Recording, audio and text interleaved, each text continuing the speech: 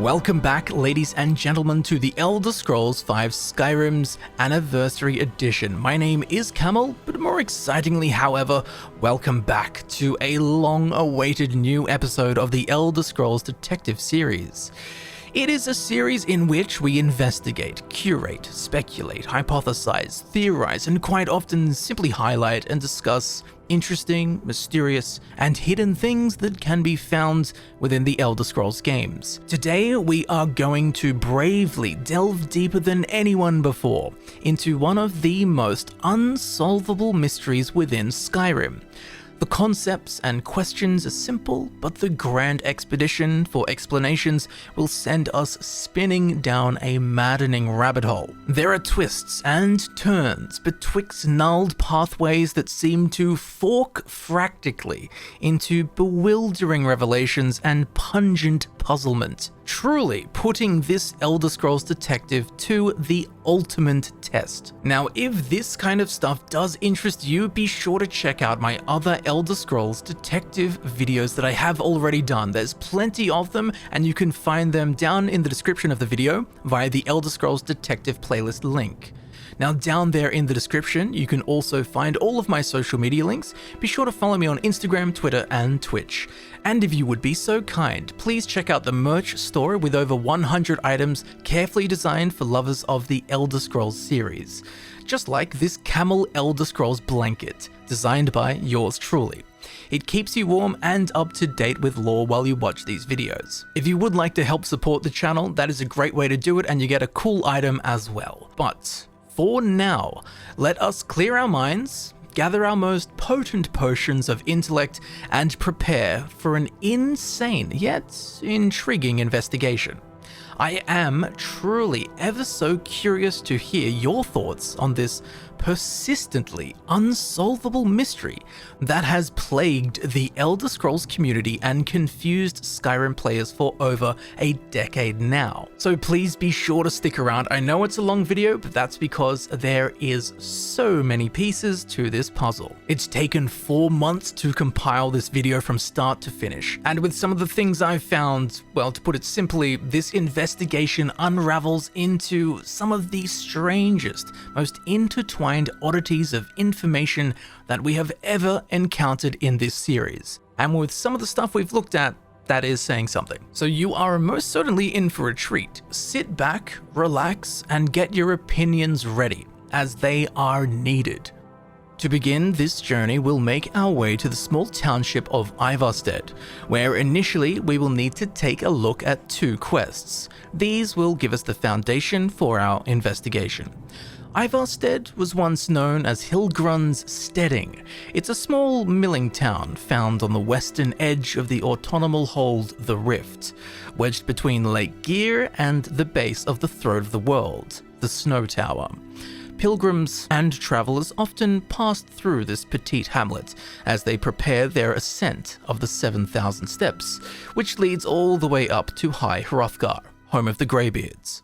At first glance, there isn't much here in Ivarstead, and to be honest, even after many glances of the thatch-crowned village, there doesn't appear to be much here at all. There are a handful or 2 of townsfolk plodding on with their seemingly simple rural lives. Villemere Inn is the main haunt, run by Wilhelm. It's a place where adventurers can roost for the night by the blazing hearth with drink and food in the plenty, accompanied by serenades of Nordic tunes strummed out by Linley and her trusty lute. Across the way, there is a house where Klimek and Bassianus Axius live, who are both local fishermen. Down the road, we can find Fellstar Farm, where Fastrid lives reluctantly with her mother Boti and her father Jofthor. Across the street is a lumber mill owned and run by Temba-Wide with the help of her assistant Gwilyn, both of whom take bed at the local tavern we just spoke of, Villemere Inn. This diminutive, agrestic populace of Ivarstead call this quaint collection of structures their home. Oh, and yes, there is a Nordic barrow just behind the town, but we'll get to that much later on. For now, though, we are going to hop over the river and inspect this dilapidated cabin, isolated from the rest of the township, where we can meet the final inhabitant of Ivarstead, an eccentric Nordbeggar named Narfi, who, when we first encounter him, will bombard us with a disconjointed string of strange sentences. Oh, Reyda, Reyda, you live among the clouds now, dear Reyda. I don't owe you money, do I? I miss Reyda. She was so nice to Narfi. Narfi's sad he can't be with Reyda. The mountain will eat you. Watch the mountain. If you see Reyda, tell her that Narfi misses her and to come home soon. Very soon. Soon. Soon like the moon. Reyda. Reyda! I can't see you, Reyda. I can't find you. Why are you hiding? Hiding. Hide. Don't make me sad. Clearly, Narfi isn't all there upstairs, as he is very sporadic and seemingly random with his nonsensical mutterings. He often speaks in third person and delivers unusual lines that don't appear to have any context or meaning, or do they? For now, though, we'll press the matter and speak to him further, as to get a better idea of what exactly is going on with his poor, tortured soul. Here, have a gold piece. It's tax deductible. Oh, thank you. Divines bless your kind heart. Are you okay? Reyda was here, then gone. Went to gather plants and never came home. Nope. Everyone looked and no one could find her. Wilhelm said she'll be back. Told Narfi not to worry. Reyda will come back. What's wrong with you? With father I said goodbye. With mother I said goodbye. Reyda leaves and Narfi can't say goodbye. Makes Narfi very, very sad. Narfi needs Reyda to say goodbye. Reyda! Upon concluding this conversation, we will have the miscellaneous quest called The Straw That Broke. Okay, so what we know is that Narfi's sister, Reyda, has gone missing after she went to gather some plants. It's not much to go off, really. But Narfi does mention that the innkeep Wilhelm told Narfi that Reyda would come back and not to worry. Naturally, we should head over to Villemere Inn and see what this Wilhelm character has to say about all of this. Wilhelm, what's the story with Narfi? He's harmless. He's been in a state ever since his sister Reyda disappeared over a year ago. He just keeps to himself in what's left of his folks' farmhouse across the river. But you told Narfi she'd come back. I just said that to make the poor guy feel better. I'm pretty sure she's dead. Reyda would gather ingredients from the small island in the river east of here. Then one day, she just vanished. I tried to look for her, but she never turned up. Strange. Narfi mentions that everyone looked for Reyda. Wilhelm himself says that he looked for her, but she never turned up. Yet, we are meant to find her just like that. Well, let's see if Wilhelm has anything to help us further. Tell me, is there anything dangerous on that small island to the east? I've seen some sort of a cave entrance over there. Folks call it Geirman's Hall, but I don't know why. Probably best if you avoid it for now. It didn't seem to do Reyda any good. Well, okay. That's what we have to work with. Let's head out and look around, see if we can find any trace of this poor girl Reyda. Luckily, we don't have to look hard at all, as there is a quest marker that leads straight to Reyda. Well, what remains of her, and it's not far away at all. In fact, I find it alarming how close she is to the town of Ivarstead. She's literally next to the town entrance, yet no one could find her? Strange. Well, this quest marker, of course, marks the remains of Reyda. Her besotted and silt-washed skeleton lies on the shallow bed of Lake Gear. Within her soaked satchel, we can find a collection of rare alchemical ingredients along with her silver necklace. A sad end, but at least we can put this mystery to rest now. Or so we think. If we take Reyda's necklace back to Narfi, we can lie to him. Narfi, Reyda said she'll be home soon. You've made Narfi so happy. Narfi now waits for his sister until she comes home. At least Narfi has Reyda's necklace. Reminds Narfi of his sister. Thank you for giving this to Narfi. Or we can tell him the truth. Narfi, I found Reyda's necklace. Reyda! You saw Reyda? Did you tell her Narfi cries? Did you tell her Narfi never said goodbye like mother and father? Sorry, Narfi. She's dead. Oh no! No! Narfi never got to say goodbye! Now Narfi's all alone. At least Narfi has Reyda's necklace. Reminds Narfi of his sister. Thank you for giving this to Narfi. Narfi's sad now. Still wait for Reyda. No more sleep. No. Poor Narfi. He's quite actually mad. Couple of sandwiches short of a picnic, if you catch my meaning. His irregular delivery of subjects mixed with phrases that have no right being in the conversation, talking in third person, and his conveyance of off-kilter statements which have only been half-baked in the oven of reality. All of these traits sure do make him an odd case to try and decipher. We will go much deeper into the specifics of his semantics later on, but for now, that is the first half of the mystery. How did Reyda die? And thus falls upon us the second part of the mystery. For this, we will need to be a member of the Dark Brotherhood, as one of the first miscellaneous contracts that we collect from Nazir holds the foundational pieces to this investigation that we're interested in acquiring. Astrid told me that you have some work for me. Did she now? Well, as it turns out, there are a few lingering contracts we haven't had the chance to complete just yet, and more, dribbling in from time to time. I'll assign them to you as they become available, to be completed at your leisure. Sounds simple enough. It is. These aren't particularly glamorous assassinations, I'll be honest. Don't pay much either. But they'll keep you busy. Just do them as you're able. There's no real time limit. The targets aren't going anywhere. You can turn each one in as it's completed, or wait and turn in the whole group when all the targets have been eliminated, whichever works for you. I am ready for my first set of contracts. Well then, let's get started. I've got 3 available right now.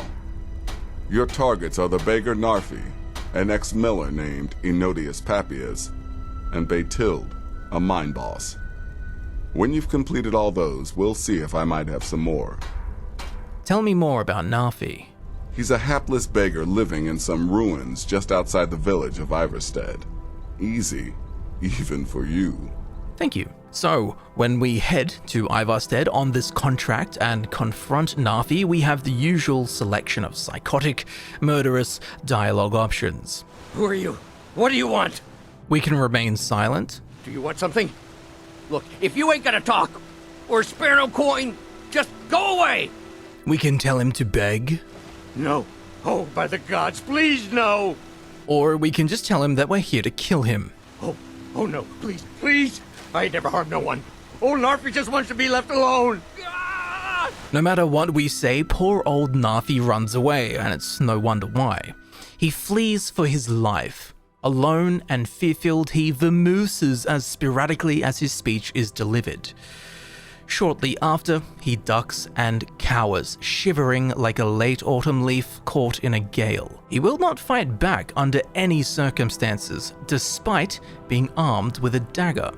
It is literally impossible to get Narfi to attack you. He's just a terrified, sad man who's lost everything. Now, once the dark deed has been done and Narfi has been felled, on his body we will find the ragged clothes he wears. There will also be a bottle of alcohol and a lockpick, along with his iron dagger, which he actively does not use to defend himself. The rest is just random commoner loot. So, now that the dirty work has been done, we might as well hand in the quest. Narfi is dead. Congratulations. You slaughtered an emaciated beggar in cold blood. You are truly an opponent to be feared. Here's your payment. For completing this assassination, we will be given 750 gold. This is actually an important aspect of this investigation because it is not a small sum of septims for someone to dish up in order to get a seemingly random and harmless beggar killed. Curious. So, what do we know? What do we have to work with? Over a year ago, Narfi's sister Reyda went out to pick flowers or gather ingredients, and she never came back. And then, roughly a year later, at the time the Elder Scrolls V Skyrim takes place, someone had put a hit out on Narfi. So the two burning questions are why and why? Who wanted Narfi dead and why? And who or what killed Reyda and why? As I said earlier, at face value, these very simple questions, but the answers get more and more complex the closer we get to them. And to further complicate Reyda's death, there are two aspects surrounding her passing that change the rules a fair degree. Firstly, is a spanner in the works. Two in fact, two spanners in the Camelworks. These spanners are actually iron arrows. It seems silly, but these two little buggers shake things up. How?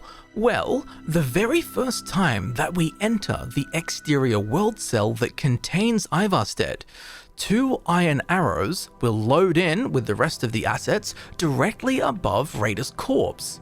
Not many people know of this because they will bob off with the current of the water, and unless you happen to be looking right here at this exact spot when you arrive in Ivarstead, you'll likely miss them because they just float away. For educational purposes, I have turned in-game clipping off with console commands so that these two iron arrows don't float away and we can get a good look at them.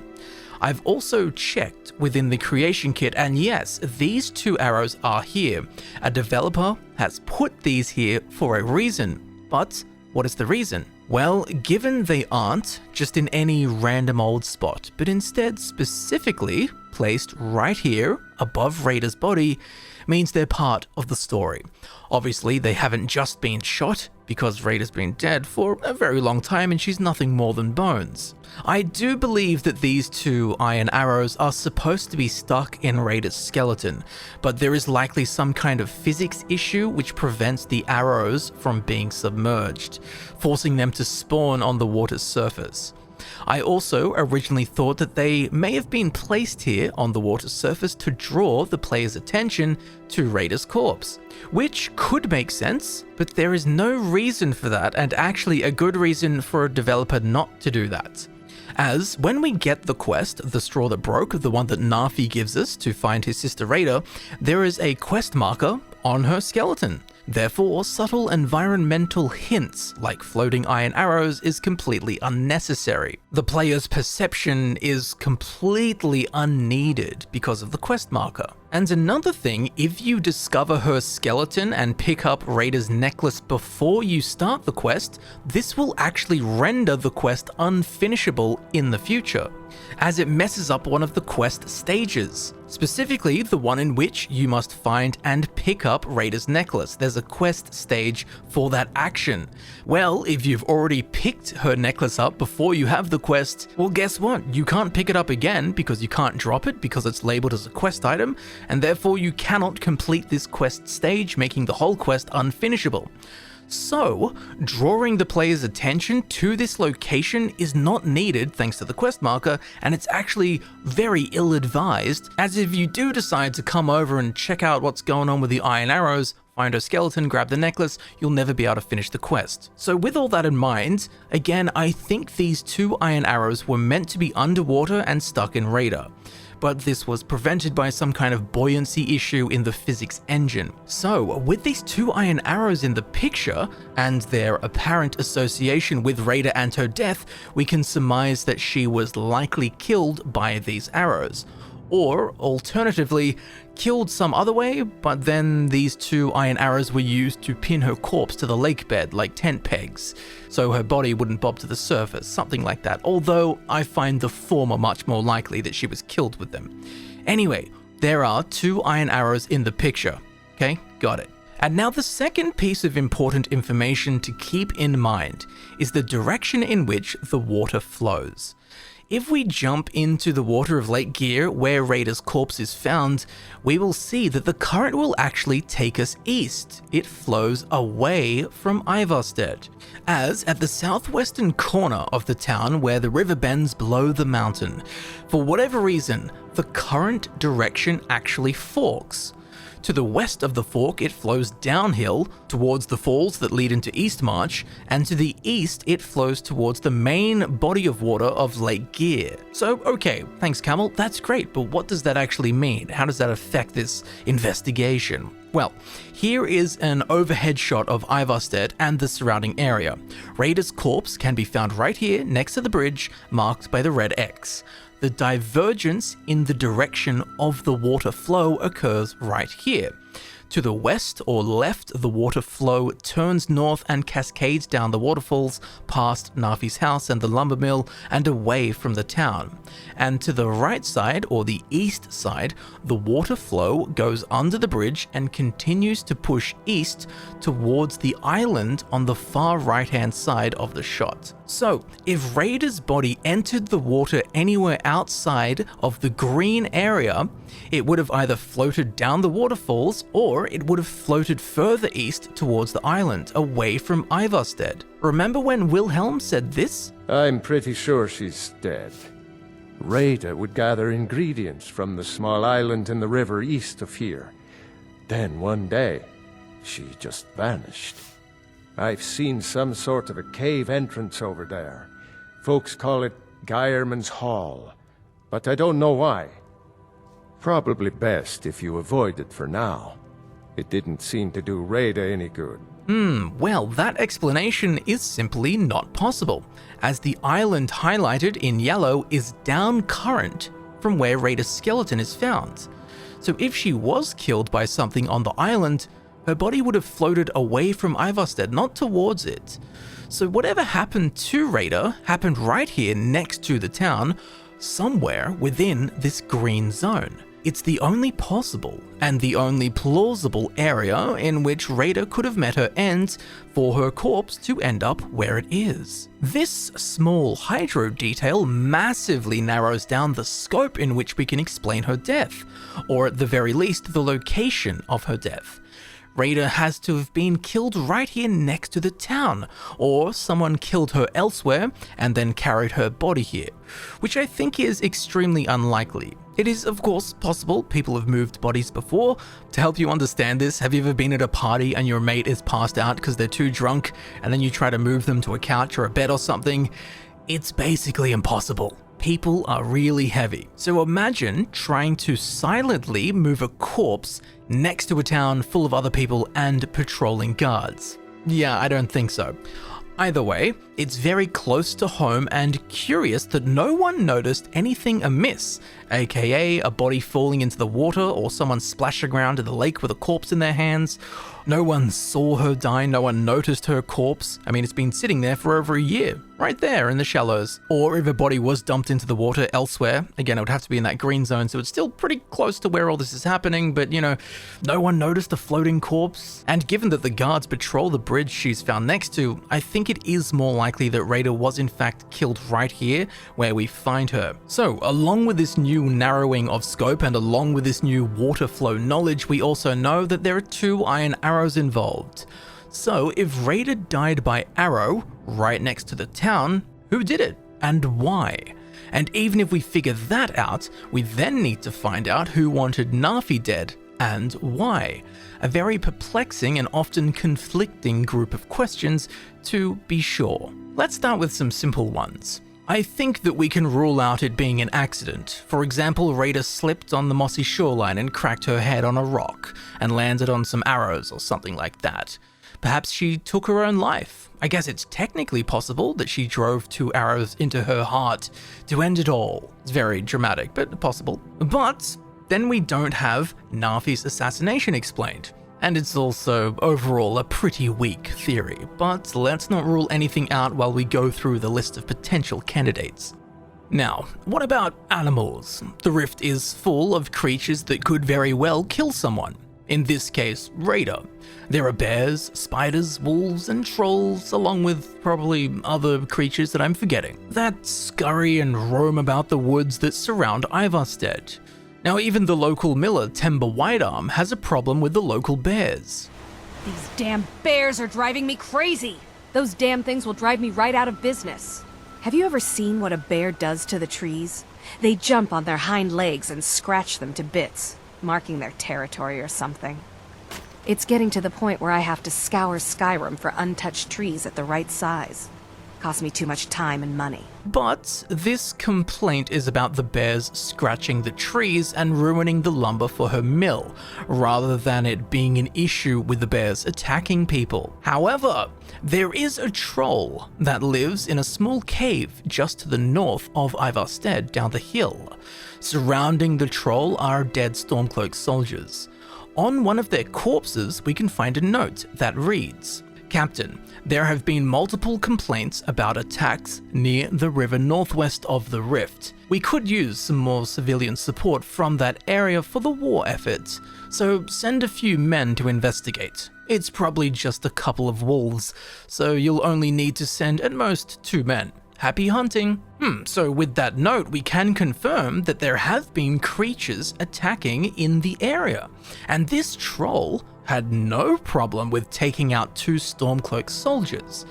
So a troll battering Reyda, the little flower girl, would have been easier than a puzzle in a Nordic tomb. But yes, while it is of course possible, this troll, wolves, or a bear or something of the forest creature category could have killed Reyda, there just aren't enough pricks of evidence to call it a porcupine. Said creature would have had to have killed Reyda right next to the town without anyone noticing the howls, roars, screams, or any of the general commotion that so commonly accompanies a person being ripped to shreds by a vicious beast.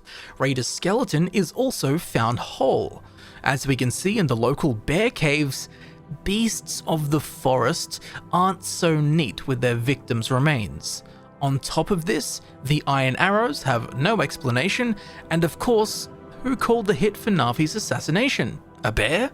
No. So was it an animal? I'm going to say no. But I will preface this point and the rest of the video by saying anything's possible. But of course we do, just as we should, want evidence. We need evidence to back stuff up. So it could technically be just about any of the theories we're going to talk about. That is why I'm so keen to hear what you think happened. But of course, the more evidence we have and the more that the glove fits, the better. So for now, I will say no to the creature theory. I do not think an animal killed Reyda. Now speaking of woodland creatures in the local area, I was thinking that it may have been a simple hunting accident, as there are plenty of deer and elk that bound frolicsome through the burnt orange wilderness that is the hold of the Rift. And to make use of these beasts are of course hunters.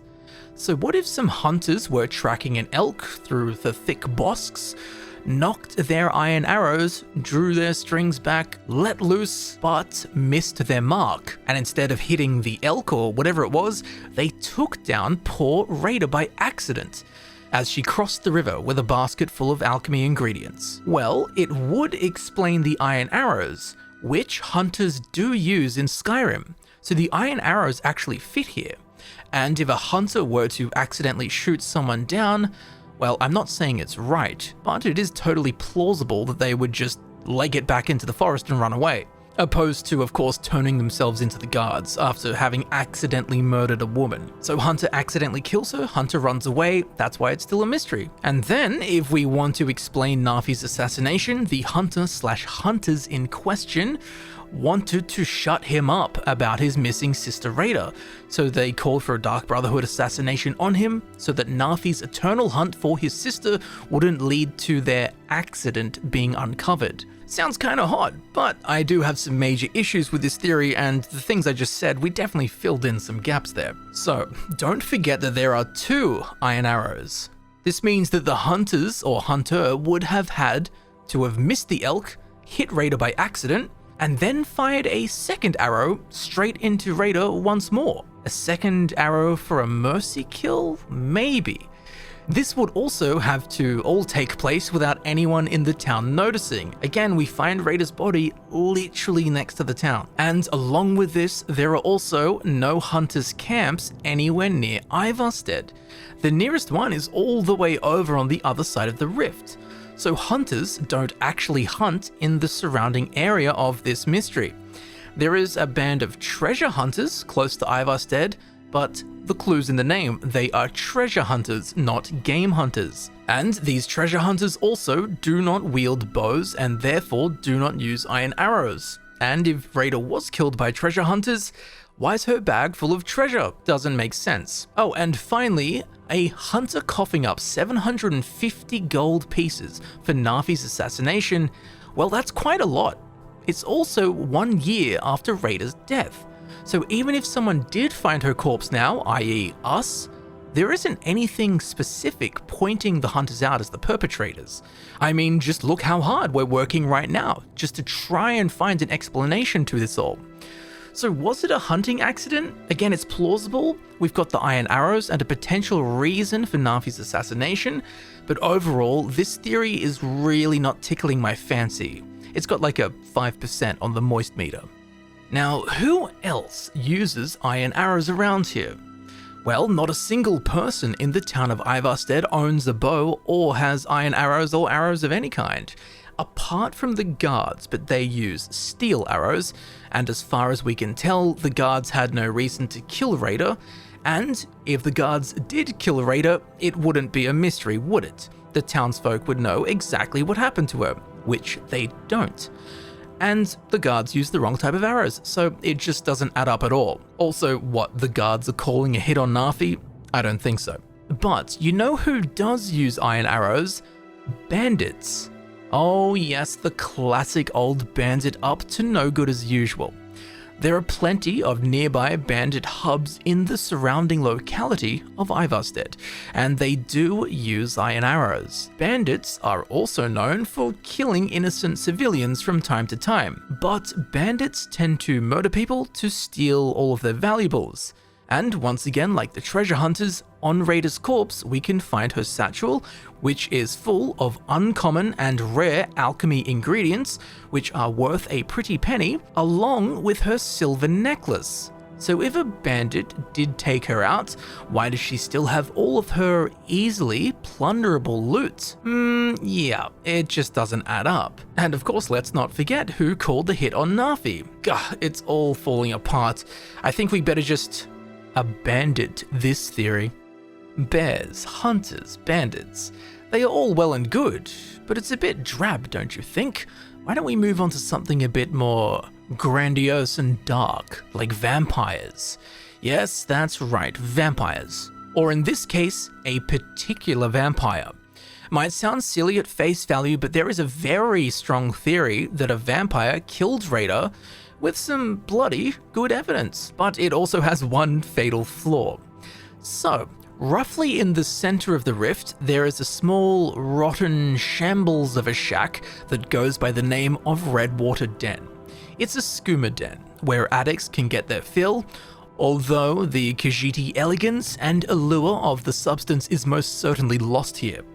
To make the plot even darker, however, there is a cave system deeper into Redwater Den which is crawling with vampires, who cook up Redwater skooma. They then feed this to the skooma addicts, who get super high and pass out, and then the vampires come in and drink their blood while they're tripping out. It is grim as all hell, but it's symbiotic at the same time. The skooma addicts get what they want, and the vampires get what they want. Ideal by no means, but I guess it works. Anyway, deeper into Redwater Den, we can also find the Redwater Spring, which is what led the leader of this den here, a vampire called Venarus Vulpin. In the depths of this ancient Nordic ruin, we can actually find one of Venarus Vulpin's journals sitting right next to a brazier on a tabletop. Within it are some very interesting things.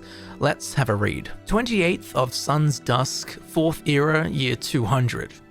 I've found an interesting book of short stories on the pawn shop's shelves today. I don't think the owner will mind if I take it. I really should spend more time around the docks. These Ultima are too thin-blooded for my taste. Anyway, one of the tales in this book is an account of the Bloodspring of Lengir's Feast, a fabled source of power for vampires. It's a story I've read several renditions of before, but this version suggests that it may be located in Skyrim, in a ruin buried by quaking of the earth during the Second Era. Considering that my business here with Inquisitor Alomer is, shall we say, at an end, it might be a good time to leave Somerset for a worthwhile diversion for the next 20 or 30 years. Perhaps I shall investigate this fabled Bloodspring. 2nd of Morningstar, 4th Era, year 201. I was able to obtain passage from Alinor to Solitude by way of ship. No mean feat with this Nord insurrection going on, I assure you. I ran across one of my own in the local tavern and feared at first that it might cause problems for me. But it turns out that she is well positioned here in the city and has been happy to help if I keep a civil manner. A quick pause here really quickly. If you are curious, the vampire in Solitude that he speaks of is Sibyl Stentor, who I believe is the true puppet master of Skyrim's political system. You can check the video above that I've already done on it if you are interested in finding out more about that. But for now, let's get back to the diary. We spoke much on my research into the Bloodspring, and while she made sure to point out that she thinks it's a soft-headed pursuit, she did say that what she's heard would point to Riften. 5th of First Seed, 4th Era, year 201. After months of searching, I finally may have found a lead. While looking for a bit of dinner in the Villamere Inn, I overheard an old hermit by the name of Jokal talking about strange red water he found bubbling out of the ground. Yes, once I dispose of this soldier, I'll follow to see if I can find this location. Now, the diary does go on further about the Bloodspring, and that's all very well and good and interesting, but for this video we have read what we need to. So this vampire, Venarus Vulpin, was in Villamere Inn, the very inn in Ivarstead that is run by Wilhelm.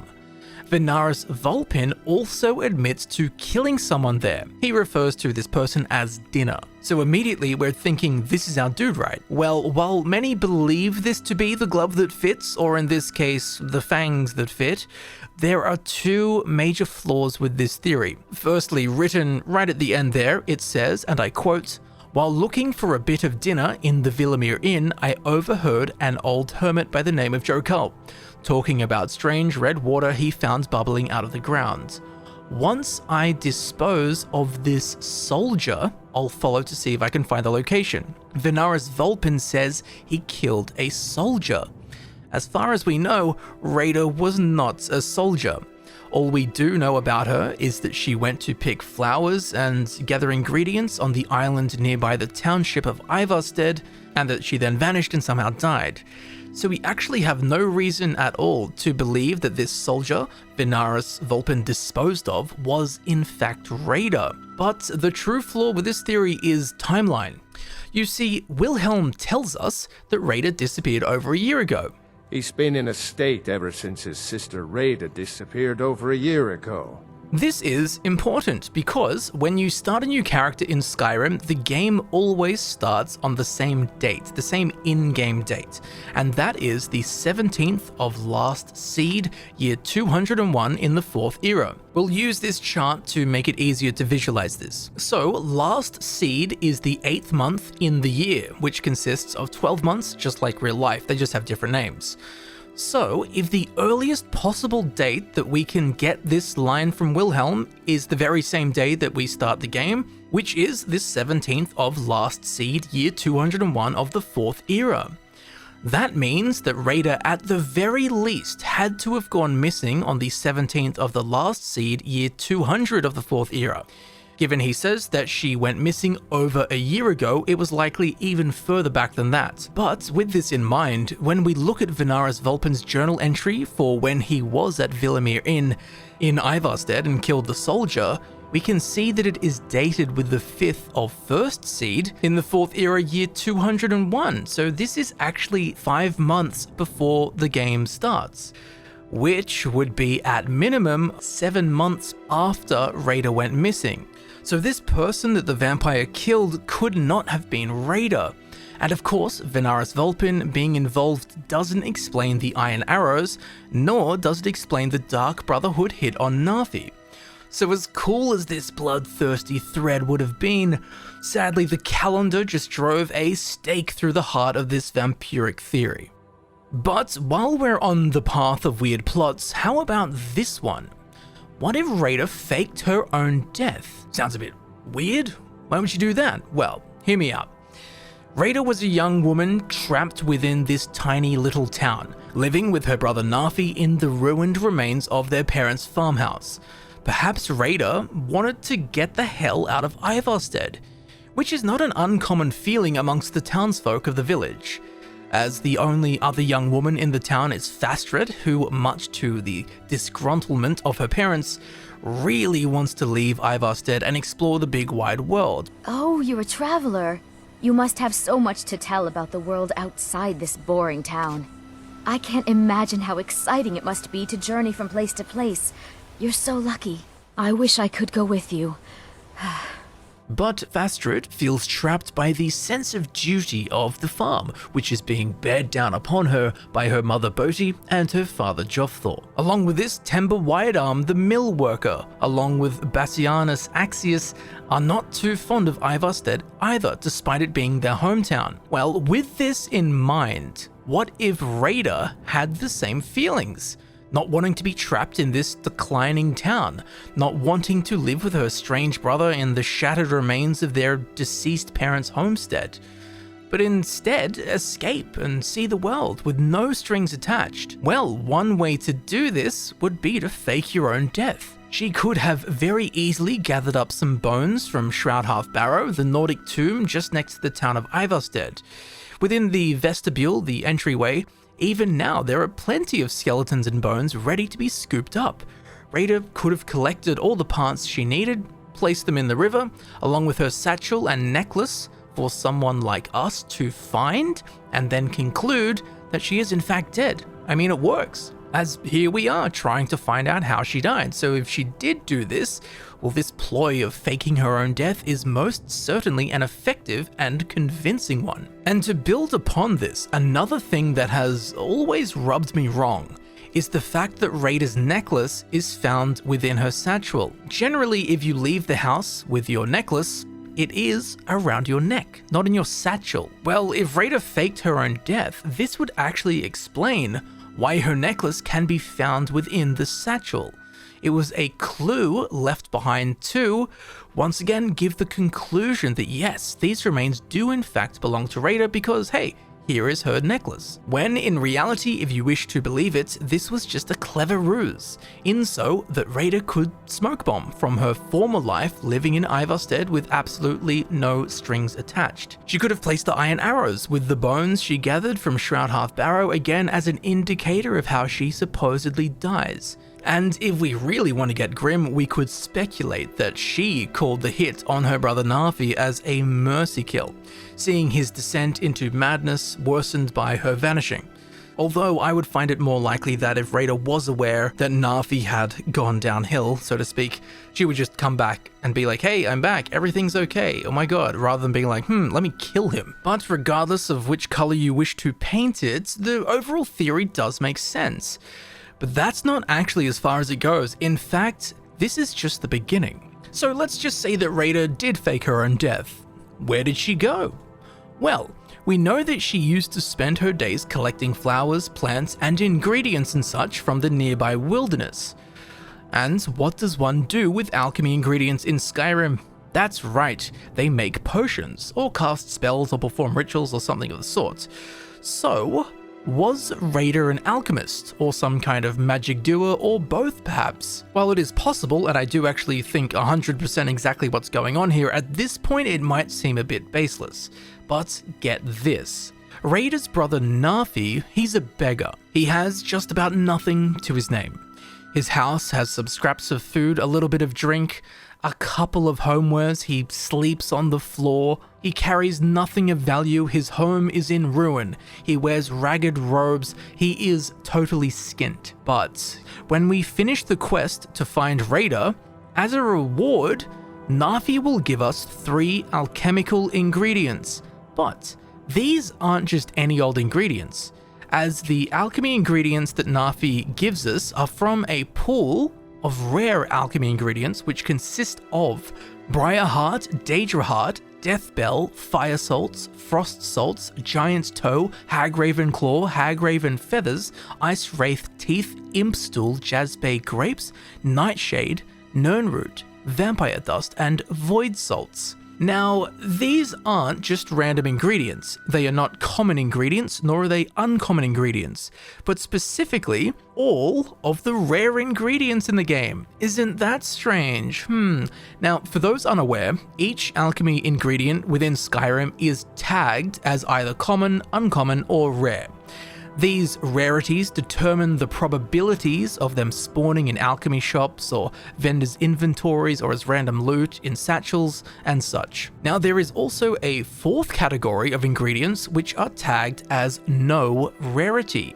Now, ingredients that are tagged as no rarity, well, this tag prevents them from spawning as loot or in shopkeepers' wares and stuff like that. This is important because along with the pool of rare alchemy ingredients listed less than a minute ago, Narfi also has a chance to give you a human heart and or human flesh. These are the 2 ingredients that are tagged as no rarity. This is actually really important because they don't appear in loot pools. So that means that a developer has intentionally added these profane alchemy ingredients to Narfi's already suspicious pool of rare alchemy ingredients. Which brings up an even more grand point. Narfi here, essentially a homeless beggar, skint and poor, has nothing to his name, for whatever reason, has access to all of the rarest alchemy ingredients in the game, most of which are very expensive or very hard to come by, along with him having access to human flesh and human hearts. 2 alchemy ingredients that are so rare and vile that they have been tagged as having no rarity so that they don't appear in places where they shouldn't, like in a shopkeeper's wares or as a quest reward. Yet, they have been specifically and intentionally added to Narfi's quest loot pool by a developer. I mean, Narfi could have given us anything. He could have given us some common alchemy ingredients, like mountain flowers. He could have given us a book. Maybe he could have given us a family heirloom, a unique item. Maybe he could have become a follower. There are a million options. But no, Narfi, a beggar with no money and nothing to his name, just magically has access to a collection of alchemy ingredients so rare that it would make a Telvanni wizard's tower hard. So, how? Why? Well, I believe that these ingredients that Narfi has to offer as a quest reward actually belonged to his sister Reyda, as I have an ever-mounting suspicion that Reyda was more than just a simple lass who liked to pick flowers. Imagine, if you will, that Reyda was actually, at the very least, an alchemist, and given the exquisite selection of ingredients that Narfi has to offer us as a quest reward, Reyda may have been something well beyond a mere alchemist. It might sound a bit wacky, but hold tight, my friend, there's some weird stuff cooking. So firstly, these rare, expensive, and in some cases illegal alchemy ingredients that Narfi specifically has access to have no explanation as to his acquisition of them. The only person with the slightest inkling of an alchemist and or of someone who would have possession of any alchemy ingredients within Ivarstead was Reyda, who, as far as the townsfolk were concerned, she travelled off into the wilderness to harvest ingredients. However, when we find Reyda's supposed skeleton, we also find her satchel. Now, excluding her unique necklace, Reyda's satchel actually has the same loot table as an alchemist's satchel. While the loot is randomized, it's not just a collection of simple local mountain flowers, it contains any range of valuable, rare, obscure, and hard to come by alchemy ingredients. Therefore, we can surmise that Reyda was not just an average farm girl who liked to pick petals, but instead she was at the very least well versed in the understandings of alchemy. Or she was someone who had reason and purpose in collecting these rare ingredients, such as a witch or a sorceress or a druidess or something of that occult ilk. With this concept in mind, if Reyda was such an apt alchemist or magic user, then where did she practice these arts? The people of Ivarstead appear to have been unaware of it, for the most part, but we'll get back to that later on when we talk about Wilhelm. But no one mentions that Reyda was cooking up potions. No one mentions that she was casting spells. No one mentions that she was, doing alchemy and using rare ingredients in the town. All they know is she went into the wilderness to collect ingredients. And within her and Narfi's family home, there is no alchemy table, nor any sign of Kabbalistic arts having been performed. And with that said, forget just Narfi's house. The whole town of Ivarstead has literally nothing to do with magic. No enchanting tables, no alchemy tables. There's no wizards or warlocks or alchemists or healers. Nothing. So I'll ask again, where did Reyda do her thing? It just doesn't make any sense. Or does it? You see, there is something very curious tucked away within the rift. A small shack. One you yourself may have run across. This is a location known as the Alchemist's Shack.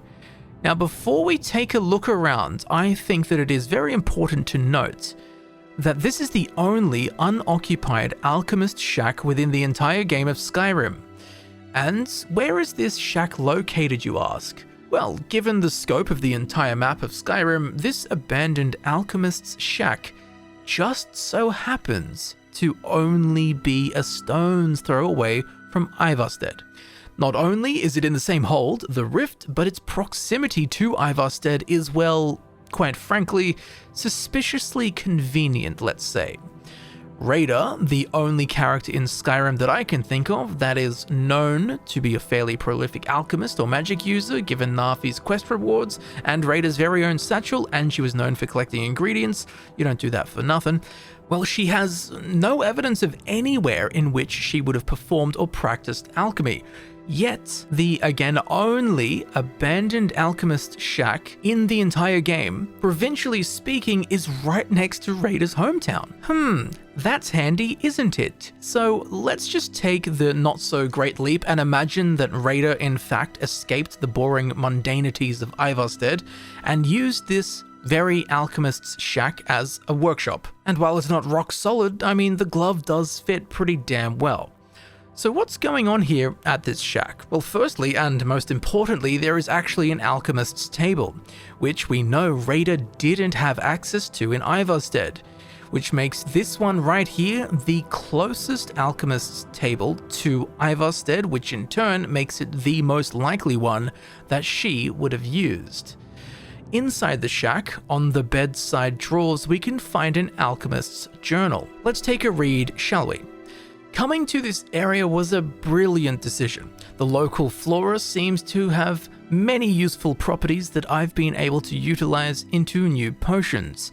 Outside, the rich soil has allowed the cuttings I've collected to grow into fine and bountiful plants.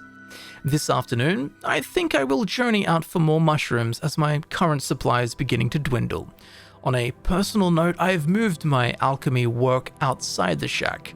I find the midday air as a boon to my health, as well as inspirational to my work. Now, this alchemist's journal could have been written by Reyda. It also could not have been, which is just fine for our investigation. As whether this recluse alchemist that wrote this journal was Reyda or not, it doesn't really matter, as Reyda still could have used this location as her workshop. I mean, the two of them could have shared it, or maybe Reyda found it second, or maybe the alchemist that wrote this journal found this abandoned alchemist's shack after Reyda had already died. And because there are no dates within the journal, we have no idea of when it was written. Could have been written yesterday, it could have been written 50 years ago, who knows. Now, there is also a note on the table that I'm sure you spotted, but we'll pay no mind to it as it was added with the Creation Club content, so whether it should be considered canon or not is questionable questionable, and it also just gives us a quest to get a pet rabbit. So regardless of whether it is canon or not, it serves no actual purpose in our hunt for the truth when it comes to Reyda and Narfi, so we'll just move straight past the note. Anyway, along with the note and the journal, there is also an apothecary's satchel on the table which will contain common ingredients, which is interesting, as this may have been Reyda's, or it may have belonged to an alchemist before her or after her. Regardless, whoever set up this shack was serious enough about alchemy and their art to build/set up this place. So they're a pretty serious alchemist, right? But then their satchel contains just common ingredients, which is just fine, but Reyda's satchel contains rare and uncommon ingredients. Point being that Reyda has got better, rarer, and more powerful ingredients than someone who loved alchemy so much they set up a whole cabin dedicated to it. Which just even further proves that Reyda was a pretty serious collector of ingredients, whether that be for alchemy or magic, or both.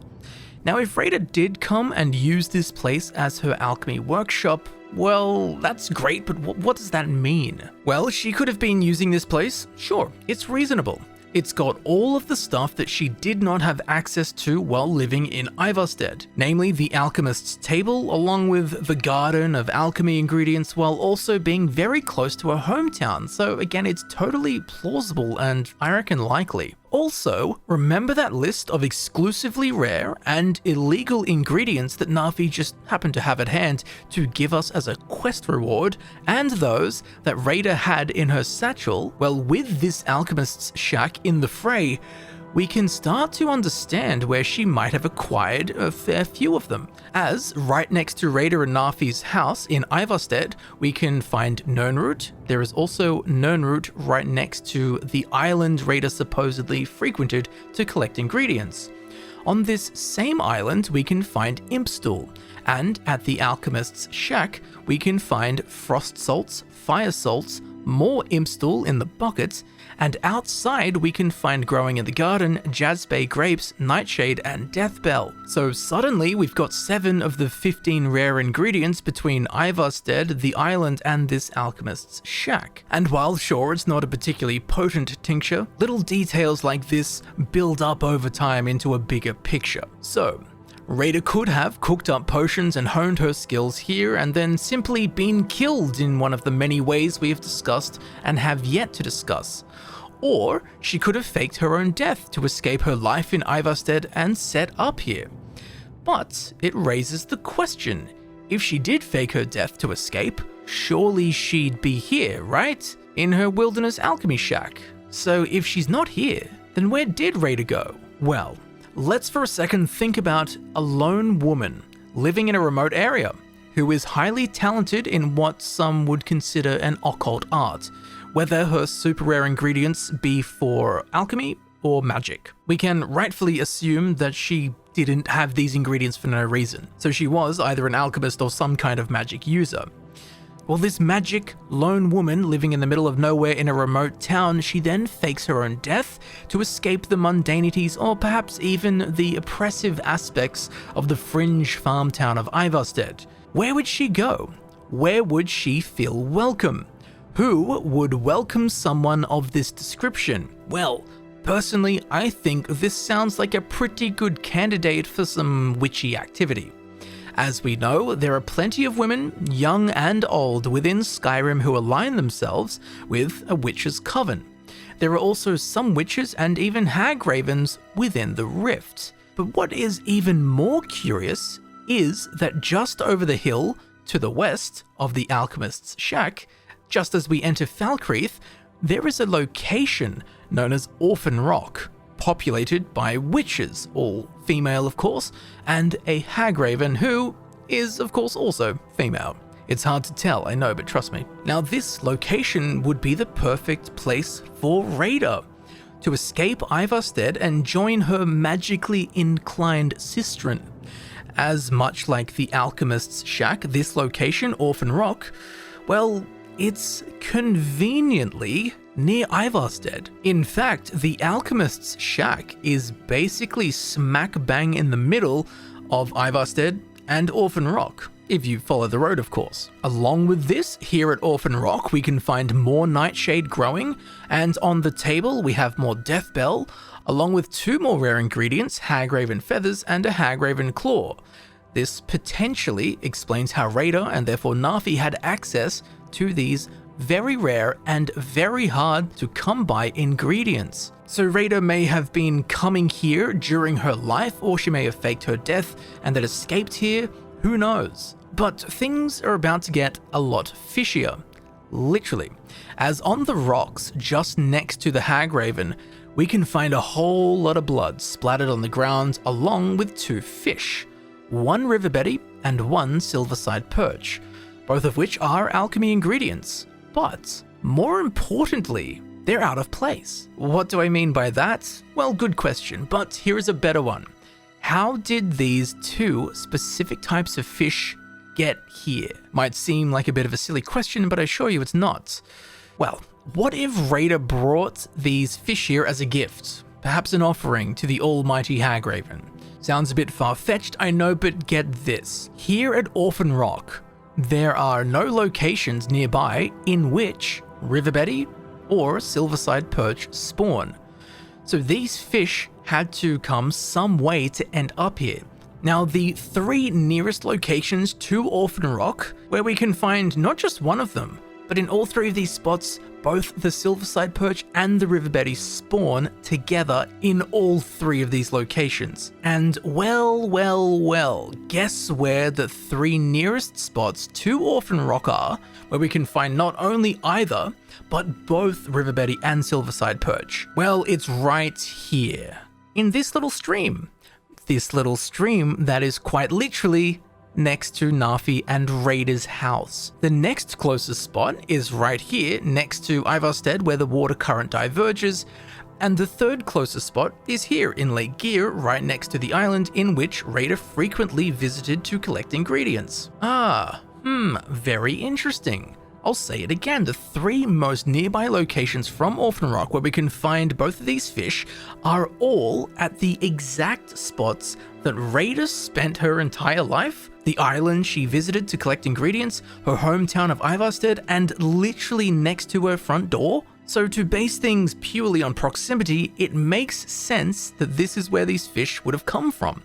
And alright, let's think, do we know anyone who spent their time at all 3 of these locations, but was also known to collect ingredients? And also someone who had potential reasons to visit Orphan Rock and the Witches and make an offering to the Hagraven?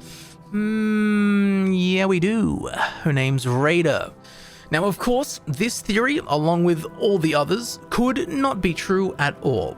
But if we did want to run with it, we could surmise that Reyda either did or didn't use the alchemy shack.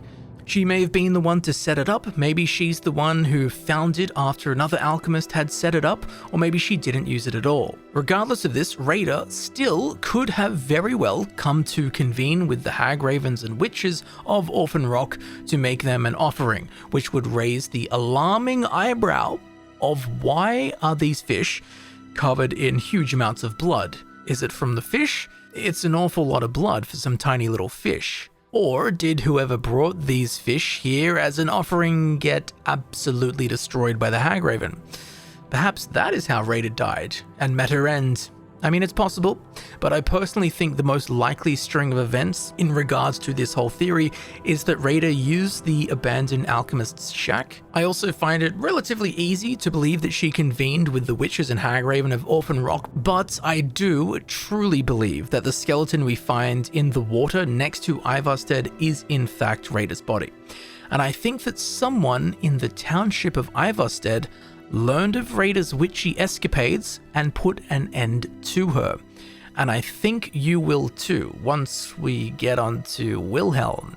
But as pretext to such drastic maneuvers, let's get some other popular theories talked about before we start pointing fingers at the innkeeper.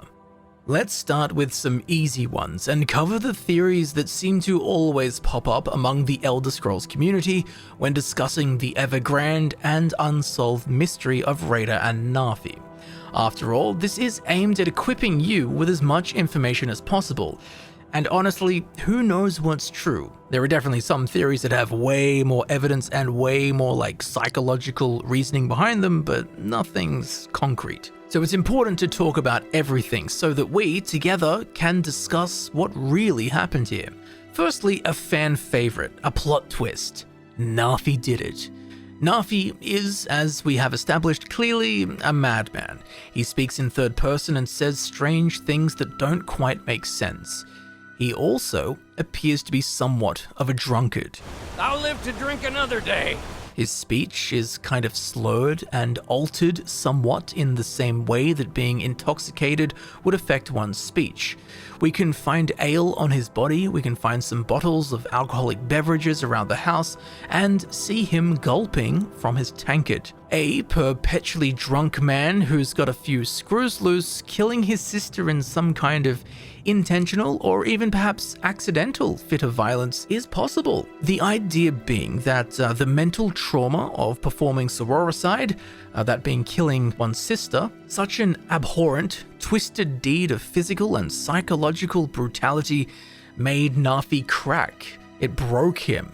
Just as an automatic survival response, his mental state was filled with barriers that prevent him from actually remembering what he did. That's why he lolls about yelling out Reyda's name. He's waiting for her. He doesn't remember what he did.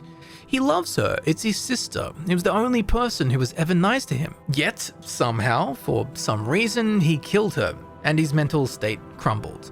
As Wilhelm states, He's been in a state ever since his sister Reyda disappeared over a year ago. Narfi has been in a state since his sister disappeared. So while he could have been a complete nutter before she disappeared, he also could not have been. He could have been a normal dude that's just undergone so much trauma and stress from the disappearance of his sister that he's kind of devolved into this muttering fool. Regardless, Reyda's disappearance has put him, and I quote, into a state of muddled insanity. But if we do want to run with this Narfi theory, we can say that he kills Reyda for whatever reason, but then he doesn't remember. The damage is done, he has subconsciously blocked it out, and his brain carries the scars and walls to prevent him from knowing his own dark deed. Don't forget, the quest is called The Straw That Broke. That straw is Narfi's mind. And this video is the straw that broke this camel's back. Anyway, Narfi also says this, which, by the way, he says before we've even met him, let alone before he knows that his sister is dead. Oh, Reyda, Reyda, you live among the clouds now, dear Reyda. You live among the clouds now, dear Reyda? You live among the clouds now. That sure sounds like Narfi knows that Reyda is dead. Normally when referencing someone, the phrase in the clouds means they aren't thinking straight. They're off with the pixies, they're frolicking with the fairies, they're daydreaming, they're not quite in the present. However, in this case, Narfi says that Reyda lives in the clouds now, which sure seems to imply that she is in some kind of afterlife. I mean, even just beyond the real life sentiment of heaven being in the clouds, we can look at Sovngarde, the Nordic afterlife here in Skyrim, and it's up in the stars in the clouds. Well, it's actually quite literally in the stars, as Sovngarde is in Aetherius, the light from which shines through holes in the firmament, and that is what we see as stars on Mundus within the Elder Scrolls games. But we will actually talk more on that much later on for a totally different reason. Anyway, point being that yes, in the Elder Scrolls, much like here on planet Earth, we look up to the stars, we see the sky, the clouds, heaven's up there. In the case of the Elder Scrolls, heaven is literally up there, beyond the stars. And that's important because it means that when Narfi says, you live among the clouds now, dear Reyda, that contextually, yes, it makes total sense that he is saying that she's dead, which again is very odd because he says this before we've even met him, which is of course before we tell him that she is dead. So he shouldn't know that she's dead, yet somehow seems to, or is he just a madman saying mad things? I don't know. But it's suspicious. Well, it actually might be explained by the mad god Sheogorath, which sounds so silly and so cheap, I know. ooh, a crazy man, must be the doings of Sheogorath, but I assure you, there is some very weird stuff going on here in Ivarstead, and don't forget, I've been making this video for 4 months, and it led to Sheogorath. But sit tight though, as we will get to that unholy, gnarled chain of discussion much later on. Anyway, apart from this single line about Reyda living in the clouds now, I really don't see any discernible motive or reason or evidence as to why Narfi would want to kill his sister. Narfi also does not own any arrows or a bow, so the whole iron arrows thing doesn't add up with Narfi in the mix. It's also proven in both word and action that Narfi is actually harmless. Narfi says this about himself. Oh no, please, please! I never harmed no one. And Wilhelm says this about Narfi. He's harmless. So the consensus around town is that Narfi is in fact harmless, and to set this claim in stone, when we go to assassinate Narfi for the Dark Brotherhood mission, as we are literally killing him, he just cowers in fear. And do not forget that Narfi is armed with a dagger, but he never draws it. He does not protect himself from death. He does not fight back, even when we are trying to kill him. So again, Narfi is proven to be harmless in both word and action, making it, of course, even less likely that Narfi was the one to kill his sister Reyda. Now, Narfi also references saying goodbye to his mother and his father, but he never got the chance to say goodbye to Reyda. Reyda! You saw Reyda? Did you tell her Narfi cries? Did you tell her Narfi never said goodbye like mother and father? This clearly implies to me that Narfi was not there when Reyda died. Some have taken this line as meaning that Narfi did kill his parents. You know, goodbye mother and father, stab stab, and is therefore a psychopath. And therefore, he also killed his sister. But I see no reason to believe he killed his parents, purely on narrative, motive, and evidence. And even if Narfi did kill his parents, he said goodbye to them. So if he didn't get to say goodbye to Reyda, well, that just confirms that he didn't kill Reyda. Because if he did kill her, then he would have had the chance to say goodbye. So personally, I don't subscribe to this particular thread of evidence, but you should subscribe to this channel. And while we are on the topic of Narfi's parents, let's talk about their old farmhouse. I often see in discussions within the Elder Scrolls community that Narfi's family house was burnt down. There is a bunch of theories that stem from this, but we are not going to go into these because, well, I don't follow this one either, but you should follow me on Twitter and Instagram, as there is no sign of a fire. All the wood and thatch is broken. It's crumbling, it's unmaintained. Yes, the house is a pile of garbage, but there's no ash. There's no cinder, there's no char marks, there's no black burnt wood. So we actually have no reason at all to believe that Narfi's family home burnt down. My best guess is that Narfi's house was pummeled by an avalanche, or rock slide, or something of the sort, stuff falling off the mountain, likely killing his parents in the process. If we look at where Narfi's house is situated, it's right at the base of a very steep cliff that leads up and up and up to the blizzard-battered throat of the world. And next to what remains of Narfi's house, there is also a perfect ravine for rocks and snow to slide down and be funneled precisely on top of his home. Now, given there are no giant rocks inside Narfi's house, and the wooden floor is intact, I would put my money on a snow slide over a rock slide. Snow slide, the weight of the snow can make the roof cave in and stuff, but if big boulders were coming down, like, the house would be gone. To confirm this idea, within the Elder Scrolls Online, this same area, at the base of the 7,000 steps, right next to where Narfi's abode is, the path to High Hrothgar is actually closed off due to a massive avalanche that swept down the mountainside, rent trees from their roots, and swept boulders away in the process, and completely buried the 7,000 steps in snow and ice and debris. So not only could an avalanche happen in theory, but we know for a fact that they not only occur, but occur at the very spot that Narfi's house is below. And again, the geographical layout and position of Narfi's home make it the perfect bullseye for an avalanche coming down the mountain on this side. Now remember when Narfi says this? The mountain will eat you. Watch the mountain. At first, it seems weird and to have no meaning, but when we pair this line of dialogue with the idea that Narfi and Reyda lost their parents and their home to an avalanche cascading down the mountainside, suddenly that line of dialogue makes a hell of a lot of sense. It's also worth noting that Narfi can be found mining this stone at the base of the mountain next to his hovel. Given the state of the homestead, we can deduce that Narfi clearly is not using the quarried stone to rebuild his house, nor is he selling the stone as he's broke.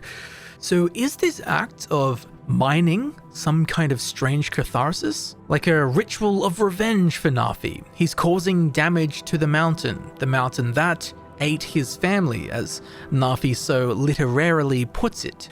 Although, to be fair, he could also be saying the mountain will eat you, because over the years he has watched pilgrims go up the 7,000 steps and never return. But the fact that he also says to watch the mountain will eat you, that seems to me much more inclined to be a warning about avalanches rather than a warning about he saw some pilgrims take a hike. So I believe that Narfi's parents were killed in a natural disaster and his family home was destroyed in the process. This does make the most sense given the aforementioned evidence. Now, all of what I just said could also not be true, but to be honest, there is literally no evidence to formulate any other theory to do with the death of Narfi's parents or how his family home got destroyed. Therefore, it's the only theory we have, so it's the one I'm running with. So whether you believe it or not, this theory that Narfi was in fact the one that killed his sister Reyda then leads to the idea that someone in the township saw him do it. Said witness then contacted the Dark Brotherhood to get rid of this now mad murderer Narfi. But if you saw Narfi kill his sister Reyda, surely you just tell the guards immediately. Why wait a whole year to then dish out 750 gold and pay for his assassination when it could have been sorted out for free straight away by the guards? Just doesn't add up. So overall, I am personally not at all sold on the concept that Narfi is Reyda's murderer. In fact, I am certain he is innocent of the crime. And there is one last theory in regards to Narfi being the one who killed his sister Reyda. It is a theory that I've seen online a few times and one I personally don't buy, but the theory is that Narfi is a werewolf. That's why he lives alone on the other side of town. He lives in tattered clothes, just like werewolves do, and his house is a mess, which could potentially be the result of a werewolf just going, nuts in a house and smashing the walls down. So the idea is that Narfi turned into a werewolf, he slaughtered his sister, and when he came to, he had no memory of it. As cool as that plot twist would be, I'm a sucker for evidence, as everyone should be. And when it comes to evidence, this werewolf theory seems to be entirely based off of this single line of dialogue. If you see Reyda, tell her that Narfi misses her and to come home soon. Very soon. Soon like the moon. I will admit that I have no good explanation for it other than Narfi's just a nutty guy saying nutty things. And for all of our sakes, I did check in the creation kit and I can confirm that Narfi is in fact not a furry, a werewolf. He's just a plain old human. And don't you think that someone in town would have noticed a werewolf running around Narfi's house every full moon, or noticed a werewolf running through town and murdering someone? And also, werewolves don't murder people with arrows. So the iron arrows go unexplained as well. So not only is there no evidence for this theory, but there is also several things that make it impossible.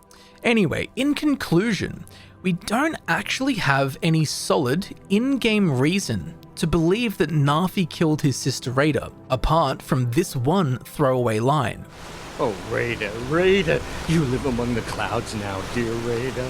And I will be the first to admit, it's a suspicious piece of dialogue to be sure. How the hell does he know that his sister's dead? But as suspicious as it is, that one piece of dialogue cannot hold back the tide of reasons as to why Narfi appears to be completely innocent of his sister's murder. And as I think I mentioned earlier, the fact that Narfi knows about Reyda's death before we tell him that she's dead, there is actually an explanation for this, but you'll have to hold tight for that one as it is very deep in a very weird rabbit hole that we're going to get to later on.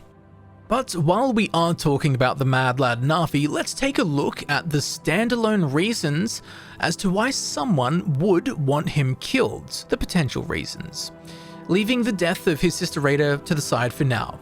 So when we first encounter Narfi, he will say this: I don't owe you money, do I?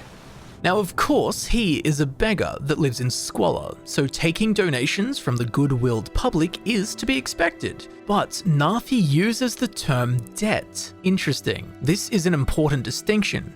As an example, let's just say that you are walking down the street and you see a homeless person sitting there asking for money. Out of the goodwill and charity of your own heart, you decide to give them $10. A week goes by, you're walking down the same street, you see that homeless person again.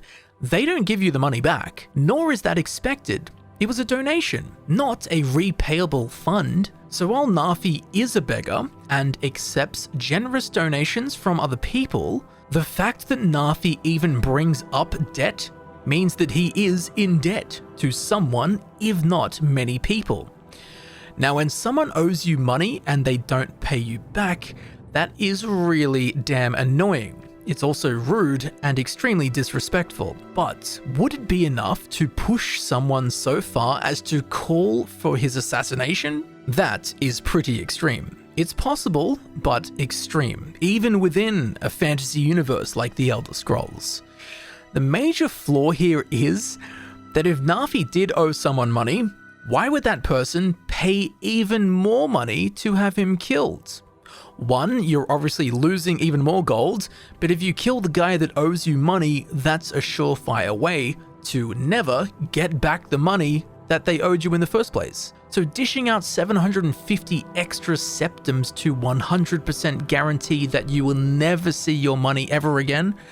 No. Yeah, nah, that just does not make any sense to me at all. Now, what if Narfi was a burglar? As when we kill Narfi, we can see in his inventory that he actually carries a lockpick. I did check in the creation kit and he'll always carry this on him. So Narfi, for some reason, has a lockpick. Well, what do you use lockpicks for? That's right, picking locks. Now in the town of Ivarstead, the only locks to be picked are the front doors of people's houses. Given Narfi's bankruptcy and near state of homelessness, it's entirely within the realm of reason to formulate a theory that Narfi has been sneaking around town and trying to break into people's houses, possibly for riches, but honestly probably just to keep himself fed. Don't forget, Nazir says this: Congratulations. You slaughtered an emaciated beggar in cold blood. You are truly an opponent to be feared. Here's your payment. He uses the word emaciated, of course meaning abnormally thin or weak, especially due to illness or a lack of food.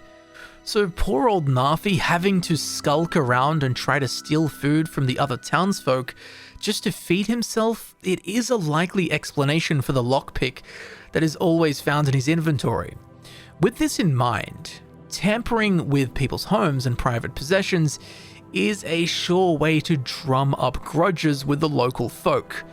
So Narfi may have been caught or even just spotted during the act and gained the unending fury of one of Ivarstead's residents. It might seem extreme, but imagine if you kept seeing your neighbor trying to break into your home. You'd be pretty fumed, right? And I mean, hey, even in real life, depending on which country you live in, you could be within your legal rights to kill someone that you see trying to break into your home. That's how much such an activity pisses people off. So now we take that emotion and add it into a fantasy world in which paying for an assassination is more everyday than it is in real life, I hope.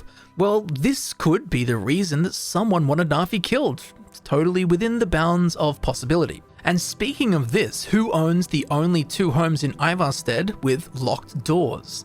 That would be Klemek, the fisherman and Uber Eats delivery boy for the Greybeards, and Jofthor, who owns Fellstar Farm, both of which have some suspicious qualities specifically when it comes to Narfi. Firstly, Klemek.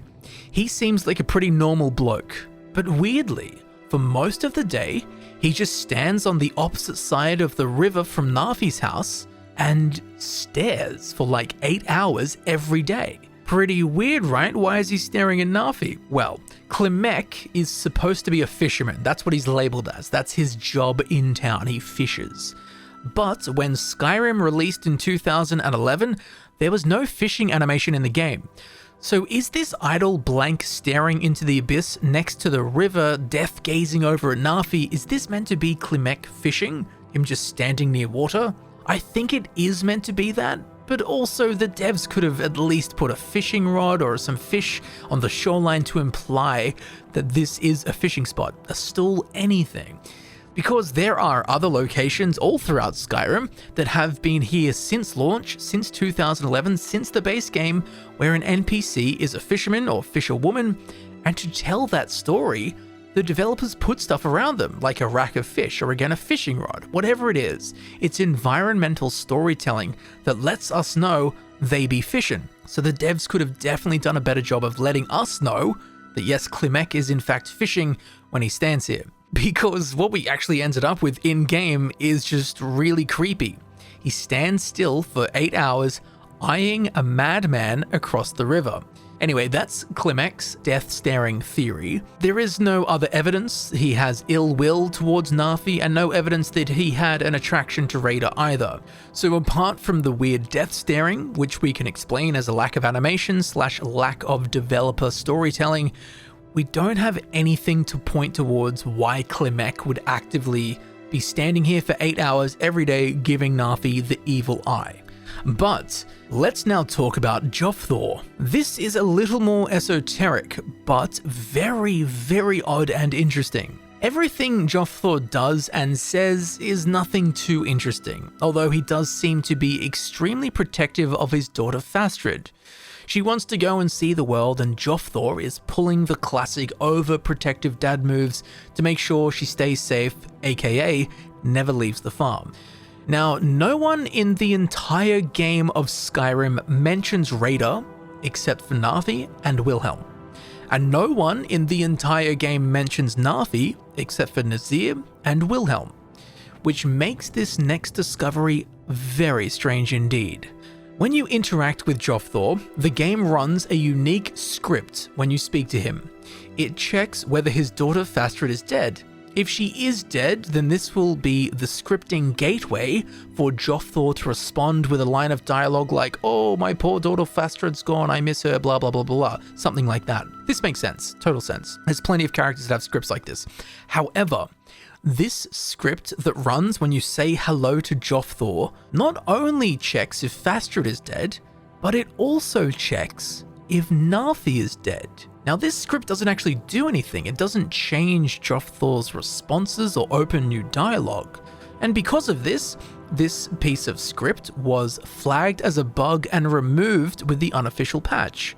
What is interesting is that in this section of bug fixes for the unofficial patch, every other response is flagged as no longer appropriate. These no longer appropriate responses are things like you do a quest where you run into someone and they say, "Oh my god, one day I hope I get my very own sword." And then you do the quest and you get them a sword. You run into them again and they say, "Oh my god, I hope that one day I get my very own sword." It's like, no, I did the quest. You do have your own sword.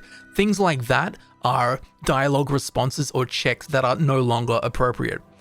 But this line of script that Jofthor has to check if Narfi is dead is the only one in this entire list that is flagged as unnecessary conditions, making it unique in the fact that it's not actually a bug. It is unnecessary, but it's not a bug. It just doesn't serve a purpose in the version of Skyrim that was released. This, to me, implies that there were bigger plans for the Narfi story, obviously involving Fastrid and Jofthor potentially. I mean, this piece of script, it didn't write itself. A developer added this, and for a reason that appears to have never fully formed. Sadly, I don't think we can take anything away from this other than there were once bigger plans for Narfi's story that never made it into the final version of the game. Cut and unfinished content in Skyrim? Unheard of. I would love to hear what you think these bigger plans could have been. A love situation, perhaps? I guess we'll never truly know what Bethesda had planned for Narfi, unless one of Skyrim's developers who knows about this is watching this. Hello, I would like to talk to you, please. So as far as standalone reasons for someone wanting Narfi killed, we have the two more plausible options, which is he owed someone money, and that he was caught trying to break into someone's house, both of which just lead to they had a grudge against him and wanted him gone. And along with these, we have the two weirder occurrences, the first of which is Klimek staring at Narfi for 8 hours every day, and the other one is the aforementioned legacy code that makes Jofthor check if his daughter Fastrid is dead, along with checking if Narfi is dead. I would love to hear if you have any other reasons that you can conjure up as to why someone would want to assassinate Narfi. But after months of digging and literally 4 months of working on this video, these are the only reasons I can conjure based on in-game evidence. And even then, these theories are lukewarm compared to the red-hot theories coming up. So, with Narfi out of the way, no pun intended, but it's welcome, let's take a look at Wilhelm. And if you think any of the stuff we've talked about so far is weird, you haven't seen anything yet, as trust me, this Elder Scrolls detective found some very wacky stuff. So, as we know, Wilhelm is the chap who runs the tavern here in Ivarstead, the Villamere Inn. Along with this, besides Nazir of the Dark Brotherhood, Wilhelm is the only NPC in the game that mentions Narfi. And besides Narfi, Wilhelm is the only NPC in the game that mentions Reyda. So clearly he's got an ear for gossip and the goings-ons of the town. But because he's the prime source of information, this also makes him the hottest potato to take a good look at, while we attempt to unravel what the hell is actually going on around here. So let's just run through Wilhelm's dialogue again, as so we don't miss a beat here, and also so we can poke holes in everything he says. Wilhelm, what's the story with Narfi? He's harmless. He's been in a state ever since his sister Reyda disappeared over a year ago. He just keeps to himself in what's left of his folks' farmhouse across the river. But you told Narfi she'd come back. I just said that to make the poor guy feel better. I'm pretty sure she's dead. Reyda would gather ingredients from the small island in the river east of here. Then one day, she just vanished. I tried to look for her, but she never turned up. Tell me, is there anything dangerous on that small island to the east? I've seen some sort of a cave entrance over there. Folks call it Geirman's Hall, but I don't know why. Probably best if you avoid it for now. It didn't seem to do Reyda any good. So Wilhelm told Narfi that his sister Reyda was coming back just as a tool of comfort. And you know what? Sure, that is a fair reason to say such a thing. But this comfort he gives to Narfi could also stem from two places of guilt. Either Wilhelm feels guilty that he was involved in Reyda's end, and he feels bad because his actions have led to the mental down spiral of Narfi. As he says, Narfi has been in a state ever since Reyda disappeared. He then follows this up by saying that he's pretty sure she's dead, which, again, I mean, sure, that's a reasonable conclusion when a girl has vanished for over a year, but it could also mean that he knows she's dead. He also mentions the island where Reyda would go and gather ingredients, which we'll take a look at in a minute, don't you worry. But Wilhelm says that he tried to look for her, but she never turned up. And he could have done. He might be genuine, but this could also be a deflection from his guilt. In an attempt to appear as the only one who tried to help out, subtly painting himself in our subconscious as a good guy. He's the good guy in this situation. Oh, Wilhelm, he's the good guy. He tried to help and look for Reyda. Oh, Wilhelm, he's the good guy. He says Narfi's harmless. Now again, Wilhelm could be totally genuine, or Wilhelm could be pulling some 200 IQ moves to trick us without us even noticing. On top of this, if Wilhelm did try and look for Reyda, he sure as hell didn't do a very good job. Her corpse is literally right next to the town, in shallow water. Her skeleton is found like 15 meters from the front door of the Villamere Inn. So instantly, this laughable proximity is suspicious, and it makes the fact that Wilhelm looked for her even more suspicious. How did he not find her? Or did he find her but lies to us? Or did he actively not find her? Or is he lying and did not look at all? Or did he look, didn't find her, and he's being totally honest? I'm not sure, but I will say that my spidey senses of something's up are definitely tingling. Wilhelm then mentions again the island where Reyda gathered ingredients, a place called Geirmund's Hall. Wilhelm then tells us to avoid it, as it didn't seem to do Reyda any good, insinuating that something on the island killed her. Again, this could be an honest opinion of Wilhelm's, or it could be a tactical deflection from what he actually knows happened to Reyda. Anyway, let's put this island thing to bed once and for all. So what is on this island? What is Geirmund's Hall? Well, as we know, the island has some decent ingredients on it. That's why Reyda used to come here in the first place. But just as Wilhelm does say, there is a cave here. As soon as we enter it, we will be greeted by a fairly well-sized cavern. There is a dead adventurer who appears to have been killed by the group of skeevers here. Next to them is a giant hole in the floor that leads down deep into Nirn, where we will find the Nordic tomb of Geirmund's Hall. And yes, while it is filled with Draugr, the Nordic undead of old, one, they have no way of actually getting out to where Reyda would have been, and two, they don't use iron arrows. The Draugr use ancient Nord arrows. And despite all of this, as we established towards the beginning of the video, by the laws of hydrophysics, Reyda could not have been killed on the island. If she had been, her body would have floated east away from Ivarstead. Reyda has to have entered the water or have been killed within this green section that we spoke of earlier. It's the only possible way that her corpse could have ended up where it did. So, Wilhelm's explanation of something on this island having killed Reyda is simply just plain impossible, and therefore, whether it be intentional or accidental, it's just incorrect. Now, before we delve into the depths of what Wilhelm has to offer, I'd like to quickly brush over some very common theories that people have about Wilhelm in regards to Reyda/Narfi. Along with a theory of my own, but admittedly, it's rather decaf. It's not my strongest brew. But as I keep saying, I don't want to leave anything unexplored here. This video is for you, and so we can have a discussion about this. So I don't want to leave anything unsaid.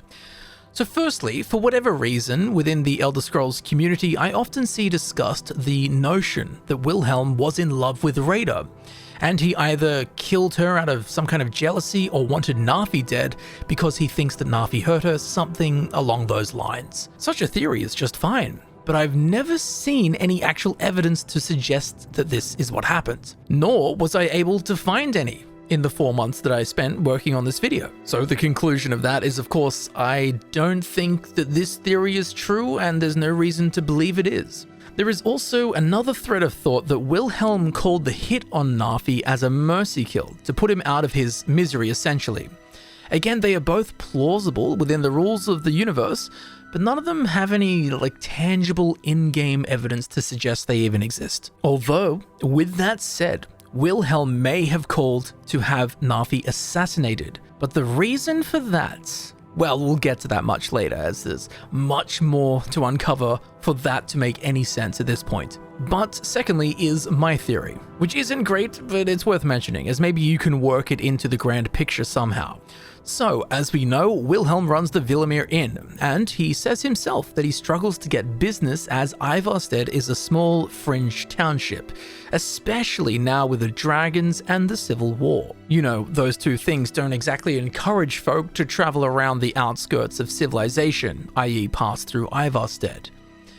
But what if there were two inns in Ivarstead? Well, Wilhelm might have had motivation to put this other inn out of business. Maybe it's possible.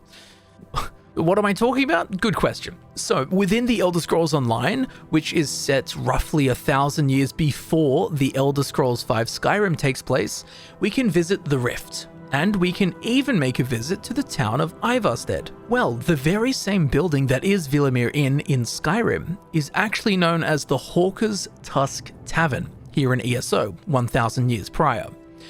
But do you know what else is here? A building. A building in the exact same spot as Narfi's house is in Skyrim.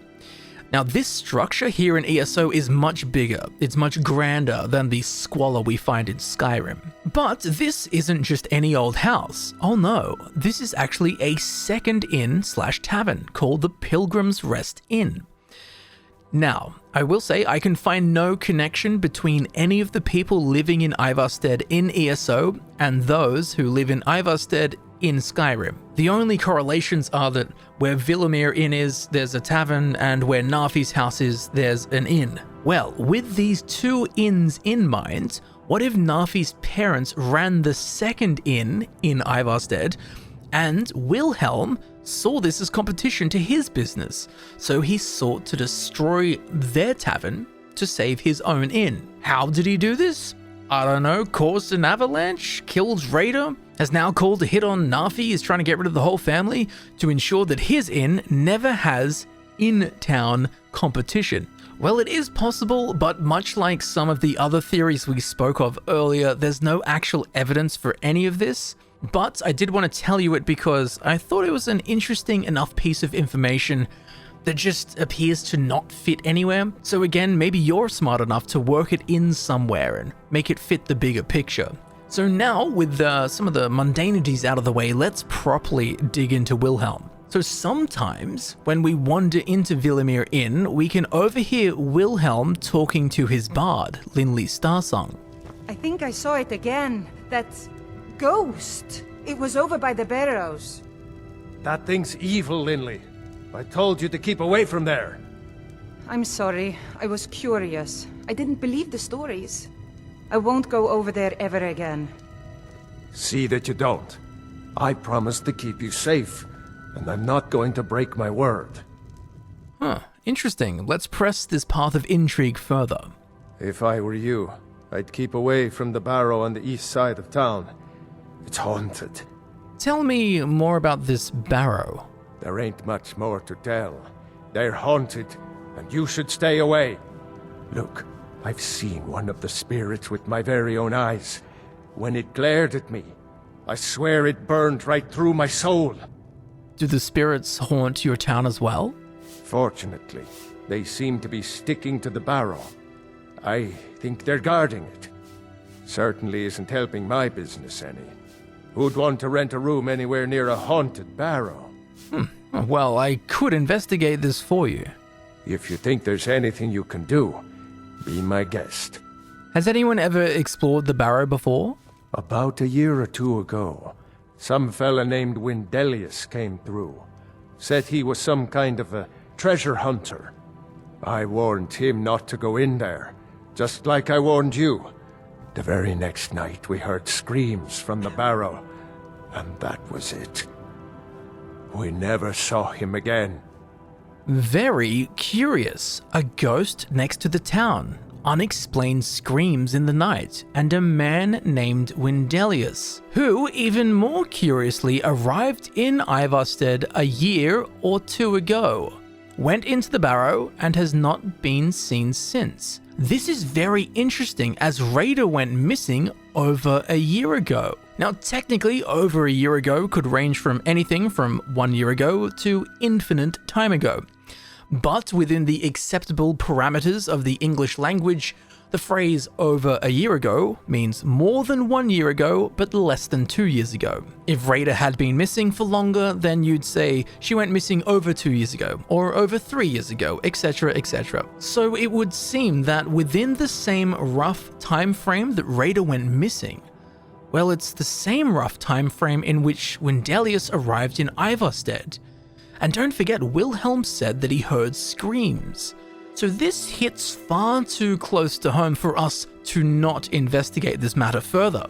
So naturally, we'll be heading into Shroud Hearth Barrow, which, as we've established at this point, is literally right next to the town of Ivarstead.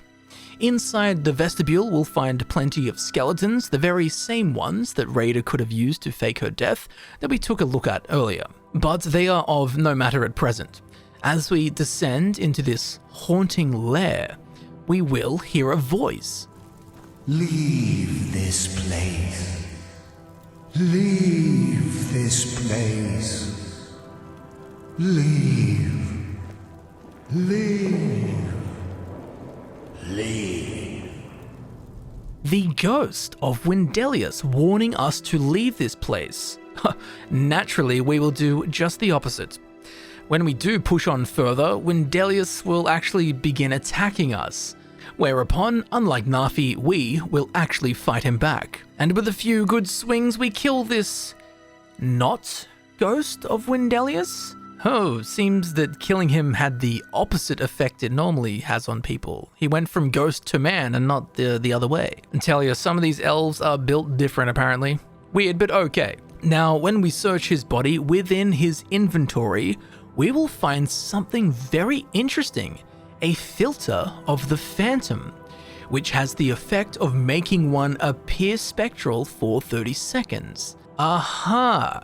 This would explain why he looked ghostly, yet was in fact just a man. So if you are bad at communicating with people, this potion will most certainly assist you in becoming more transparent. But with Wendelius out of the way, just a little further into the ruin, we will discover the chambers in which Wendelius had made his home. On the ancient stone table, we can find his journal. Let's take a read and see if we can find anything that assists us in getting to the bottom of what happened to Reyda. 4th Era, Year 200, 18 Morning Star. I've set up camp inside the barrow. This has to be the place. According to all of my research, the burial chamber should be located here. All I need is some time undisturbed to find the claw. It must be hidden here somewhere. 4th Era, Year 200, the 25th Morning Star. Had a close call today with that fool Wilhelm.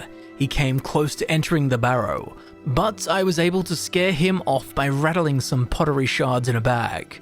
These people are far too superstitious for their own good. Gives me an idea. 4th Era, Year 228th of Morning Star. After a few failures, I've come up with a mixture that should do the trick. The glow is perfect. I should look exactly like one of those supposed spirits the people of Ivarstead believe is haunting this barrow. Going to test it out tomorrow. 4th Era, Year 229th Morning Star. Success. It worked better than I could have imagined.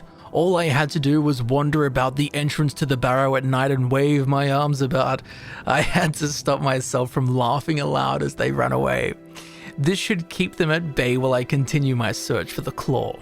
4th Era, Year 200, 11th of Hearthfire. Almost half a year has passed and there's no sign of the claw or any clues to its whereabouts. This is becoming maddening. It has to be here. Can't risk hiring any assistance, so I'll have to continue alone. 4th Era, Year 220, Sun's Dusk. It isn't here. It can't be here. This isn't right. It must be the people of Ivarstead. They must be onto my ruse, and they're toying with me. They want to find the burial chamber on their own, and keep the riches for themselves. 4th Era, Year 200, 18th of Evening Star. Why are they tormenting me? Why don't they just destroy me? Who am I? My head's becoming clouded. I can't remember anything. I have to read my journal to remember my purpose. Am I a part of this tomb? Am I meant to guard it? What's becoming of me? 1st Era, Year 1050. They shall not take my treasure. They shall all pay dearly for their crimes. Any who set foot within these walls will taste my wrath, my power. I am the guardian of Shroudhearth Barrow. All who oppose me will fall. I don't know if anyone knows who Ziltoid is, but it sounded a lot like Ziltoid there. Wow, what a journey. So, Wendelius came to Shroudhearth Barrow in search of treasures. In particular, the Sapphire Dragon Claw, which is nowhere to be seen. But if acquired, it will open up the vaults of this ancient Nordic tomb that are otherwise impassable. Not only that, but importantly, Wendelius did not find it, which ultimately led to his descent into madness or possession? We will take a deeper look into the possibility of the possession thing in a minute, as that last journal entry is pretty wacky. Anyway, he came here to find the Sapphire Dragonclaw, set up camp in the Barrow. Interestingly, he mentions that Wilhelm was trying to enter the Barrow, or at least see what was going on in there, but he was able to scare him off by rattling some pottery. But I've got a few questions, one of which is, why was Wilhelm skulking around the Barrow in the first place? Was he trying to see if Wendelius was alright? I mean, if we think about it, as far as Wilhelm was aware, Wendelius arrived in town, went into the Barrow, and never came out.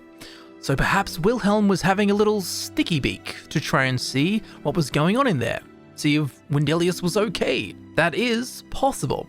Or was Wilhelm knocking about the Barrow because he wanted something from within it? Or was Wilhelm doing something else, like meeting someone outside the Barrow?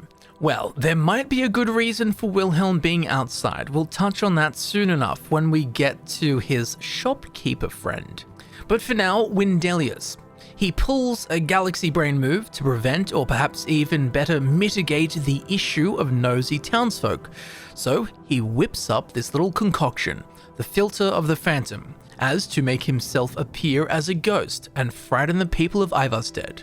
And it worked very well for a time, as it evidently had some long-term drawbacks.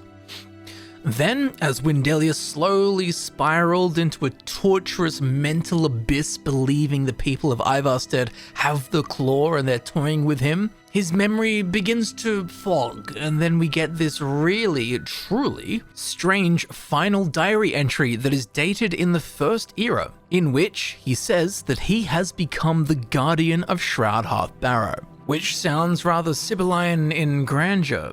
However, I did look into this and I can find no other references in the entirety of the Elder Scrolls universe to a guardian of Shroud Barrow. So I don't know if he has been possessed by some ancient spirit that we simply do not know of, or if his mind has just gone a bit bananas and he's made up a little title for himself.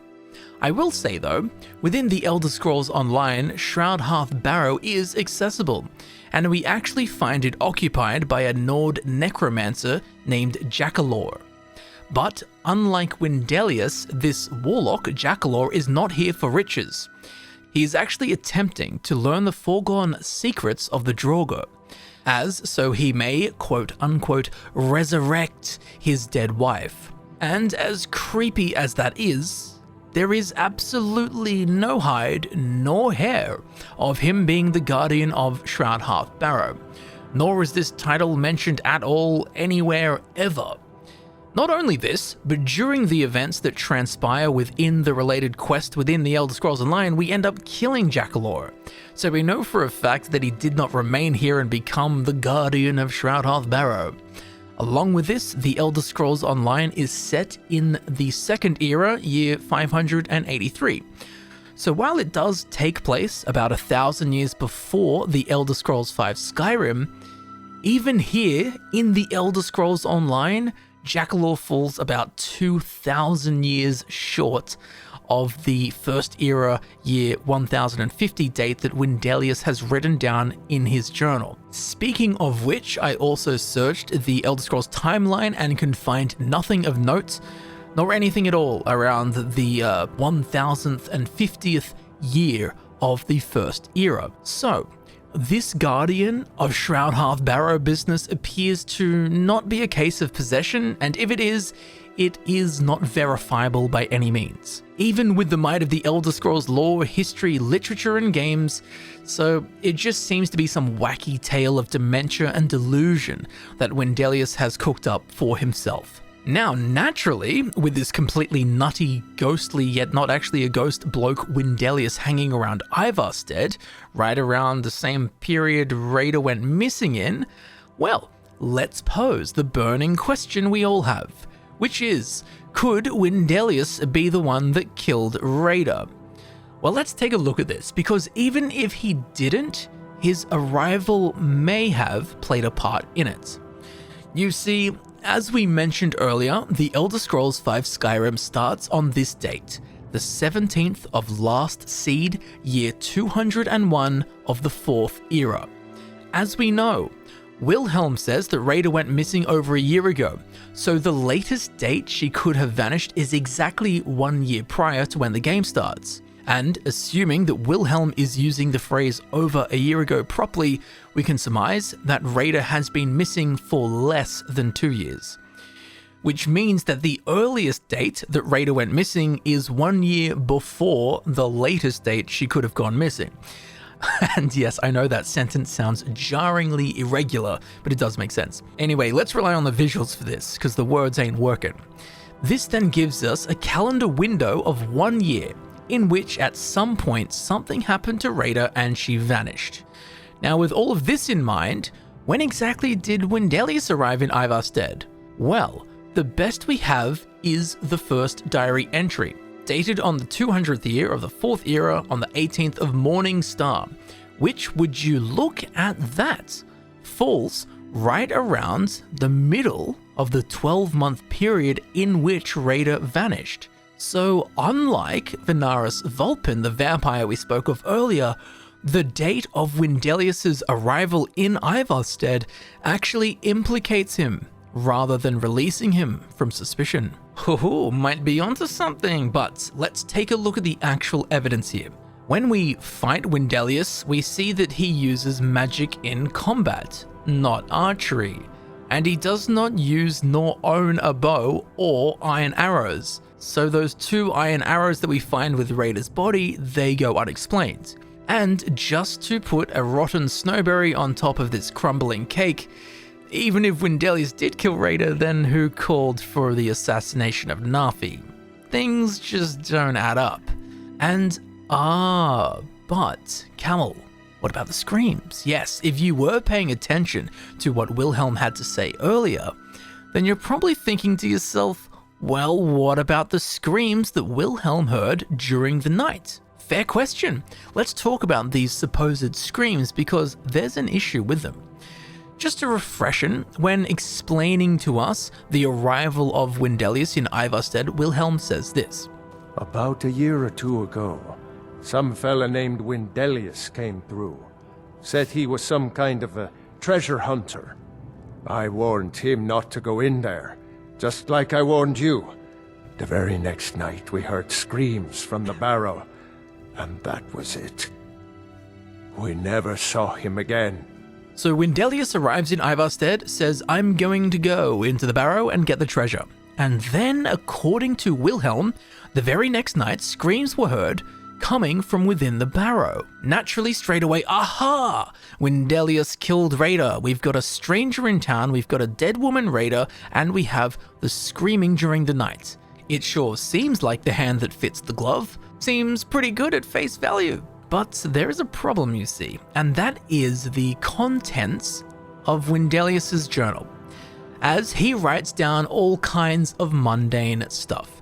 He set up camp, he scared Wilhelm off by rattling some pottery, he spooked the townsfolk, he made a magic potion that makes him look like a ghost, blah blah blah blah blah blah. But at no point does Wendelius mention seeing Reyda, at no point does he mention encountering Reyda, at no point does he mention killing Reyda, at no point does he mention seeing anyone apart from Wilhelm and the townsfolk that he scared. He didn't kill anyone, he didn't encounter anyone, no one came into the barrow, at no point does he mention himself screaming, nor does he mention anyone else screaming. He doesn't mention fighting anyone, he doesn't mention killing anyone, let alone he does not mention killing Reyda. Wendelius does mention that 7 days after his arrival in Ivarstead he managed to scare off Wilhelm by rattling some pots. He does mention that 4 days later he spooked the townsfolk with his ghost potion, but there is nothing written even within the first week of when Wendelius arrived, let alone the day/night after he arrived, which is supposedly when, according to Wilhelm, these screams from the barrow occurred. So why is there no mention of the screams in the journal of the guy who was in the barrow and jotted down every little detail? It just, once again, does not add up. So with that said, I do believe Wendelius to be totally innocent of the murder of Reyda. I think he's completely nuts, but I don't think he killed Reyda. But now that we're here, let's not take our gaze off of the innkeeper who seems to be at the center of everything we look at. Why would Wilhelm mention screaming in the night if there weren't any as far as we can tell? Is he lying? Is he misremembering? Is he just wrong? Is he being dramatic and apocryphal?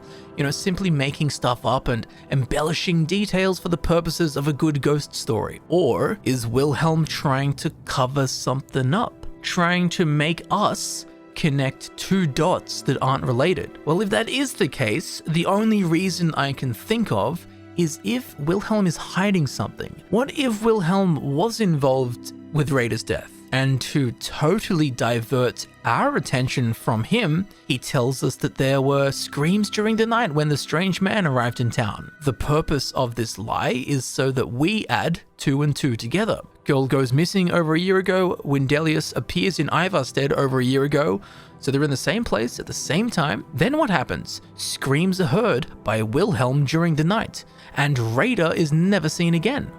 Not only is Wilhelm telling us that he was absent from the scene of the screams, i.e. he was in the inn, but he is also very subtly serving to us a culprit on a silver platter. Unfortunately for him, according to Wendelius's journal, no such screams ever took place on said night. And if we cannot explain these screams in game, we will just have to explain them as an Easter egg. After all, they are the Wilhelm screams.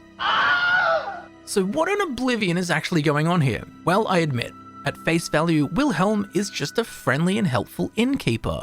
But there are some suspicious facets about him.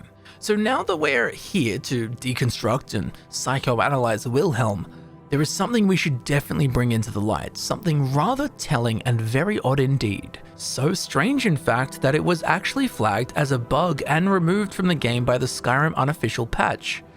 But I am certain that this is not a bug, and for really good reason too, as I will show you in a second. So, during the quest, The Straw That Broke, the one that Narfi gives us to find his missing sister Reyda, we discover her skeleton in the river, we retrieve her necklace from her satchel, and then we take it back to Narfi. Upon showing him the necklace, he will say this. Reyda! You saw Reyda? Did you tell her Narfi cries? Did you tell her Narfi never said goodbye like mother and father? A sad yet classically wacky line from Narfi, but get this. Before we take the necklace to Narfi, we can actually stop in at the Villemere Inn and show it to Wilhelm, whereupon Wilhelm says this. Reyda, you saw Reyda. Did you tell her Narfi cries? Did you tell her Narfi never said goodbye like mother and father? Weird, right? Wilhelm says literally word for word what Narfi says when you show him Reyda's necklace and tell him that she's dead. Why? Well, why indeed? As mentioned, this event is so weird that it was actually flagged as a bug and removed with the unofficial patch. However, I am certain it is not a bug, and there are several reasons for this. One, it's not the same voice actor. Wilhelm and Narfi are voiced by two different people. Narfi is voiced by William Salyers, who does all of the drunk male voices in-game, and Wilhelm is voiced by Michael Gough, who does the majority of the classic male Nord voices that we hear in Skyrim. Now, the reason that's important is because it means that the developers didn't just accidentally add one of Narfi's voice lines to Wilhelm. No. The developers at Bethesda made sure that these two different voice actors, voice acting for two different characters, both voiced and recorded this specific line of dialogue. Reyda! You saw Reyda? Did you tell her Narfi cries? Did you tell her Narfi never said goodbye like mother and father? Reyda, you saw Reyda. Did you tell her Narfi cries? Did you tell her Narfi never said goodbye like mother and father? And then intentionally added them to the right characters, along with adding the option to show the necklace to Wilhelm to trigger the line in the first place and type out all the subtitles and so on and so forth. Like, there's a lot of steps in making something like this happen. So someone at BGS went to some purposeful effort to make sure this strange interaction existed. So for once with a BGS game, this is not a bug, but a feature.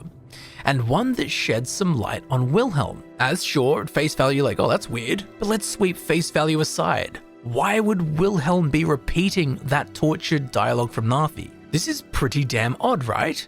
Well, some say that Reyda was a witch, which is totally plausible as we explored earlier. But the idea here that I read online is that Reyda cursed her necklace somehow, and that's why Wilhelm says Narfi's dialogue. As you can probably guess, this does not tickle my fancy at all, because there is no evidence that this necklace is cursed. And also, if we're going to make up a story with no evidence, we can do way better than that. Luckily for you, we do way better than that, and with evidence. So why would Wilhelm say this line? Well, I think that Wilhelm repeats Narfi's tortured dialogue because Wilhelm is suffering from some kind of crushing guilt. He was somehow involved in Reyda's death, and he feels bad. He's haunted by it. And on top of this, every single day, the madman Narfi just mopes about town, desperately screaming after his sister Reyda over and over. It's a non-stop reminder, constantly refreshing Wilhelm's memory of his devious deeds, actions, and guilt, for not only the death of Reyda, but also the long-lasting effects it's had on her brother, who, through her disappearance, has been sent down a manic spiral of grief and despair, so steep that he's now nothing more than a drunken beggar living in a ruin alone. Narfi has become a truly sad man. And if this was all caused by the death of Reyda, whose doing was Narfi's descent into madness? Well, it would be the person that killed Reyda.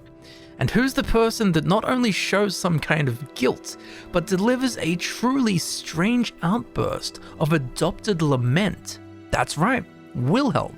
And why would Wilhelm bear this remorseful sorrow?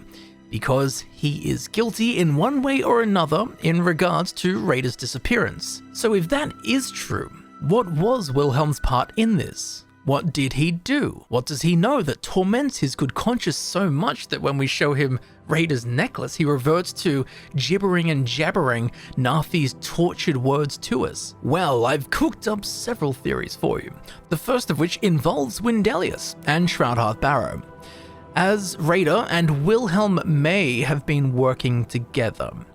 You see, there is a strange revelation that rears its head once we clear Shroudhearth Barrow by killing Wendelius and then return his journal to Wilhelm and tell him the news. This is the conversation that ensues. Wilhelm, I found this in Shroudhearth Barrow.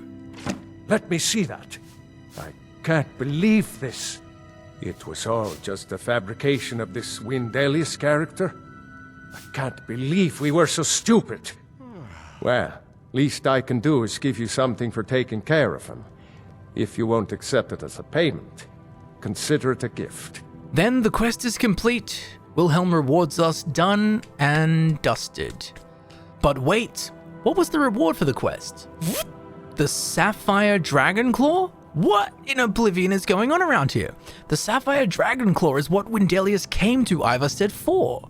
He spent almost 18 months holed up in Shroudhearth Barrow and was sent quite literally insane searching for this very item. That, what, Wilhelm had the whole time? This thing that he just willy-nilly hands to us for doing a fairly basic quest? I mean, why not just sell it to Wendelius in the first place? He clearly doesn't have much issue parting with it. He just gave it to us. Which is weird in itself, but how did Wilhelm get the claw? Did he steal it from under Wendelius's nose? And that's why he was poking around the barrow that night in which Wendelius had to rattle the pottery to scare him off? Or has he had it for longer? Maybe it's a family heirloom, maybe it's a totally innocent. Or maybe Wilhelm has plundered the barrow before. In fact, there is very good evidence for this. You know what, let's take a look at that now, as it reveals far more than we expect. And one of the weirdest twists in this tale. For this, we will need to head to the city of Riften, the capital city of the Hold of the Rift. Once here, we need to make our way to the general goods store, which is called the Pawned Prawn. This is run by Bercy Honeyhand and his wife Dreefa. Now in here, atop the wooden shop front, we can find a note titled An Apology, which reads, Bercy, I got your last request, but there's no way I'm going near Shroudhearth Barrow. I know that the trinkets from the Nordic barrows sell quite well, but it isn't worth getting killed. You probably think I'm crazy, but I'm certain that the place is haunted and I refuse to become another victim of of whatever lives in there.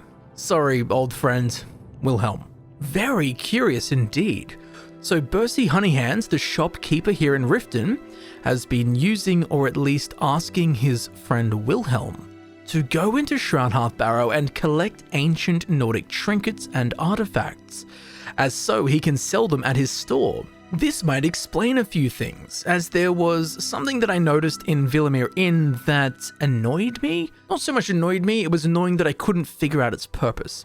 And that is, behind Wilhelm, there are a bunch of buckets scattered all over the floor. Too many buckets, some might even say. Maybe Wilhelm was using these to carry items out of Shroudhearth Barrow to then send them off for Bercy to sell at the Pawned Prawn. While it's not mentioned in the letter, we can assume that Wilhelm gets a cut, if not a substantial cut of the profits, considering he's doing all of the legwork. Totally plausible, but if you do have another explanation for why there's a million buckets behind Wilhelm, please tell me. Thank you. Anyway, from the letter, we learn that Wilhelm refuses to go back into Shroudhearth Barrow as he thinks it's haunted, after Wendelius disappearing and after Wilhelm seeing what he thought was a ghost. But then in the note, Wilhelm says, "I refuse to become another victim of whatever lives in there." Now, straight away, our minds go to a victim? Oh, well, who's the victim? He must be talking about Reyda, and he might be, but I don't think so, as it seems much more likely that Wilhelm is talking about Wendelius when referencing a victim of the Barrow. Because from Wilhelm's point of view, Wendelius went into the Barrow and never came out. Therefore, Wendelius, in Wilhelm's eyes, is a victim of the Barrow. Although it is technically possible he could be referencing Reyda, but as far as we know, she didn't die in the Barrow. But what this letter does tell us is why Wilhelm was potentially knocking around the Barrow that night to gather trinkets to pass on to Bercy to sell, so they could both get money. That's one reason, but it also gives us a potential 200 IQ reason as to why Wilhelm gives us the Sapphire Dragonclaw, but didn't give it to, nor mention it to, Wendelius, as Wendelius openly claims that he was a treasure hunter. Well, if Wilhelm is making money off of the treasure within Shroudhearth Barrow, by collecting it, sending it to Bercy, Bercy sells it at the Pawned Prawn, and then both Bercy and Wilhelm get a cut of the gold. So with that in mind, he obviously wouldn't want Wendelius to have access to its vaults, which requires the Sapphire Dragonclaw to open. So it's actually within Wilhelm's interests to make sure that Wendelius does not get his hands on the Sapphire Dragonclaw, as so that he cannot plunder all of the wealth from it. But Wilhelm happily gives the Sapphire Dragonclaw to us. Well, least I can do is give you something for taking care of him. If you won't accept it as a payment, consider it a gift. Why? Well, as far as Wilhelm knows, we are not a treasure hunter, but instead we are a capable hero. A capable hero who would be able to go into Shroudhearth Barrow, use the Sapphire Dragonclaw to open up the sealed vaults, go through and kill everything that moves in there and completely clear it of enemies and threats. And sure, we'll likely take some gold and bits and pieces along the way, but what does this leave Wilhelm? Well, it leaves him the perfect business opportunity at his doorstep. We've unlocked the vaults, we've made it completely safe, it's completely enemy-free, and it's filled with all of the loot that we couldn't carry out. AKA, it's an entirely risk-free treasure trove at Wilhelm's front door. And I think that that is why Wilhelm happily hands us the Sapphire Dragonclaw after we proved ourselves in defeating Wendelius. Therefore, he gives it to us knowing we'll go in and clear the place out. But when Wendelius arrived, he said, I am a treasure hunter and I am going into that barrow to get the treasure.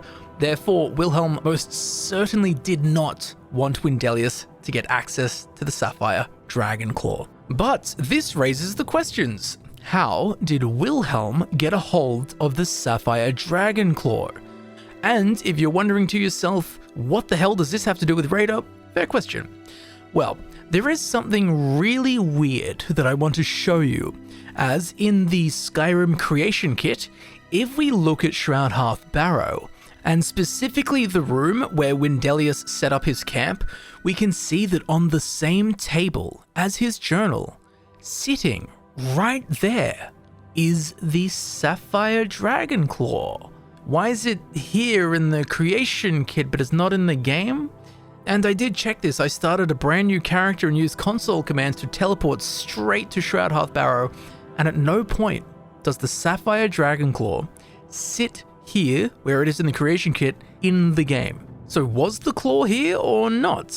I'm not sure, but it's pretty dang weird and I don't really have an explanation for it. Other than the devs might have had other plans compared to what we do find here in game. So straight out of the gate, that's weird. But now let's take a look at another theory to do with the Sapphire Dragonclaw, Wilhelm, and Reyda. As we know, Narfi lives in what remains of his parents' farmhouse. Well, are we to assume that Reyda also lived here? Maybe. From what we know, Reyda wasn't rolling in money either. I mean, she went and collected ingredients, you know, no one says, oh, she was the local blacksmith or something like that. But I will say that in Narfi's house, there's one bedroll, and if he's waiting for his sister to get back, then where's her bed? Well, if Reyda didn't live at home with Narfi, then she would have lived in the Villemere Inn, as several of the other townsfolk do who don't have their own house. And in Villemere Inn, there are also several beds and bed rolls that are not owned by any one character, but rather they are tagged as being owned by the Ivarstead faction, meaning that yes, Reyda living in Villemere Inn, or at least sleeping here, is totally possible and probably more likely than living in that ruin that Narfi lives in. And if she did live here, then it means she would have been around Wilhelm. And if she's around Wilhelm all the time, then Wilhelm might have got a sniff of her magic capabilities. Well, with this in mind, we can thread several weaves that lead to the same place. So if Wilhelm wanted to get the Sapphire Claw out of Shroudhearth Barrow before Wendelius got his hands on it, he'd need to go into the barrow. But what if he hired someone to go and get it for him? Someone he knew from around town. Someone who he knew had some kind of ability to sneak in somewhere, and someone who was probably poor and needed the money. Well, a great potential candidate for this would have been Reyda. Not only this, but Reyda could have used her alchemy knowledge to make an invisibility potion, which would explain why Wendelius never mentions her in his journal, because he never saw her. Now, just FYI, to back this up a little bit more, there are 6 alchemy ingredients that carry the invisibility effect. You only need 2 of them to make a potion, and Reyda had access to 4 of them. Known Root, which she has right next to her house and on the island from which she gathered ingredients. Lunar Moth Wings, which she could have gotten from the same island or from the Alchemist shack, both of which are places where lunar moths spawn during the night. And then there's Ice Wraith Teeth and Vampire Dust. Now, these do not have an apparent source, but they are in the loot pool that Narfi rewards us with, which, as we've established earlier, were of course Reyda's ingredients, as it's the only plausible explanation as how Narfi, a poor man who serves no purpose apparently, would have access to these very rare ingredients. So Reyda had the knowledge, the ingredients, and the means, and the motive to make a potion of invisibility, which she could have used to sneak into the barrow and out of the barrow with the Sapphire Dragonclaw. Now, we know that nothing happened to Reyda within the barrow, as there is no mention of such an event in the Journal of Wendelius. So if something went wrong, it would have been afterwards, once she got back to Wilhelm. So did Wilhelm get the claw from her and then shoot her with arrows and dump her body in the river? Well, it is possible, as behind Villemere Inn, there is a wooden cart that has no apparent purpose. But the back of the inn, where there are no guards patrolling and no one else can see there, well, it's a really good place to meet up with someone, exchange goods, and then kill them. And then, oh, look, this handy wooden cart. Let me lift the body in there, wheel it over to this perfect ledge, and tip her corpse into the river. And get this drop-off point is within the green area that we spoke of earlier when talking about where Reyda's body could have entered the water, given the direction the current flows in. So I'm not saying by any means this is what happened, but it is possible, and it fits within the rules. And I'm not fully sold on Wilhelm hiring Reyda to steal the claw, but again, it is possible. But regardless of whether or not we accept that theory, I do believe that Wilhelm had a much better motive for wanting Reyda dead. As we've established and delved deep into, Reyda was at the very least an apt alchemist who could have been some kind of witch dealing with a Coven and Hagravens, collecting ingredients, performing rituals, something to do with the magical arts. All of which are things that some people consider witchy. With this in mind, think about this. We have a small town that is apparently down on its luck, which we learn from Wilhelm when he talks about how bad business is. Certainly isn't helping my business any. Who'd want to rent a room anywhere near a haunted barrow? The farmer Boaty even describes Ivarstead as a backwards little town. Pilgrim or not, if I were you, I'd move right through our backwards little town. Well, backwards little towns with tiny populations that are down on their luck can get dangerously superstitious.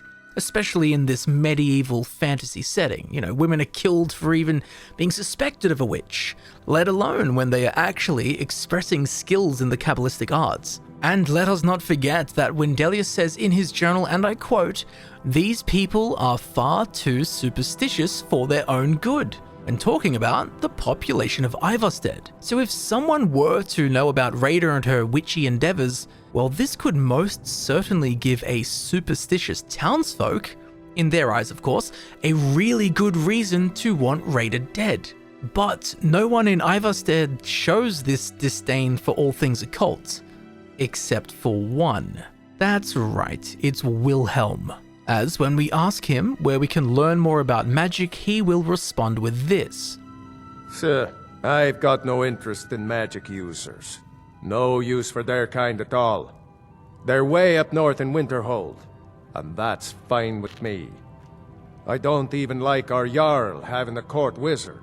So Wilhelm openly bears disdain to folk who dabble in the arcane, magical, occult, and mysterious arts.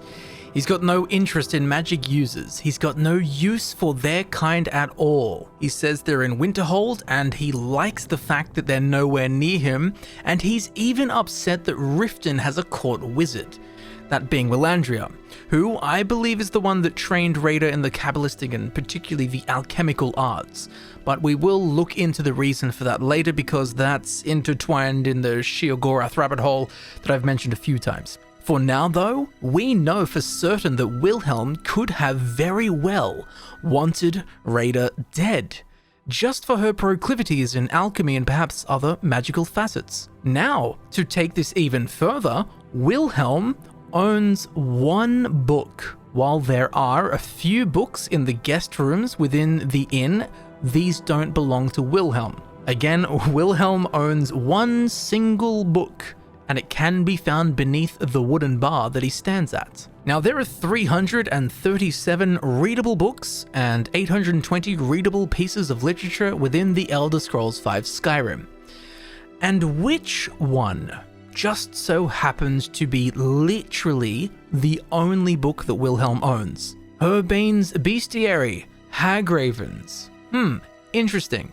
It's a book that tells the tale of Herbane killing a Hagraven and a coven of witches. Now, to be clear, Herbane's Bestiary series are helpful guides on how to defeat certain enemies, but there are only 3 of them: Ice Wraiths, Hagravens, and Automatons. So if Wilhelm here did want to read up on how to take out a witch, or whatever he thought Reyda was, this book here, Herbane's Bestiary, Hagravens, would be the most plausible book for him to have out of all the books in Skyrim. Or maybe he knew about Reyda visiting the Hagravens at Orphan Rock and thought she was one. Or maybe he's just a silly old superstitious villager who thought the woman mixing potions and wandering off into the wilderness was a Hagraven. Whatever the reason, I find it very, very, very strange that the only person that exudes any sort of guilt about Reyda's death, as seen when we showed him the necklace. Reyda? You saw Reyda? Did you tell her Narfi cries? Did you tell her Narfi never said goodbye like mother and father? Is the same guy that has a venomous hatred towards the arcane arts and those who use them. Sir, I've got no interest in magic users. No use for their kind at all. And just so happens to only own one book, which is about killing Hagravens and witch covens. I mean, alarm bells are ringing. Now, let's talk about the iron arrows, as I haven't conveniently forgotten about those pesky suckers. So Reyda's body is found with 2 iron arrows. So does Wilhelm own a bow or iron arrows? Well, the answer to this is a disappointing and rather confusing no. However, there is something annoyingly strange that you have already seen, although I didn't mention it at the time, so I'd be curious to know which of you spotted this little detail. If we go back to the pawned prawn in Riften, the note that Wilhelm sent Bercy has something near it. 2 things, in fact. On either side of Wilhelm's letter are 2 iron arrows. There's not 3 arrows, there's not 1 arrow, there's not 10. They aren't elven arrows, they are not glass arrows, they are not steel arrows. But instead there are 2 iron arrows, resting here with Wilhelm's letter. In fact, if we think about the way these 2 iron arrows are placed, they are literally framing Wilhelm's notes. A metaphor perhaps to how these 2 iron arrows have framed Wilhelm.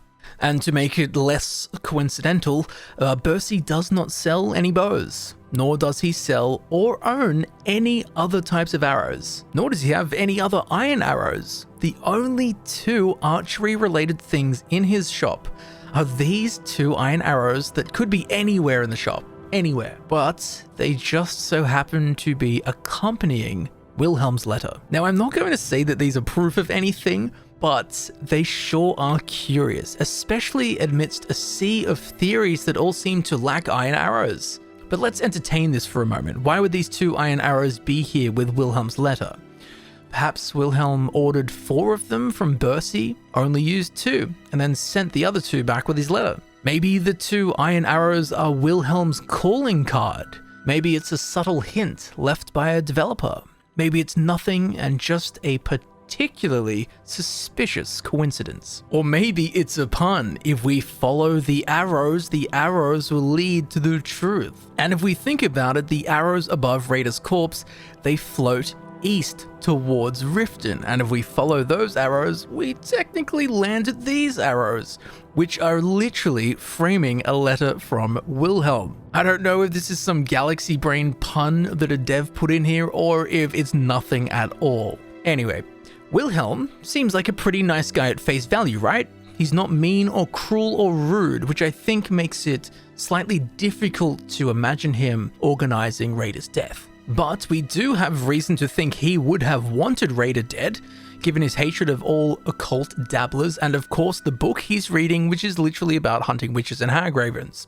However, besides the suspicious out-of-sight wooden cart around the back of the inn and the 2 iron arrows found in the pawned prawn next to Wilhelm's letter, we don't really have any actual evidence that Wilhelm killed her. But this actually opens a new door, which leads to what I believe to be the most likely theory, one which is much more fun. I think Reyda may have been assassinated by the Dark Brotherhood on the request of Wilhelm.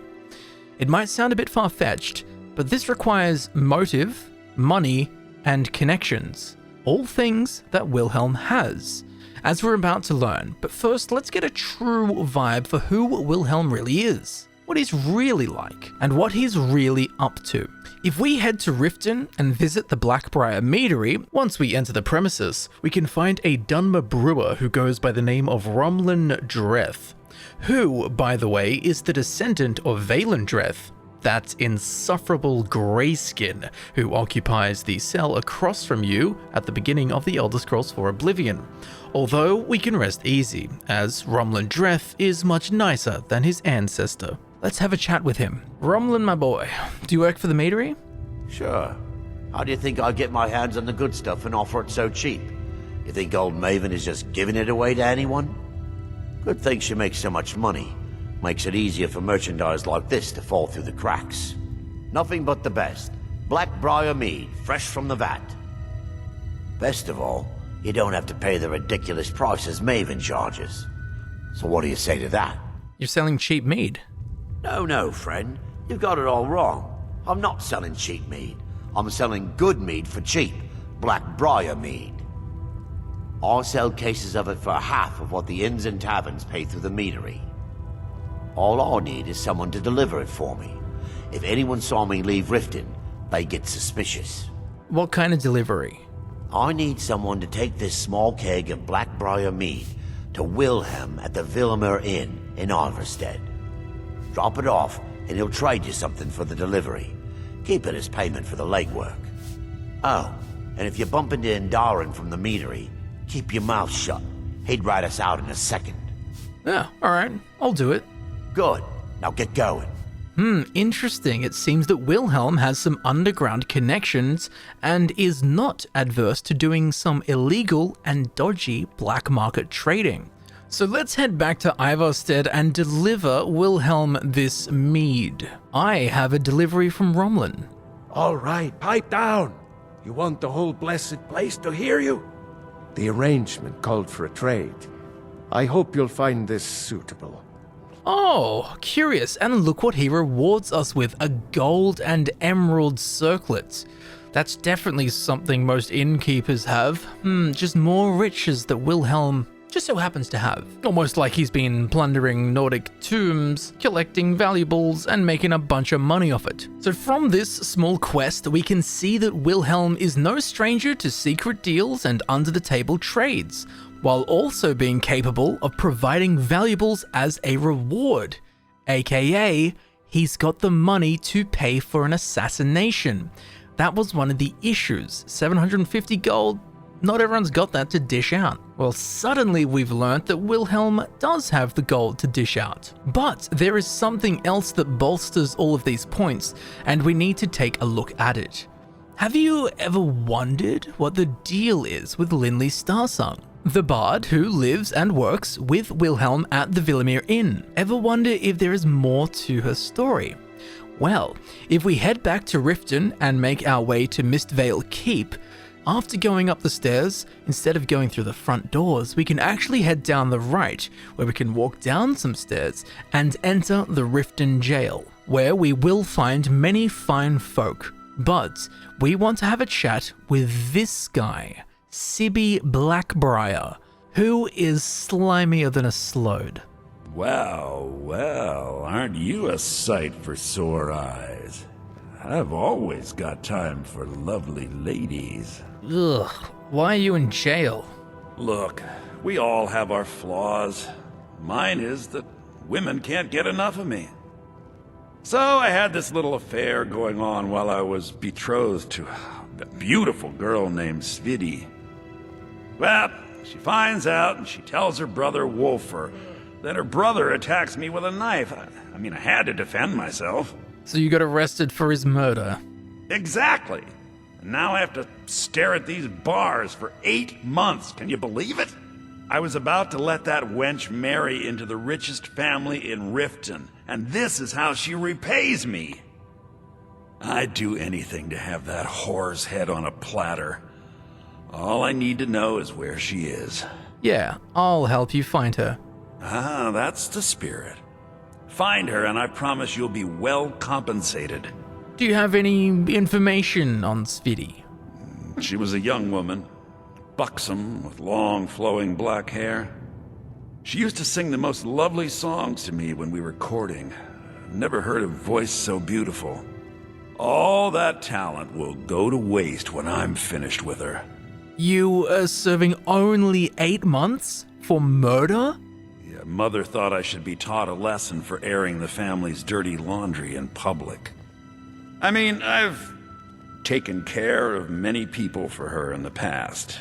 What in oblivion did she expect me to do? Ah, well, at least I have all the comforts of home during my stay. Well, except the touch of a woman, of course. Tell me about your family. When speaking of the BlackBriars, only one thought should spring to mind. We are not to be trifled with. Help us, you end up rich. Cross us, and you'll end up a memory. Is that enough information for you? When I find that bitch, I'm gonna wring her little neck. Jesus, alright, chill bro. So this woman, Sphidi, that Sibi was going to marry is quite the hot potato. Where could she be hiding? Well, it turns out that Sphidi is actually Linley Starsung, the bard from Villamere Inn. If you fancy a bit of music, let me know. Your real name is Sphidi, isn't it? No, I'm sorry. You must have me mistaken for someone else. I've never even heard that name before. You have nothing to fear from me. You are way too valuable. I'm sorry, I don't know what you're talking about. Fine. Gotta use the Intimidate perk. Stop lying or I'll beat it out of you. Please, I beg you, don't tell Sibi where I am. He'll kill me. Sibi's been spreading lies about me. You must hear me out. Please, go ahead. I'm all ears. Tell me your side of the story about Sibi. Sibi and I were to be married. We were supposed to be happy together forever. Then I found that wretched poetry from Svana. When I confronted Sibi about it, he threatened to kill me. I was scared, so I told my brother Wulfur. He went to talk to Sibi for me and Sibi killed him. My brother wasn't even armed. When I heard what Sibi did, I fled. And now you've found me, and you're going to tell him where I am.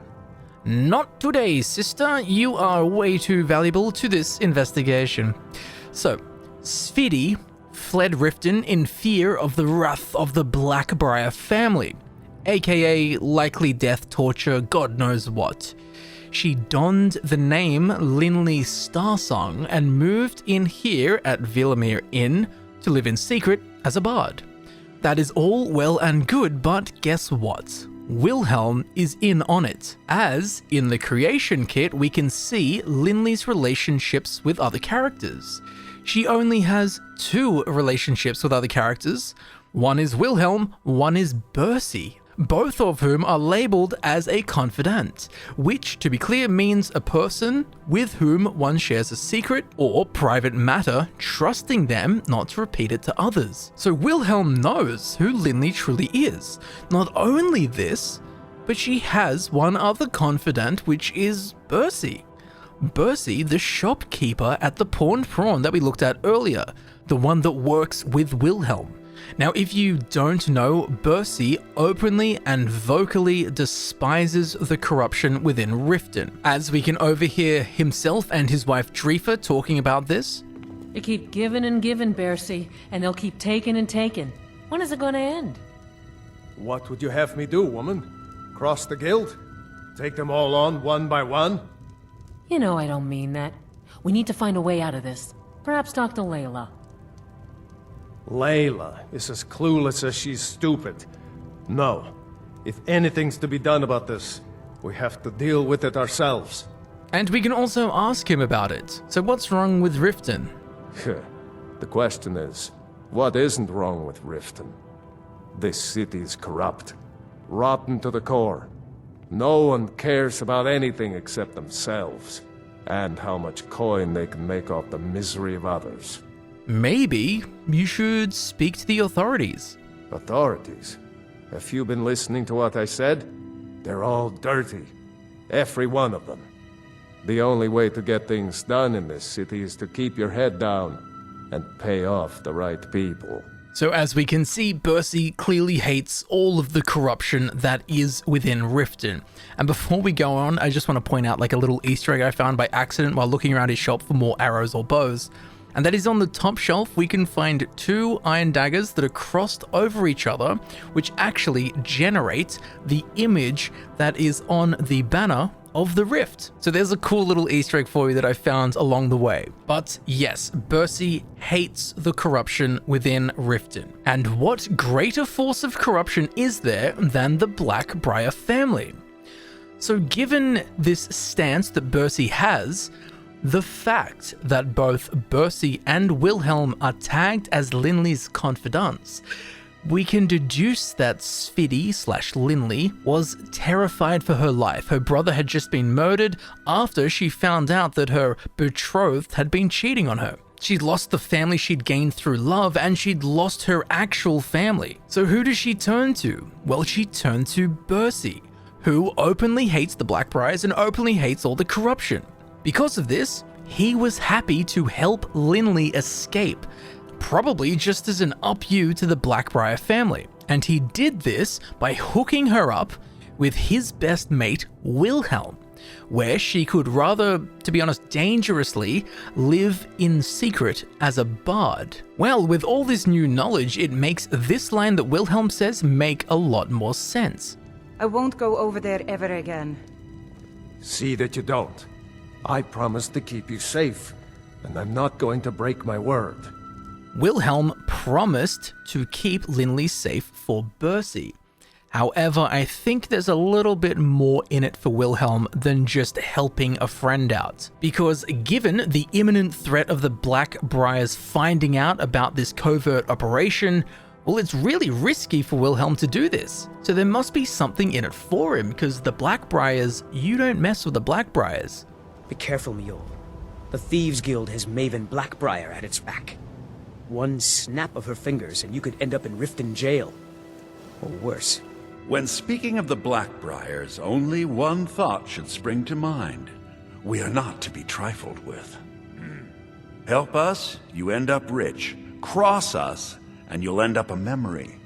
Nothing gets done without my approval in this city. I have the Jarl's ear and the guards in my pocket. Looking to stay alive? Anyone makes trouble for me and I pay a visit to the Thieves Guild.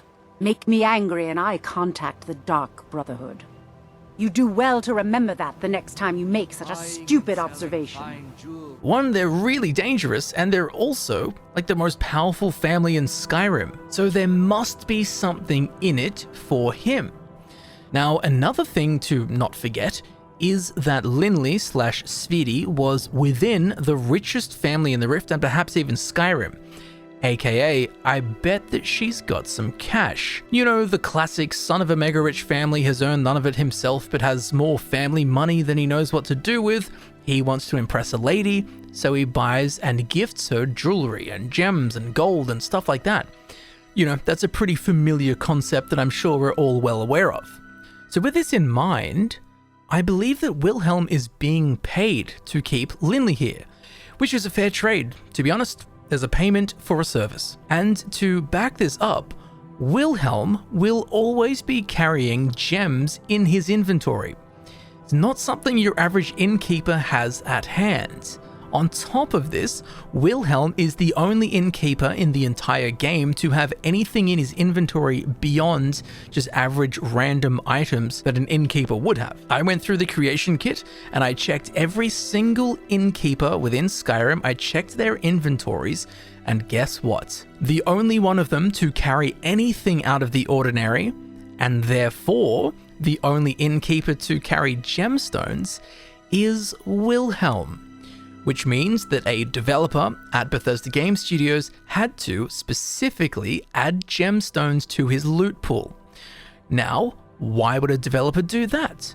To insinuate that Wilhelm has got riches. He's got money, he's got gems, he's got treasure, he's been paid. Something along those lines. So from this, I believe that Linley Starsung/Svidi is paying Wilhelm in gems and gold and bits of jewelry that she was probably either gifted by her rich ex-partner Sibby BlackBriar, that slimeball in the prison, or she stole them from the BlackBriar family before escaping to Ivarstead. That is the most logical way that I can explain why Wilhelm would take a huge risk of harboring Linley here when the BlackBriar family is looking for her. And along with this, he's the only innkeeper in the game to, just so happen to be in the possession of gemstones, which are of course valuable and not something you'd expect an innkeeper to have on them. When was the last time you checked into a hotel and the clerk had diamonds in his pockets? Exactly. Which then of course gives Wilhelm the means to pay for the Dark Brotherhood assassinations. Now, you might be thinking, yes, but to get the Dark Brotherhood to kill someone for you, you need to perform the Black Sacrament.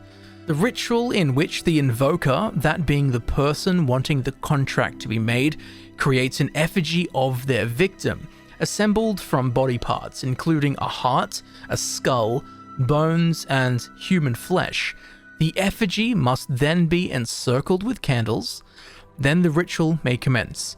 The invoker must proceed by repeatedly stabbing the effigy with a dagger that has been rubbed with the petals of the nightshade flower, while whispering the chant, sweet mother, send your children unto me, for the sins of the unworthy must be baptized in blood and fear."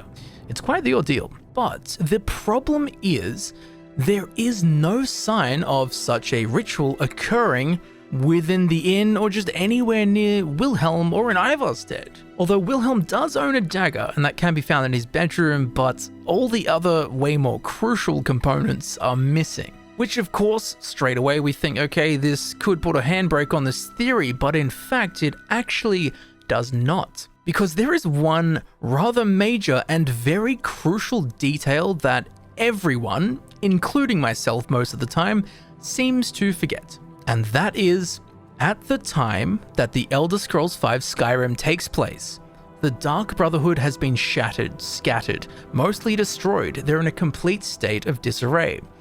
Many of the sanctuaries around Tamriel have been raided, cleared out, and destroyed. Now, because of this, the Dark Brotherhood does not have a listener until we, the player character, progress through the Dark Brotherhood questline and become the new and only listener. The Night Mother speaks only to the listener! And there is no listener! This is very important because when someone performs the Black Sacrament, the Night Mother hears their plea. But the Night Mother can only speak to a listener, and the listener then tells the different heads of sanctuaries who needs to be killed and whatnot. So the only people that the Night Mother can communicate with are listeners. And guess what? When you don't have a listener, just as the Dark Brotherhood does not have a listener in Skyrim, well, yeah, guess what? All of those Black Sacraments will go unfulfilled. In fact, we can even find the remains of a Black Sacrament ritual in the basement of the BlackBriar Manor in Riften, which has a letter next to it, which reads, Astrid, I thought your people were supposed to be reliable. I've performed the Black Sacrament, I've paid the proper penance, and I've waited patiently for results. If you can't handle a simple assassination, I will find someone who can. I want this contract handled, and I want it handled immediately. Signed, Maven BlackBriar. Which just goes to show my point. With no Dark Brotherhood listener, no contracts are achieved, heard, or executed through the Black Sacrament ritual. Which in turn means that all of the contracts that we get in the Elder Scrolls V Skyrim prior to us becoming the new listener were all put into motion through word of mouth. So Narfi's contract, along with Reyda's contract, if she was assassinated, are both Dark Brotherhood contracts that were acquired by word of mouth, not through the Black Sacrament. Therefore, there being no evidence whatsoever of Wilhelm performing the Black Sacrament ritual actually makes total sense. His potential contract on Reyda and his potential contract on Narfi were both achieved by whispering into the right ears. With this in mind, who in Ivarstead has the best contacts and constant interactions with all kinds of strange folk from across Tamriel? Wilhelm. He works the inn, so he meets everyone, he meets all kinds of people who stay at the establishment, and not only that, but as we've established, he is connected, he knows people. And now to add a gilded snowberry onto this pie of deception, once we complete the Dark Brotherhood's main quest line, we can get a repeatable quest called the Dark Brotherhood Forever, in which we have to go out and meet someone who has a contract they wish fulfilled. And guess what? One of only a handful of these meeting places is the Villamere Inn. Wilhelm's establishment is literally a meeting place for Dark Brotherhood clients and Dark Brotherhood assassins. So, what have we discovered? Wilhelm has the motive to wish Reyda assassinated, as he despises the arcane arts and those who practice them. The only book he owns is a book about hunting and killing Hagravens and witches. He also shows huge signs of immense guilt over Reyda's death, as shown by him mimicking word for word Narfi's tortured dialogue when we show him Reyda's necklace. We know Wilhelm is comfortable doing some shady stuff. He's stealing relics out of the Nordic tombs and selling them off to Bercy. He's harboring a runaway woman who is being hunted by the most powerful families in Skyrim. He's also buying stolen goods in the form of BlackBriar mead from Rummel and Dreth. And what is one of the few meeting places of Dark Brotherhood clients and Dark Brotherhood assassins? His inn, Wilhelm's inn. The Villemere Inn is a meeting place for the Dark Brotherhood. So Wilhelm has the means, Wilhelm has the motives, Wilhelm has the money, and Wilhelm has the connections to achieve an assassination via the Dark Brotherhood, notably without requiring the Black Sacrament, which is especially exciting because this would exempt him from the need for us to connect the iron arrows to him. Why do we not need to do this? Because they were not his. Although we will get back to that in a minute because I do think I know whose they were. Now, I also believe that Narfi's assassination was likely Wilhelm's doing as well. Again, Wilhelm seems to be tormented by the consequences of his actions. Yes, Reyda was killed, which is nasty business by itself, but that's a one-time event. That happened and that's in the past. Whereas Narfi is not in the past, he's in the present. He's in the present every waking moment. And his lamented wailing, searching for his lost sister, Reyda, where are you, Reyda? And having to watch his sad and mad decline as a daily reminder to Wilhelm of the awful repercussions of his hit on Reyda. It's just way too much for him to bear, as would be to any man. Again, as we see with the line he delivers when we show him Reyda's necklace. Reyda, you saw Reyda. Did you tell her Narfi cries? Did you tell her Narfi never said goodbye like mother and father? So, to put this constant, daily mental torture and reminder to rest, Wilhelm also called a hit on Narfi, in the hopes this will finally put his own mind at peace. That is my most likely theory behind the death of Reyda and Narfi, based on, again, the evidence available in-game, of which there is not much, and that which is there was really hard to find. Oh, and remember when Wilhelm says this? Wilhelm, what's the story with Narfi? He's harmless. He's been in a state ever since his sister Reyda disappeared over a year ago. Well, he might just be saying this so that we think that Wilhelm has nothing against Narfi, when in reality it's another one of Wilhelm's ploys to make us think that he is totally innocent, and therefore not even consider him as the one who called for the contract on Narfi. Not that we really would think it was Wilhelm in the first place, just at face value, but if we think about who called the hit on Narfi, the person we don't think of is the guy who said, oh, Narfi, he's harmless. So again, could be nothing, or it could be a very clever ploy. Just like when he said that he looked for Reyda to make himself seem innocent and helpful. And when he lied about the screams to make us think that Wendelius might have done it. This is, of course, assuming that Wilhelm is capable of making these galaxy brain moves. Now, to build upon this, what about the 2 iron arrows that we find with Reyda's corpse? If she were assassinated by the Dark Brotherhood at Wilhelm's request, whose were they? Who actually used these arrows to kill Reyda? Well, seemingly a tough question, because when we think of the Dark Brotherhood, if you're like me, you probably associate them with a sneaky character who stands in the shadows and uses a bow to snipe down targets from a distance and then never gets caught. That's a pretty common trope and a pretty common playstyle. However, despite this trope and stereotype, there is only one Dark Brotherhood member in the Elder Scrolls V Skyrim who uses a bow.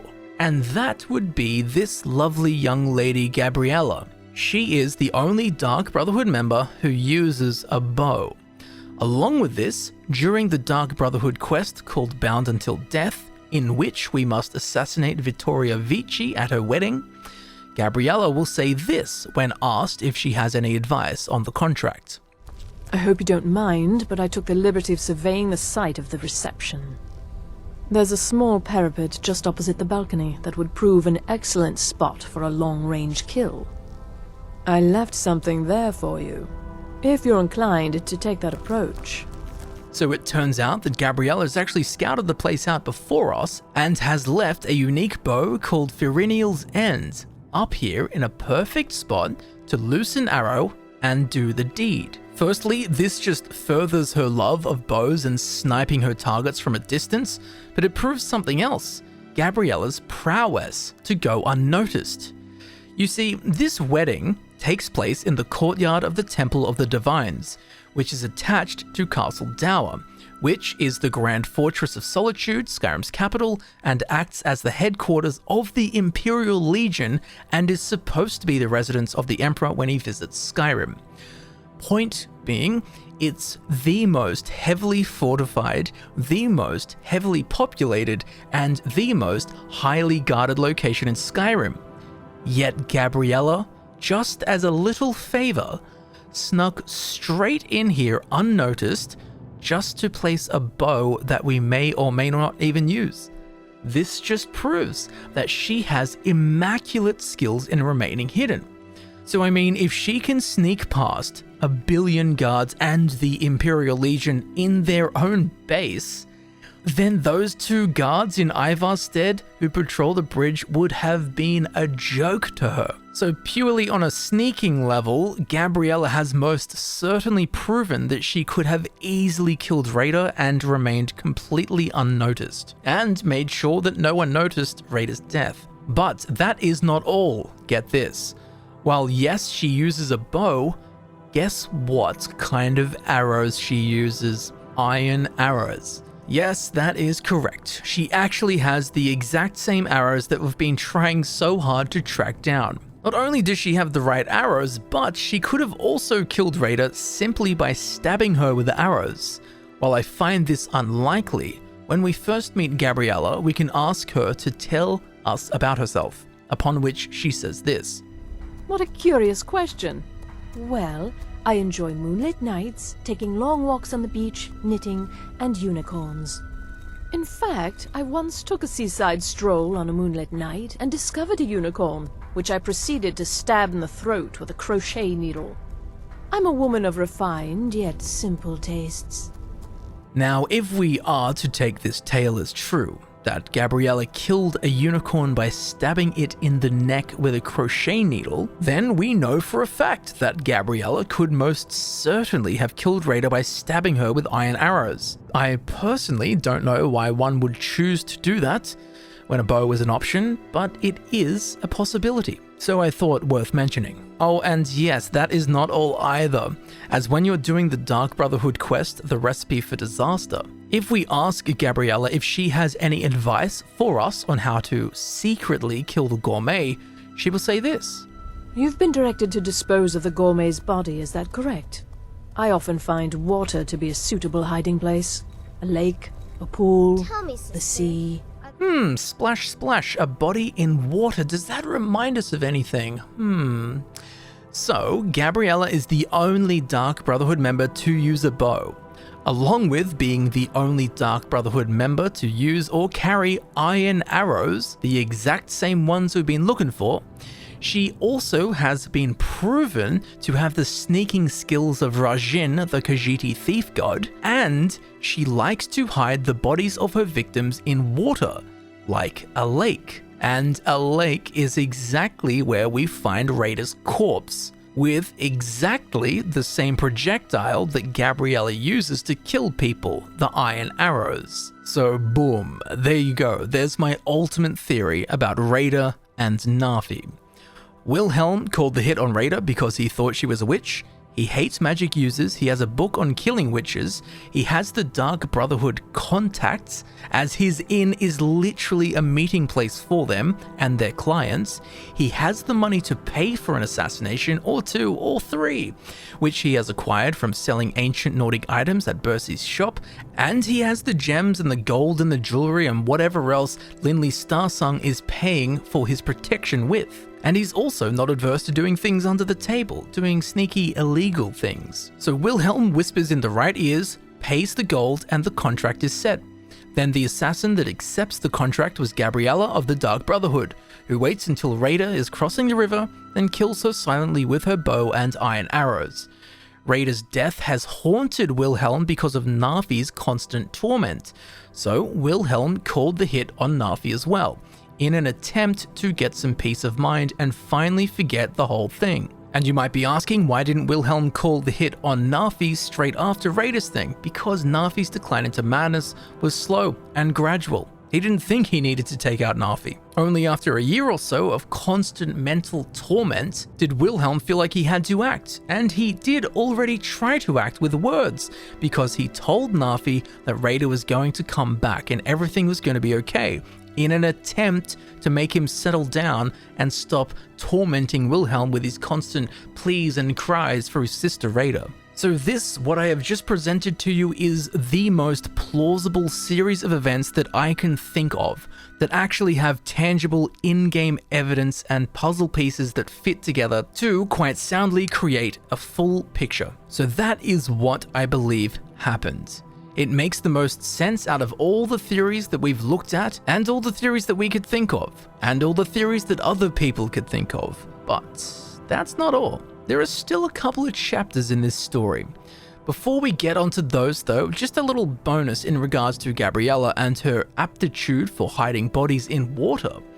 Curiously, within the city of Whiterun, beneath the wooden bridge that leads to Dragon's Reach, we can actually find a skeleton in the water. Who it belonged to is unknown.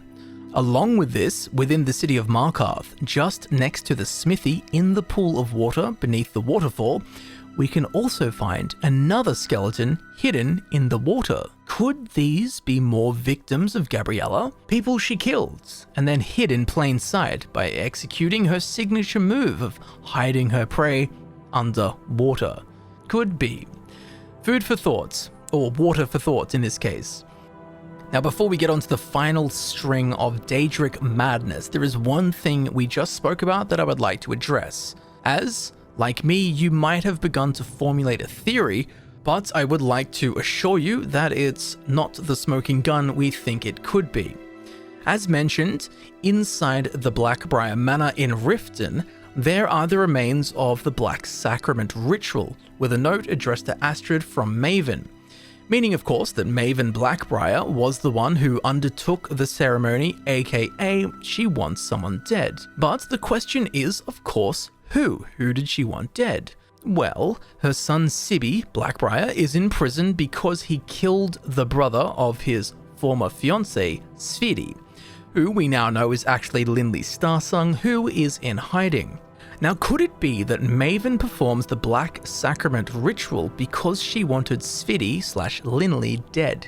It is possible. While yes, Sibby BlackBriar is 100% in the wrong, Maven is his mother, and the BlackBriar family is essentially the Mafia. If you cross them in any regard, you can expect the worst possible outcome.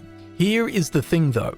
If this is true, my thinking was that the Dark Brotherhood may have assassinated Reyda by accident. You see, Sibby BlackBriar describes Svidi, Linley Starsung, as having flowing black hair.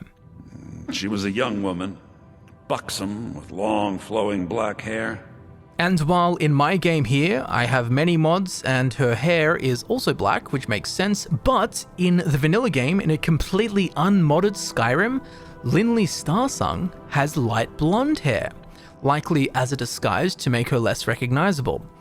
So, what if Maven's instructions were to kill Svidi, who is hiding in Ivarstead and has black hair? Well, the Dark Brotherhood assassin would get this information, head to Ivarstead, and what do they find in Ivarstead? They find one woman with black hair, but it ain't Svidi/Linley, because in the base game she's got blonde hair. So who does have black hair? Well, it would have been Reyda. Now, we don't know for sure that Reyda had black hair, but her brother Narfi does, so it would be within reason to assume, with genetics and all, that Reyda would have the same hair color as her brother. And as great as this theory is, sadly it falls apart once again with the timeline, as Sibby BlackBriar is serving a jail sentence of 8 months. and he's still locked up, so we know for a fact that he has been in that prison for less than 8 months. From that, we know that Sibi killed Svidi's brother less than 8 months ago. That's why he's in prison. But we also know for a fact that Reyda died over a year ago. So unfortunately, as cool and as sound as this theory was, it just quite literally does not fit in the timeline and is 100% not possible. So this black sacrament that Maven BlackBriar performed and its unknown target still remain a mystery. All we do know is it wasn't the death of Reyda. Now, as promised, if you've lasted this long, you deserve this little treat at the end. This is the dessert of the meal. We have a rather weird road that we are going to keenly and carefully wander down. This is miffingly intriguing, but also it's only like 50% of the way to making any sense. So take everything with a big old pinch of fire salts, as I don't really know what to take away from any of this information or how to use any of this information, but all of this stuff is way too odd not to mention. And again, this video is for you. I want to tell you everything I can, so maybe you can figure out what's going on here and how/if any of it ties into Reyda and Narfi's story. So as implied earlier, I am rather certain I know where Reyda got her training and knowledge of the alchemical arts from, as if we visit Mistvale Keep, the seat of Yarlayla Lawgiver of Riften, we can run into the rather bewildered, puzzled, and spacey court wizard, a Bosma woman named Willandria. If we speak with her, we'll get a pretty good idea that something is kinda off. She's lovely and all, but she's a wacky character. And she's most certainly off with the pixies. You know, she's got her head in the clouds kind of vibe. Hello there? Did we have an appointment? No. It was a delivery? I can't remember. Excuse my disorganization, but I'm in the middle of some delicate experiments. What's got you so preoccupied?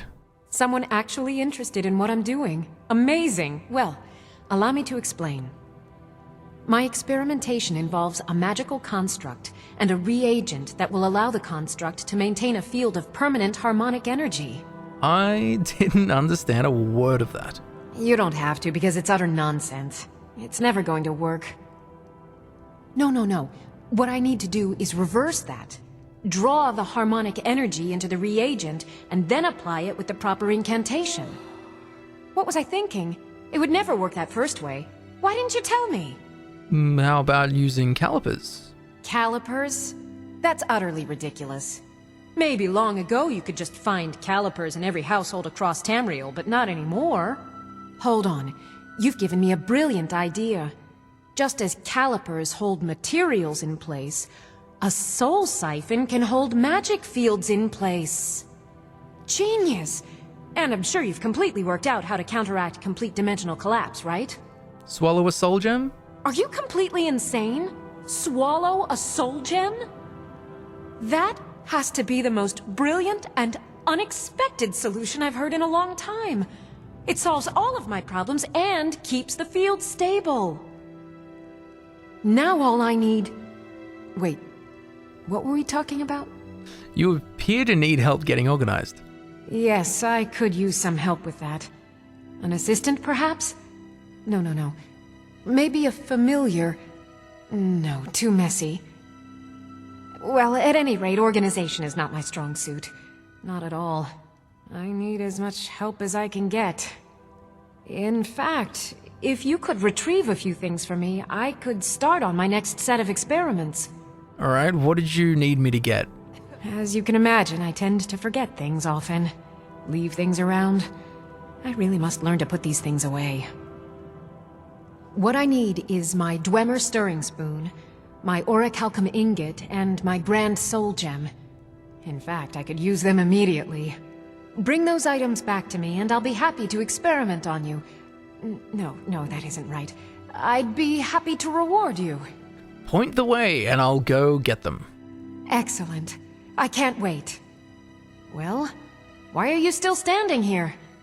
Oh, right. You need to know where they are. That would help. Yes. Where exactly am I going? Let's see. Last time I used the Dwemer's spoon was at my dear friend Bodhi's house in Ivarstead. Fellstar Farm, I believe it's called. The orichalcum ingot should still be at Winterhold at the Frozen Hearth Inn. I don't know why I didn't just take it with me. And last is the Soul Gem. I left that one in Windhelm at the White Phial Alchemy Shop. It was a good trade, too. Oh well. Cheers, Big Ears. Okay. Now where did I put those spiders? So as we can see, Willandria is quite spacey. She's brilliant, but spacey. She's not quite entirely in the room at any given time. And there is an explanation for this, however, which was actually hinted at with one of the dialogue options that we just saw, but we'll get back to that in a minute. As to understand why she's a bit loopy, we'll have to take a peek on the shelf under her shop front, where we can find a piece of paper. This is a letter from the College of Winterhold to Willandria, titled Per Your Request, which reads, Willandria, your letter sent to the College of Winterhold was rife with grammatical errors and incomplete thoughts, making them difficult to discern. Could you please clarify the points below for us to ensure we're on the same page? We have no record of a cloud emulsifier device or anything involving the magical manipulation of the clouds. Second, we can't send you a sample of the Heart of Lorcan for experimentation, as no such sample exists. And finally, in the 14th paragraph of your letter, you mention a substance called green motes. We're assuming this was a simple mistake, and you meant to write green spore. If that is the case, we have contaminated skeever carcasses with the disease available if needed. We would also like to thank you for sending us your notes regarding your experiments. We've all had quite a grand time reading them. Signed, Mirabelle Irvine.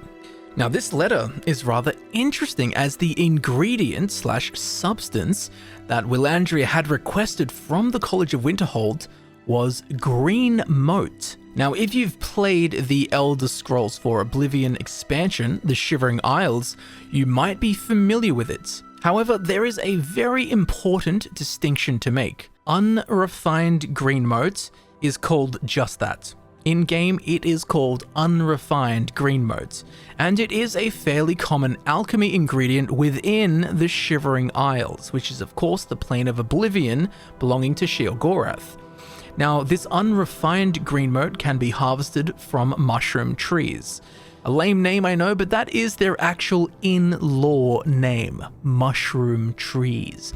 Anyway, unrefined green mote is all well and good. It's easily found within the plane of Oblivion, the Shivering Isles. Refined green mote, which is simply known and called green mote, is very rare indeed.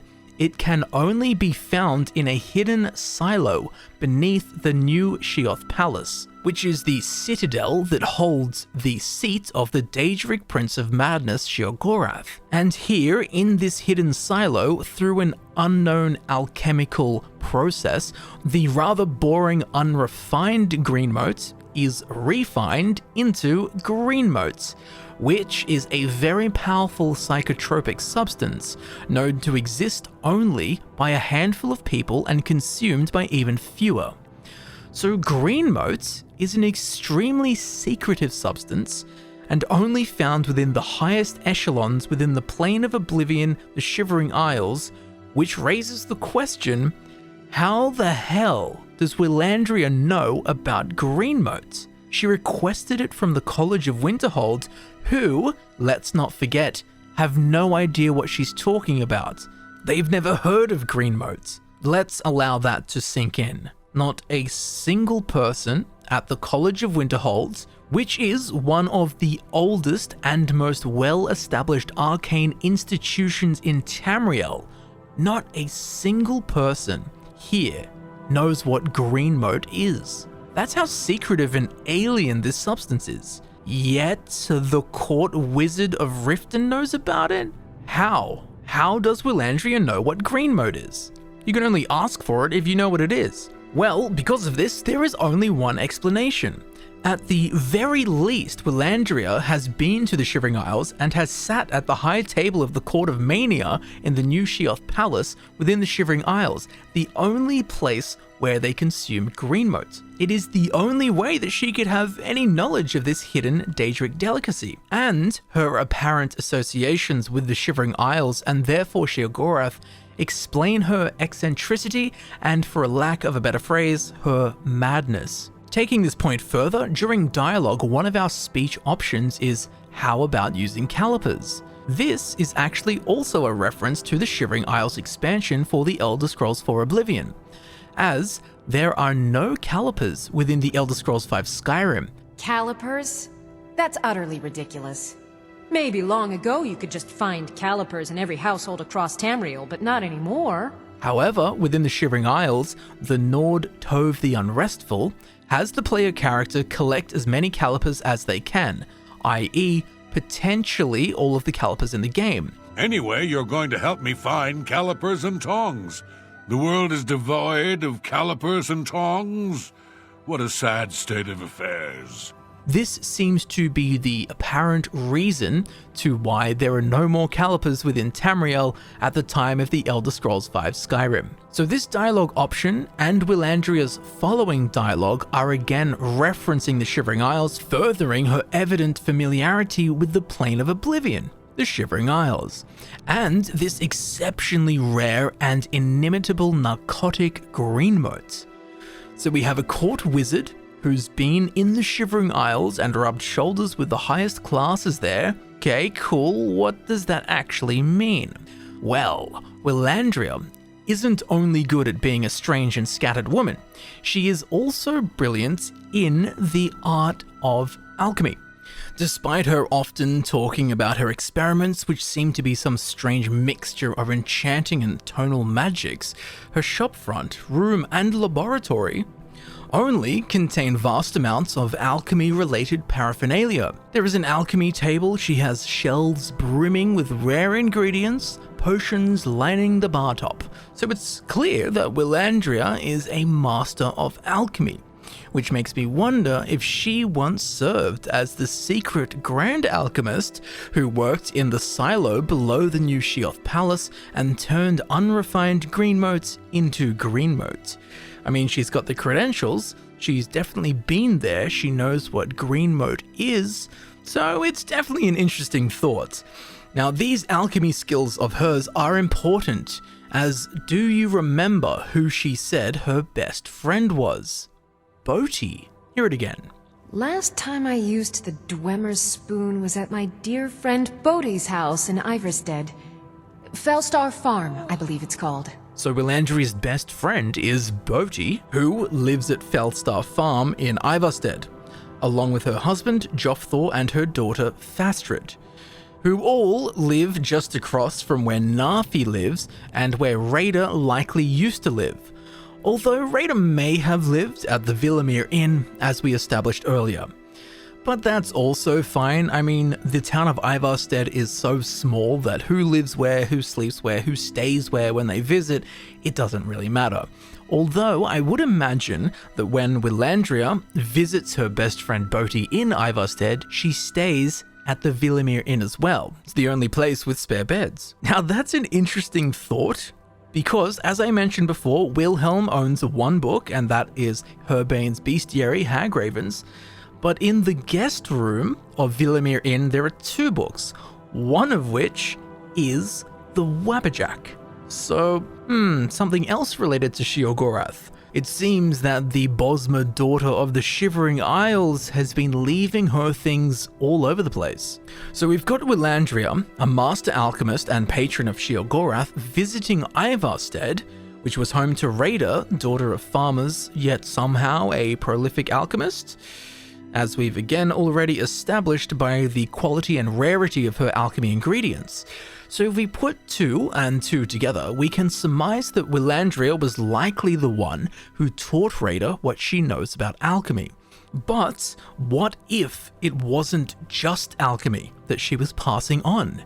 What if Willandria was intentionally, or perhaps even unintentionally, spreading the maddening roots of Sheogorath to her student, Reyda, and her student's hometown, Ivarstead. Well, again, take all of this with a big pinch of fire salts, because I'm not too sure what's happening, if anything, but there sure are some weird coincidences around this village. So at Fellstar Farm, where Bodhi, Willandria's best friend, lives on the ground, there is a wedge of cheese, for no apparent reason. Now, I'm not going to say that all cheese is connected to Sheogorath, that's just, rather ironically, mad.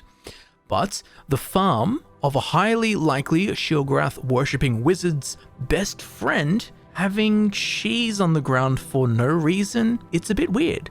I also checked within the creation kit, and this cheese is sitting here, so it hasn't fallen off of something. This piece of cheese was placed on the ground on purpose by one of the developers. And let us not forget that one of Sheogorath's titles is the Cheese Prince.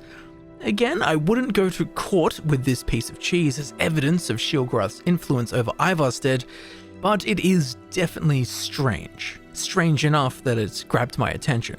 Now, do you know what else is associated with Sheogorath? Butterflies. If you've played Oblivion and its DLCs, I'm sure you know that when you enter the Shivering Isles for the first time and meet with Haskell, the room eventually fades beautifully into a fluttering kaleidoscope of butterflies. But the reason for this is much darker than one might suspect.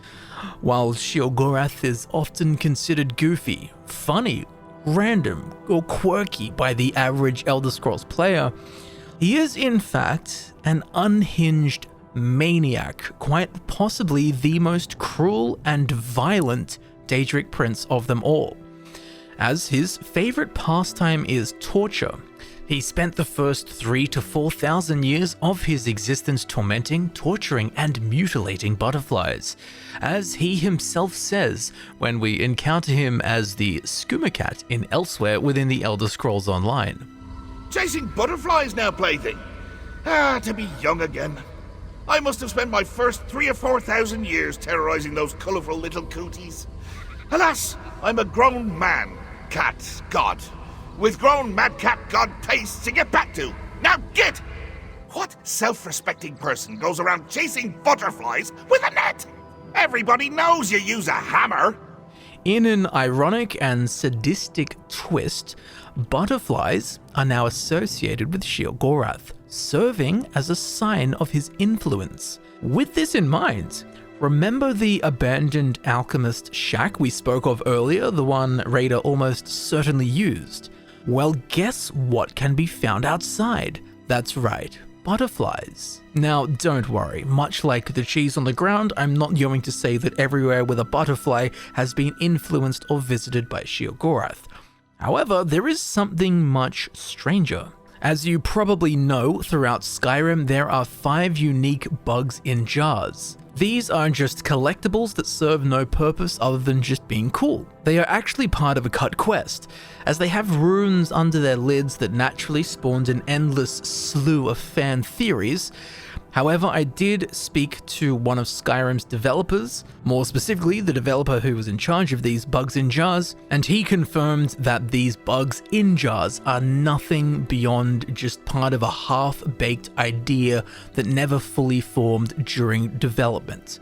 Anyway, there is a bee in a jar, there is a butterfly in a jar, there is a dragonfly in a jar, there is a moth in a jar, and a torchbug in a jar. Now guess what? Within this abandoned alchemist's shack, a location of quite some significance in this video which now has Sheogorath in our minds, well, what can we find here? We can find the one and the only butterfly in a jar. Don't forget, it's the only one in the game. It's here in this shack that Reyda likely frequented, who was likely trained by Willandria, who is an acolyte of Sheogorath. And butterflies are associated with Sheogorath and his influence. And the only one in the game that can be found in a jar just so happens to be here. Which I must say, keeping a pet butterfly in a jar sure does seem like something that someone who dabbles in the worship of Sheogorath would want to do. They would want to have that around. You know, something like Christians having a crucifix on the wall, or Hindus having a statue of Vishnu, or someone who bows down to the Mad Daddy Sheogorath would want something that represents him around, like a butterfly in a jar. I mean, I like Todd Howard, and I've got a tiny version of him in a jar, so this does make sense. But hey, maybe that's just me. Again, I don't know if this is a coincidence, I don't know if this means nothing, I don't know if this is the most important plot point, and it is impossible to say which it is, but I do know that it's pretty suspicious. Now, along with this, there is only one farm in Ivarstead, which is run by Jofthor and his daughter Fastrid and his wife Boti, the best friend of Willandria, the Riften Court wizard, who clearly has an association with Sheogorath. Now, the name of their farm has begun to bother me. We're in the middle of nowhere in a little rural town, and the farm isn't called Pumpkin Patch Farm or the Green Bean Farmstead or anything like that. It's called Fell Star Farm. Fell Star. Strange name for a farm, no? What does that mean? Fell Star? A star that fell? Like a shooting star? Well, in the Elder Scrolls universe, falling stars are actually fragments of Aetherius.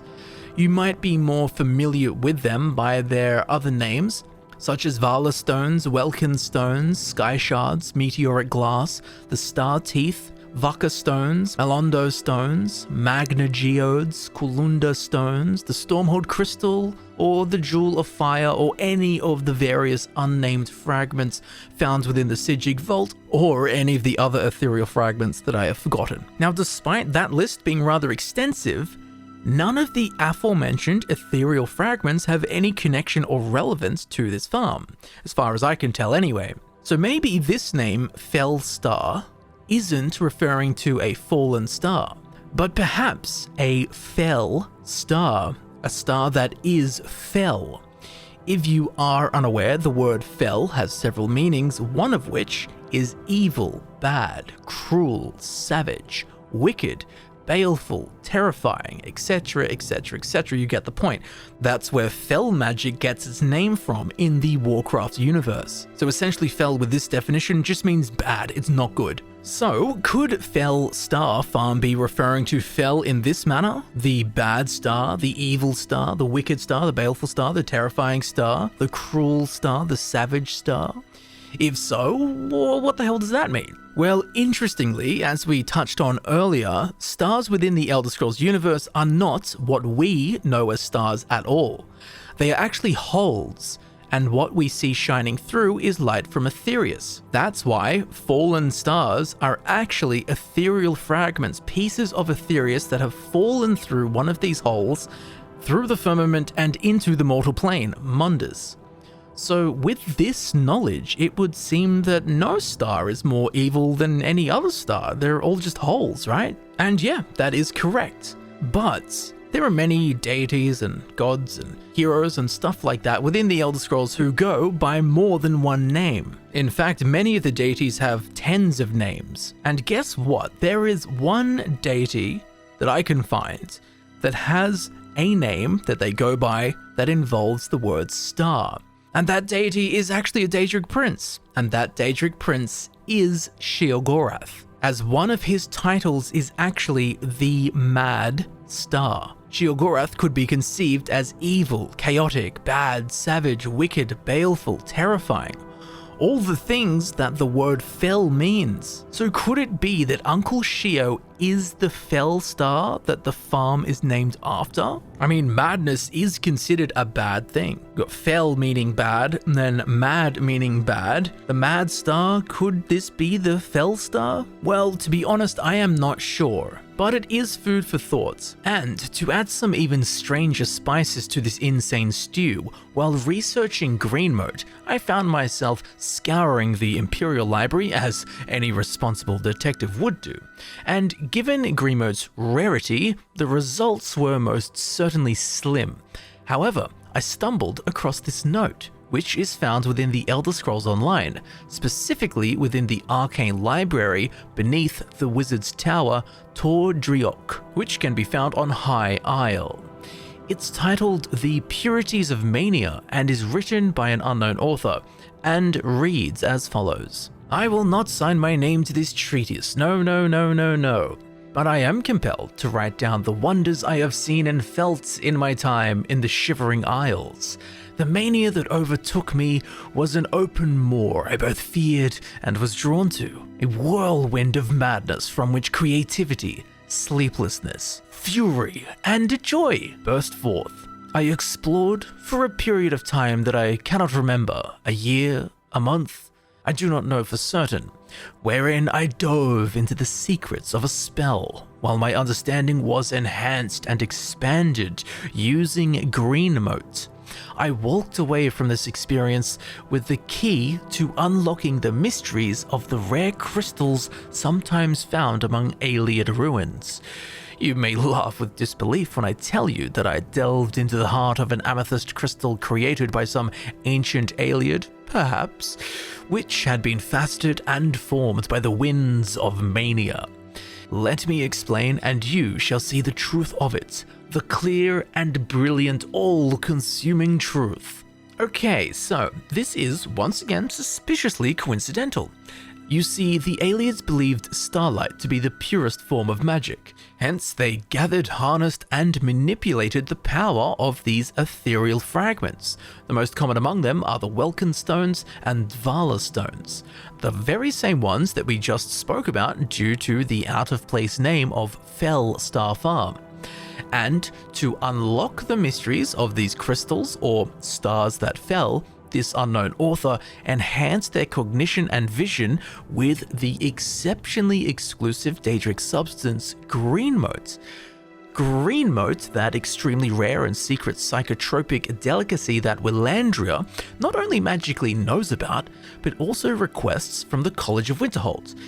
And Willandria's best friend Boti, a random farmer, lives at the oddly named Fellstar Farm.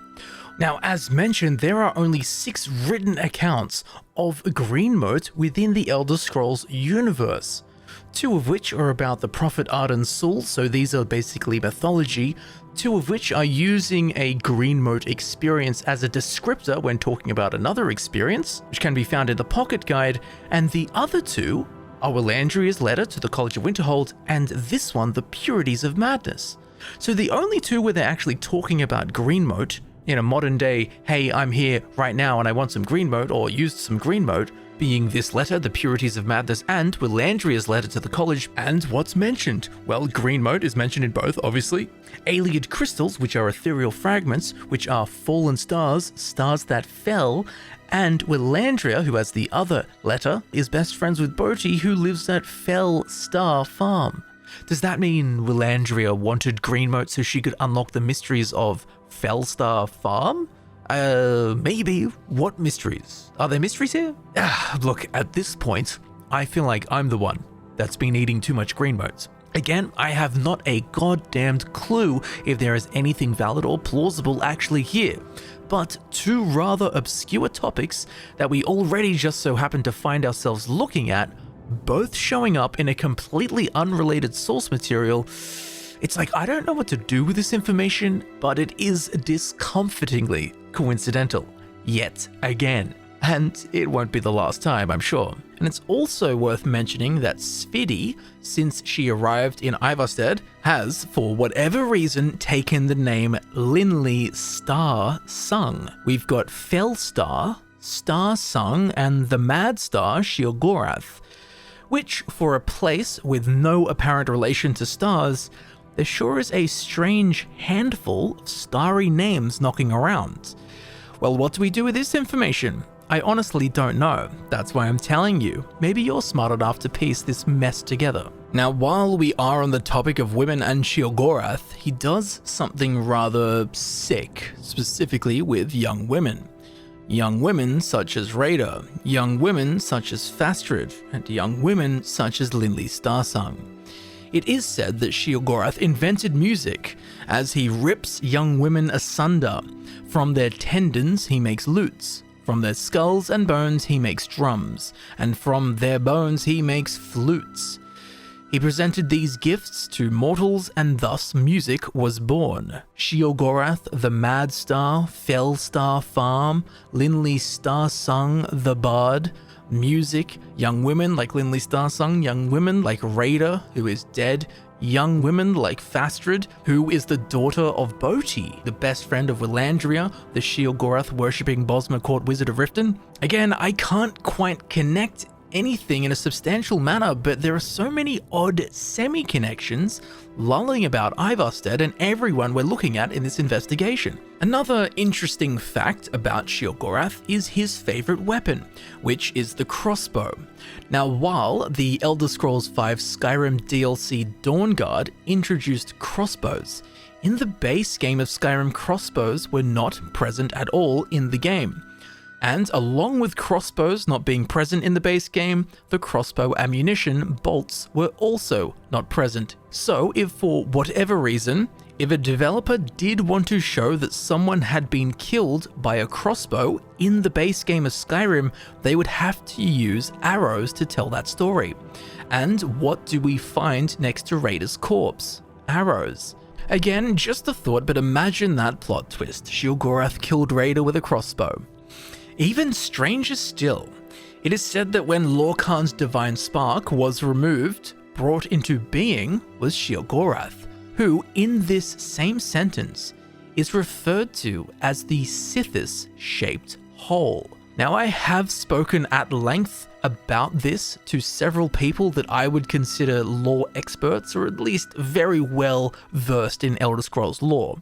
And collectively, or even just one-on-one, none of us can really land on a good explanation for what the title of Sithis-shaped hole actually equates to in a definitive form without getting into fictional metaphor and metaphysics. But, again, it's interesting that a mystery cloaked in the Dark Brotherhood, who hails Sithis, now has the shadowy presence of Sheogorath lurking in our minds, who is the Sithis-shaped hole. Again, kinda weird. Now, to make things even weirder and get more stuff involved, in the Elder Scrolls IV Oblivion's DLC The Shivering Isles, during the main questline, if we're on the mission titled Baiting the Trap, we, the player character, are tasked by Sheogorath himself to send a group of greedy treasure hunters mad. There is Lewin the Rogue, Sindelius the Mage, and Gromok the Warrior. Now, these three have been up to some mischief, as they have raided and looted a number of dungeons on Tamriel, and after their success, they have decided to come to the Shivering Isles in the hopes to plunder ancient dungeons of their wealth. Well, as payment for their intent, we have a variety of ways to make them lose their minds and go insane. A fun and joyful task that pleases the Prince of Madness very much. But, rather interestingly, the Dunmer Mage, his name is Wendelius Gatharian, a dark elf wizard who is a treasure hunter who is sent insane as there's a big pile of treasure, but he cannot find the key to get to that treasure and loses his mind. Is that ringing any bells? Wendelius Gatharian, dark elf wizard set insane because he can't find the key to the treasure. Oh, well, remember Wendelius Gatharian, the dark elf wizard treasure hunter, who is in Shroudhearth Barrow and who is sent insane because he cannot find the Sapphire Dragonclaw, which is the key to the treasure that he wants. And who is hiding that key from him? Wilhelm, as Wilhelm had it the whole time. So is the Gatharian bloodline cursed to be sent insane as treasure hunters who can't find the key to the treasure? Or is it all some trick and Wilhelm is knowingly or even unknowingly doing Sheogorath's bidding? Or is this just another really strange coincidence?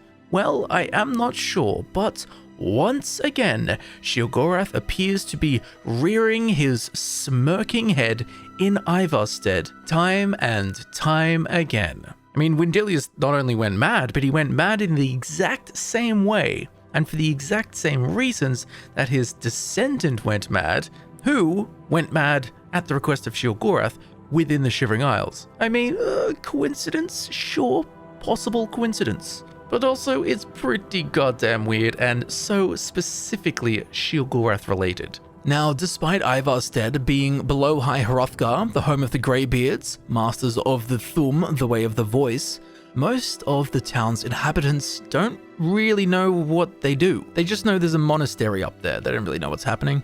When we ask Boti about High Hrothgar, she will say this. It's frightening living below their monastery. Sometimes I swear I can hear strange noises rolling down from up there. It sounds like thunder, but there's never any rain. What do you make of that? Now, of course, we know these thunderous noises to be shouts. However, she does not seem to know what the source of this thunder is. To make this even more curious is that in Elder Scrolls lore, thunderstorms are to be avoided, as they are said to belong to, you guessed it, Sheogorath. So as far as Bodhi is aware, there is thunder on the mountain. And let's not forget that Bodhi's best friend who visits Ivarstead is Willandria, the Riften Court wizard who is most certainly associated with Sheogorath. Now let's just say that Bodhi was jiving with Sheogorath. Then she would most certainly interpret this thunder as his presence. Interestingly, Gwilyn, Temba-Wide Arm's apprentice, also says this when we ask him about High Hrothgar. I always thought it was odd that there's a layer of thick clouds covering the peak of the mountain above the monastery. Not sure what's up there, but I bet the Greybeards know. Now, of course, we know this thick cloud is actually a spell cloaking the path to Paarthurnax. But again, from the unknowledgeable locals' point of views, it's just a thick cloud on the mountain, with thunder coming from it, again making it even more like a thunderstorm, making it even easier to associate with Sheogorath. And along with this, not only are thunderstorms a sign of Sheogorath's presence, but Sheogorath is actually one of the easiest Daedric princes to summon, as while he, along with all other Daedric princes, have a specific summoning day, these being one set date a year in which a particular Daedric prince may be invoked unto the mortal plane, Mundus. Well, the Mad God has a little loophole.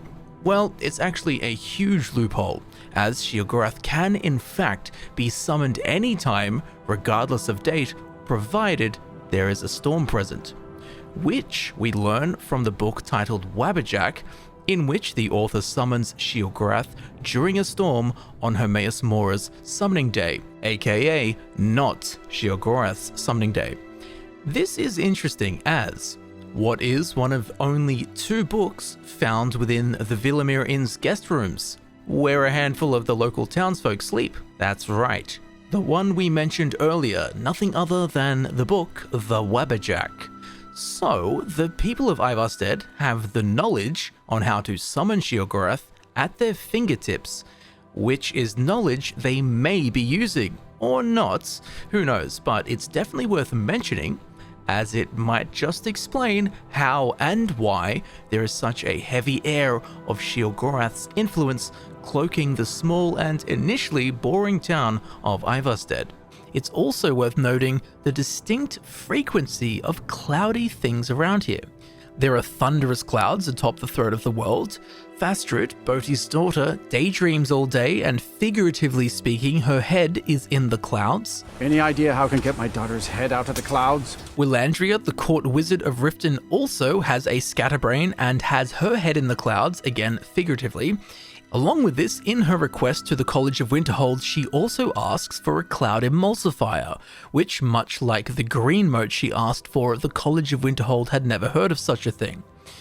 Now, there is no reference to a cloud emulsifier within the Elder Scrolls lore, nor in real life, so we can assume that given the general principles of emulsion, that a cloud emulsifier would be something that could basically capture clouds into liquids, although in the letter from the college, it does say, we have no record of a cloud emulsifier device or anything involving the magical manipulation of the clouds. Magical manipulation of the clouds? Why would Willandria want to magically manipulate the clouds? Maybe to create thunderstorms as she pleases? Well, this actually makes sense, as remember what we learnt from the book Wabberjack about summoning Sheogorath during storms? Yeah, so Willandria wants this device so that she can summon her lord Uncle Sheo, the Daedric Prince of Madness, Sheogorath, whenever the hell she likes, by creating a storm at her whim. This sure seems to be a very fitting reason for Willandria to request from the College of Winterhold a device that can control the weather. but more specifically a device that can control, capture, and store the clouds, the Cloud Emulsifier. Now, along with this, let's not forget that Narfi also says that Reyda lives in the clouds now. Oh, Reyda, Reyda, you live among the clouds now, dear Reyda. Along with providing the warning that the mountain will eat us. The mountain will eat you. Watch the mountain. The mountain which is crowned by thick, thunderous clouds. Now, as with all of this Sheogorathian tomfoolery, it's all stuff I have observed, it's all stuff I've kind of pieced together and thought, that's weird, but I don't really know what to do with this information. And as a very spicy cherry on top of this cheesecake, there is something else, and it is to do with Norse mythology, actually. You see, in Norse mythology, Loki is the god of mischief. He's the trickster god, forging, sneaking deals with people, which is almost always in detriment to the poor fools in the end. Despite his chaotic actions, Loki was not inherently good nor evil. His eternal goal was to create chaos. Chaos is a synonym for madness. Now, in the Elder Scrolls, the Daedric prince Clavicus Vile is often associated with Loki, seeming to draw the most influence from this Norse god, as Clavicus Vile is the prince of bargains, known for entering pacts with mortals, oftentimes tricking and deceiving them, hence the apparent influence he has drawn from Loki. However, as stated, Loki's ultimate purpose, his ultimate goal, was to create chaos. Now, chaos is a state of complete disorder, confusion, and madness. So in this sense, we can see the parallel between Sheogorath and Loki, as Sheogorath is known for constantly and intentionally creating chaos, which is of course in direct opposition to the Daedric Prince of Order, Jiggalag. So again, we can see the chaotic kinship that both Loki and Sheogorath share. Well, with this in mind, did you know that Loki has a son? And what is Loki's son's name, you may ask? Well, Loki's son in Norse mythology, well, his name is Narfi. That's right, the Norse god Loki, creator of chaos and therefore madness, has a son called Narfi.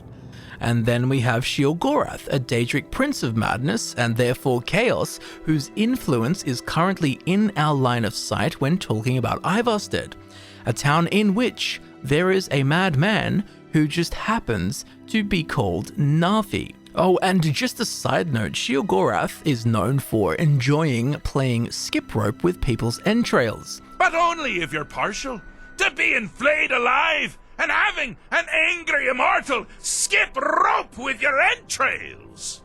Am I gonna have to dangle every answer in front of you like cheese-stuffed mice hanging by their entrails? Well, in Norse mythology, Loki was bound to a rock for eternity with the entrails of his son, Narfi. Again, another weird semi-connection.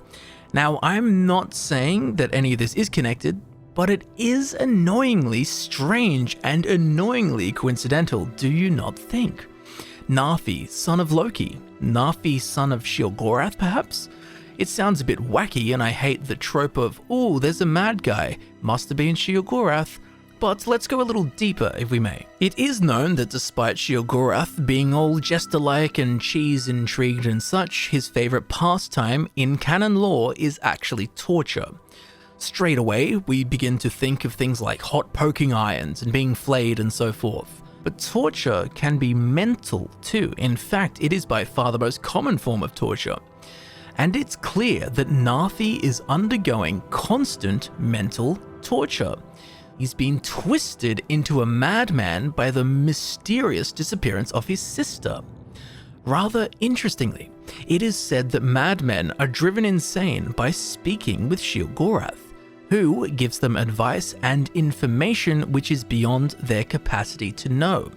Now remember how before we even meet Narfi, he says this. Oh, Reyda, Reyda, you live among the clouds now, dear Reyda. He drops that line, which implies that he knows his sister is dead, but he has no way of knowing that. Or does he? If we take this Sheogorath thing into account, could Narfi have been sent insane by Sheogorath telling him information which was beyond Narfi's capacity to know, that being that his sister Reyda was dead? 1, it would explain why Narfi's insane, and 2, it would explain how Narfi knows, or seems to know, that Reyda is dead before we've even met him, let alone told him that she's dead. An interesting thought. And along with this, history is littered with stories of worshippers of Sheogorath doing great harm to themselves and others, as well as mortals succumbing to madness thanks to Sheogorath's efforts. It is also known that the Mad Star Sheogorath likes to send people insane by making them perform seemingly pointless and mundane tasks. Pointless and mundane tasks, just like Narfi mining the mountain for hours every day. Despite not using the stone for anything, he's not rebuilding his home with it, and he's not selling it, as he is as poor as a cat's foot. So could this be a process that Sheogorath has cursed Narfi to? Well, it's possible. It's also worth mentioning that the sequencing of Narfi's dialogue is seemingly very random. He does not deliver a coherent story, instead just spitting out sporadic bits and bobs of information mixed with inane babble. This rather strange and nonsensical speech pattern of Narfi's was actually flagged as a bug by the team that does the unofficial patch mod. This bug fix was actually reverted, but we'll get onto that in a minute as it doesn't really have anything to do with this story, but it is humorous. So, the way that Narfi speaks was seen as so odd that it was seen as a bug, which is fair enough, but I believe this conclusion to be incorrect. As in the book titled The Blessings of Sheogorath, the opening line is, "For our Lord Sheogorath, without whom all thought would be linear, and all feeling would be fleeting." Without Sheogorath, all thought would be linear? Well, Narfi's thoughts are most certainly not linear. And interestingly, in Solitude, we can find a Bosmer man who goes by the name of Dervinin. He is the former High Priest of Mania, who we actually meet during the Shivering Isles DLC for the Elder Scrolls IV Oblivion. When we encounter him here in Skyrim, he will say this: "A method to your madness, and your madness is the method and the melody." So is Narfi's out-of-order dialogue and his seemingly pointless rhyming actually the method and melody of madness? Could be, it sure seems to fit the bill. Now, as I mentioned a moment ago, Narfi's speech pattern is so odd that it was flagged as a bug by the unofficial patch mod, which rearranged Narfi's voice lines so they make more linear sense. Which I personally disagree with for the reason that we just spoke of. I think Narfi's meant to speak like this. But here is the funny thing. This patch that cleaned up the order of Narfi's dialogue lines actually had to be reverted and removed so that Narfi's lines went back to their original out-of-order state. As when they implemented the change, where they fixed Narfi's dialogue lines, it caused errors and bugs to such a degree that the unofficial patch mod team undid their work and never touched Narfi's dialogue again. I love the idea that Sheogorath has broken the fourth wall and created madness and chaos in real life. A team of modders try to normalize a madman in game, and Sheogorath causes chaos in the code as revenge, to such a degree that the modders had to restore Narfi's madness. It's a funny thought indeed. But back to Skyrim. Now, before we move on from that book, The Blessings of Sheogorath, there's a couple of other lines I think we should look at. "Blessed are the madmen, for they hold the keys to secret knowledge." Well, Narfi is a madman, and it's possible that Sheogorath told him some secret knowledge, that being that his sister is dead, and that is what sent him mad. So he's a madman, and he potentially has secret knowledge. Blessed are the phobic, always wary of that which would do them harm. Narfi is phobic, he's scared of the mountain, and when we go to assassinate him for the Dark Brotherhood quest, when we talk to him, even if we choose the remain silent option, he is phobic. He is wary of that which may harm him, he runs away, he cowers in fear. Blessed are the obsessed, for their courses are clear.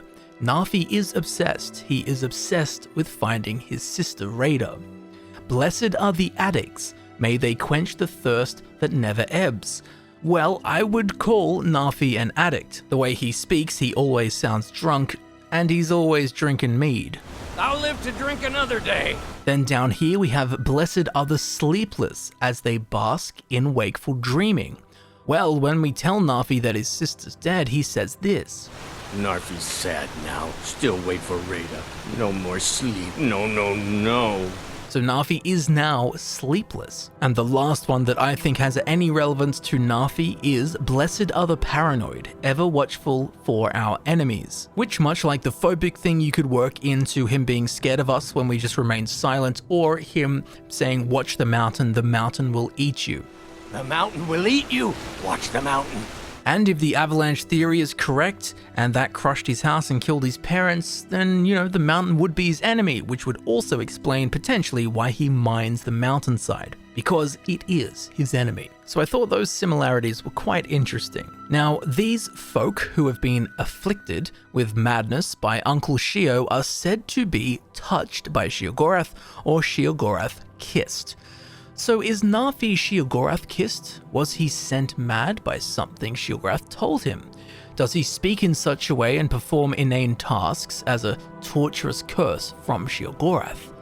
I honestly cannot say with certainty, but there sure seems to be a suspicious cheese trail littered around Ivarstead, and in the case of Felstar Farm, that is quite literal. But maybe it's nothing. Maybe I am as mad as the mad god himself at the end of all of this.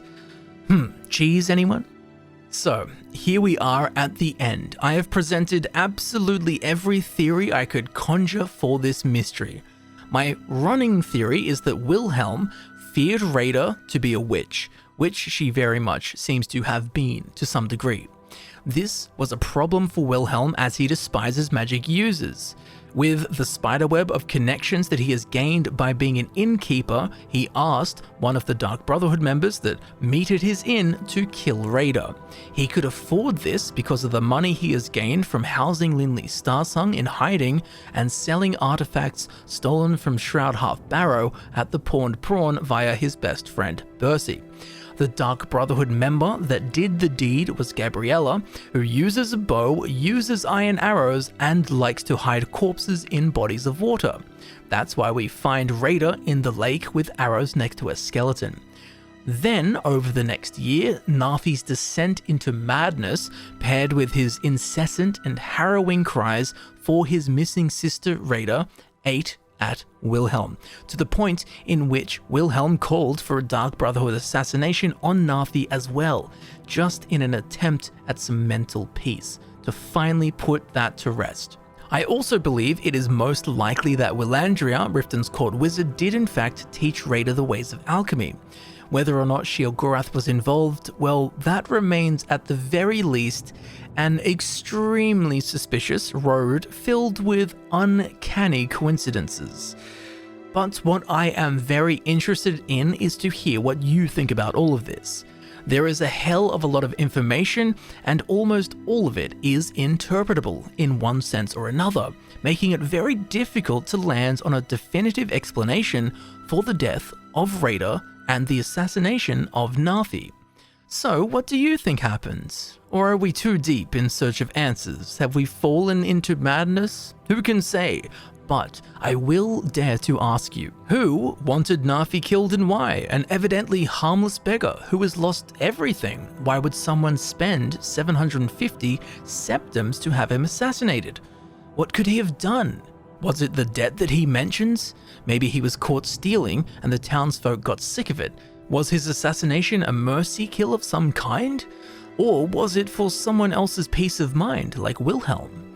Or was Narfi the one that killed Reyda, along with his parents? If so, how did he do it, and why did he do it? I don't think he did, but then why does he say that Reyda lives in the clouds now, before he even knows that she's dead? Was it secret knowledge that Sheogorath told him that sent him crazy? And why does he warn us to watch the mountain? Was it an avalanche that ruined his family home? Was it an avalanche that killed his family? And why does he mine the mountainside? Is it catharsis in revenge for his family, or is it a curse of mundanity from the mad god? Why does Klimek stand and stare at Narfi for 8 hours every day? Is it meant to be fishing, or is it out of hatred for the beggar?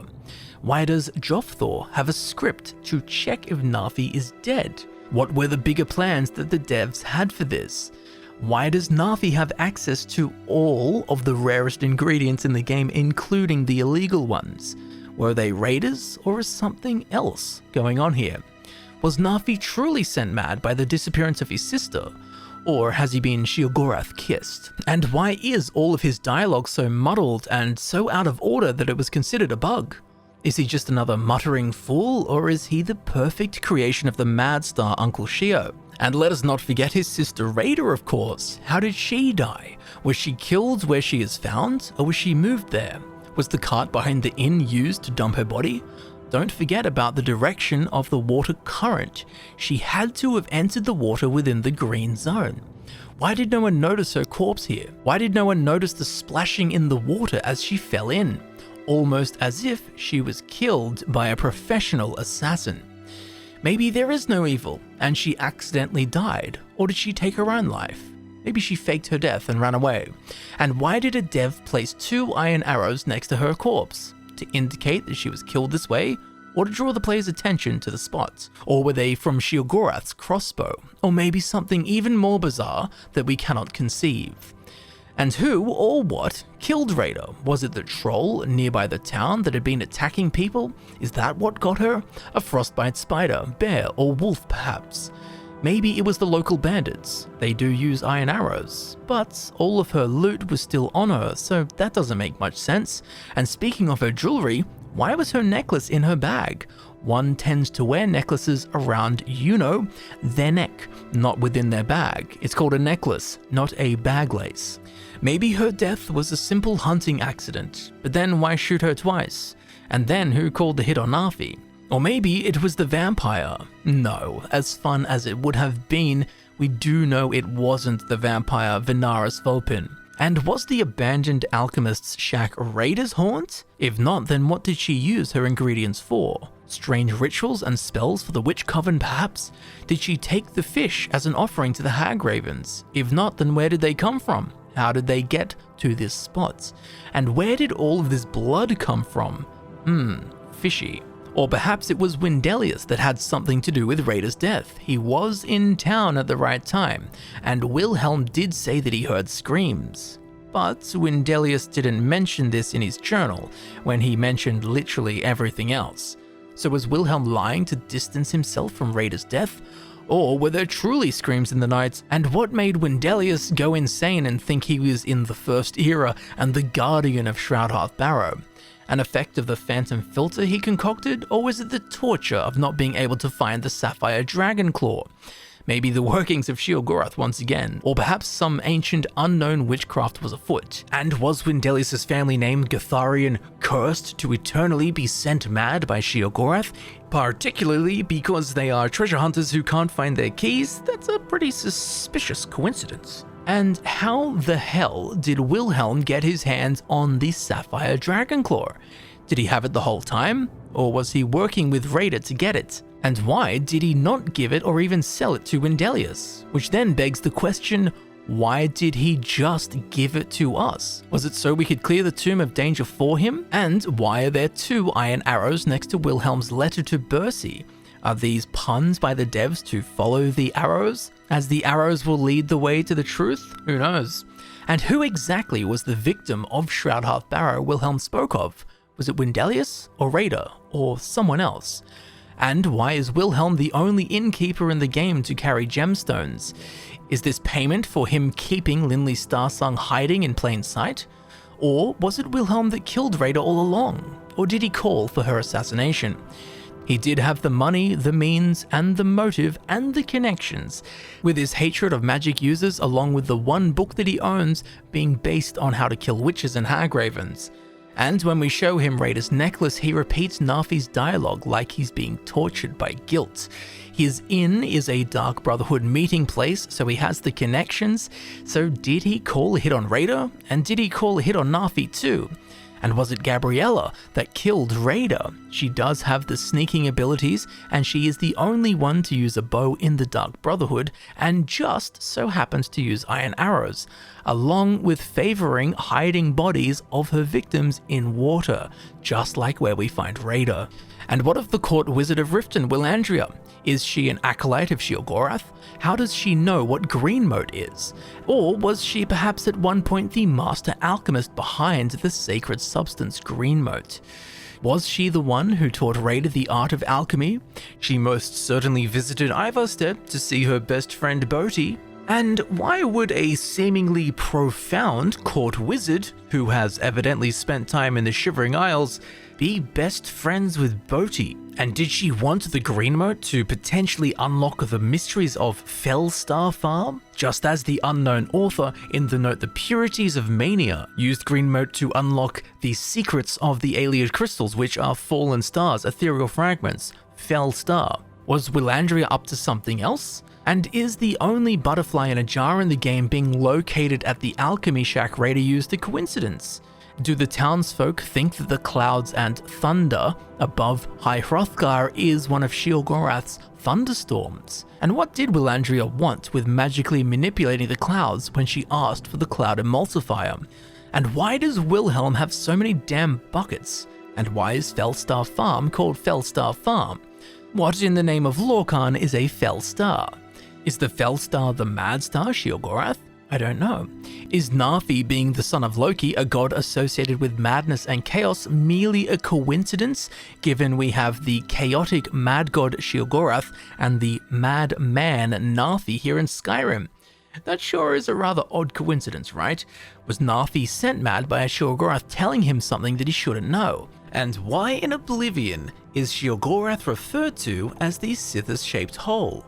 What's a Sithis-shaped hole? And where do I get one? Isn't it obvious? Oh, and the final, most burning question of all.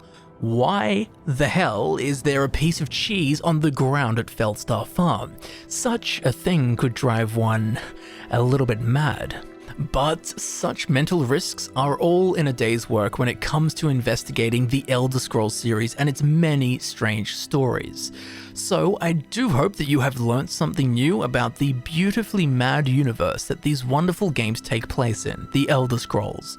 If you have any information, facts, evidence, speculation, theories, or anything to do with Reyda, Narfi, or any of the above threads of thought involving this dizzying rabbit hole, I would love to hear what you have to say. If you have any ideas for something that should be covered in the Elder Scrolls Detective series, be sure to let me know. I will look into whatever strange and obscure topics that you present. If you enjoyed this video, please do me a kindness and leave a like, which helps other people know you enjoyed it. Leave a comment with your Elder Scrolls Detective video ideas and your thoughts on the seemingly unsolvable mystery of Reyda and Narfi. And of course, if you did enjoy this video and you would like to see more videos similar to this one, please subscribe. It helps me know that people enjoy this kind of content and it will result in more of it in the long run. Be sure to click that little bell icon next to the subscribe button right here on YouTube so that you will be notified when a new Elder Scrolls Detective video is uploaded. My other Elder Scrolls Detective videos can be found down in the description via the Elder Scrolls Detective playlist link. Down there are also all of my social media links. Be sure to check all of that out to keep up to date with what I'm up to, especially when I'm making one video for 4 months and just totally missing in action. In times like that, yes, it's definitely handy to follow me on social media to know I'm not dead and am making another video. And of course, be sure to check out the merch store. There is a ton of cool Elder Scrolls related stuff on there, most of which I painstakingly designed myself. And if you did enjoy this video and you would like to help support the channel in a more personal way, go ahead and grab some of that merch, become a patron on Patreon, become a member with a join button right here on YouTube, or you can drop a super thanks with the super thanks button right below the video right here on YouTube. As I'm sure you know, all of my time and energy goes into making these videos that I create for you to enjoy. So your support is most genuinely appreciated and welcomed in any and all forms. So thank you very much for watching. thank you for supporting the channel. I've been Camel, and I will see you very shortly in the next video. I will see you there soon.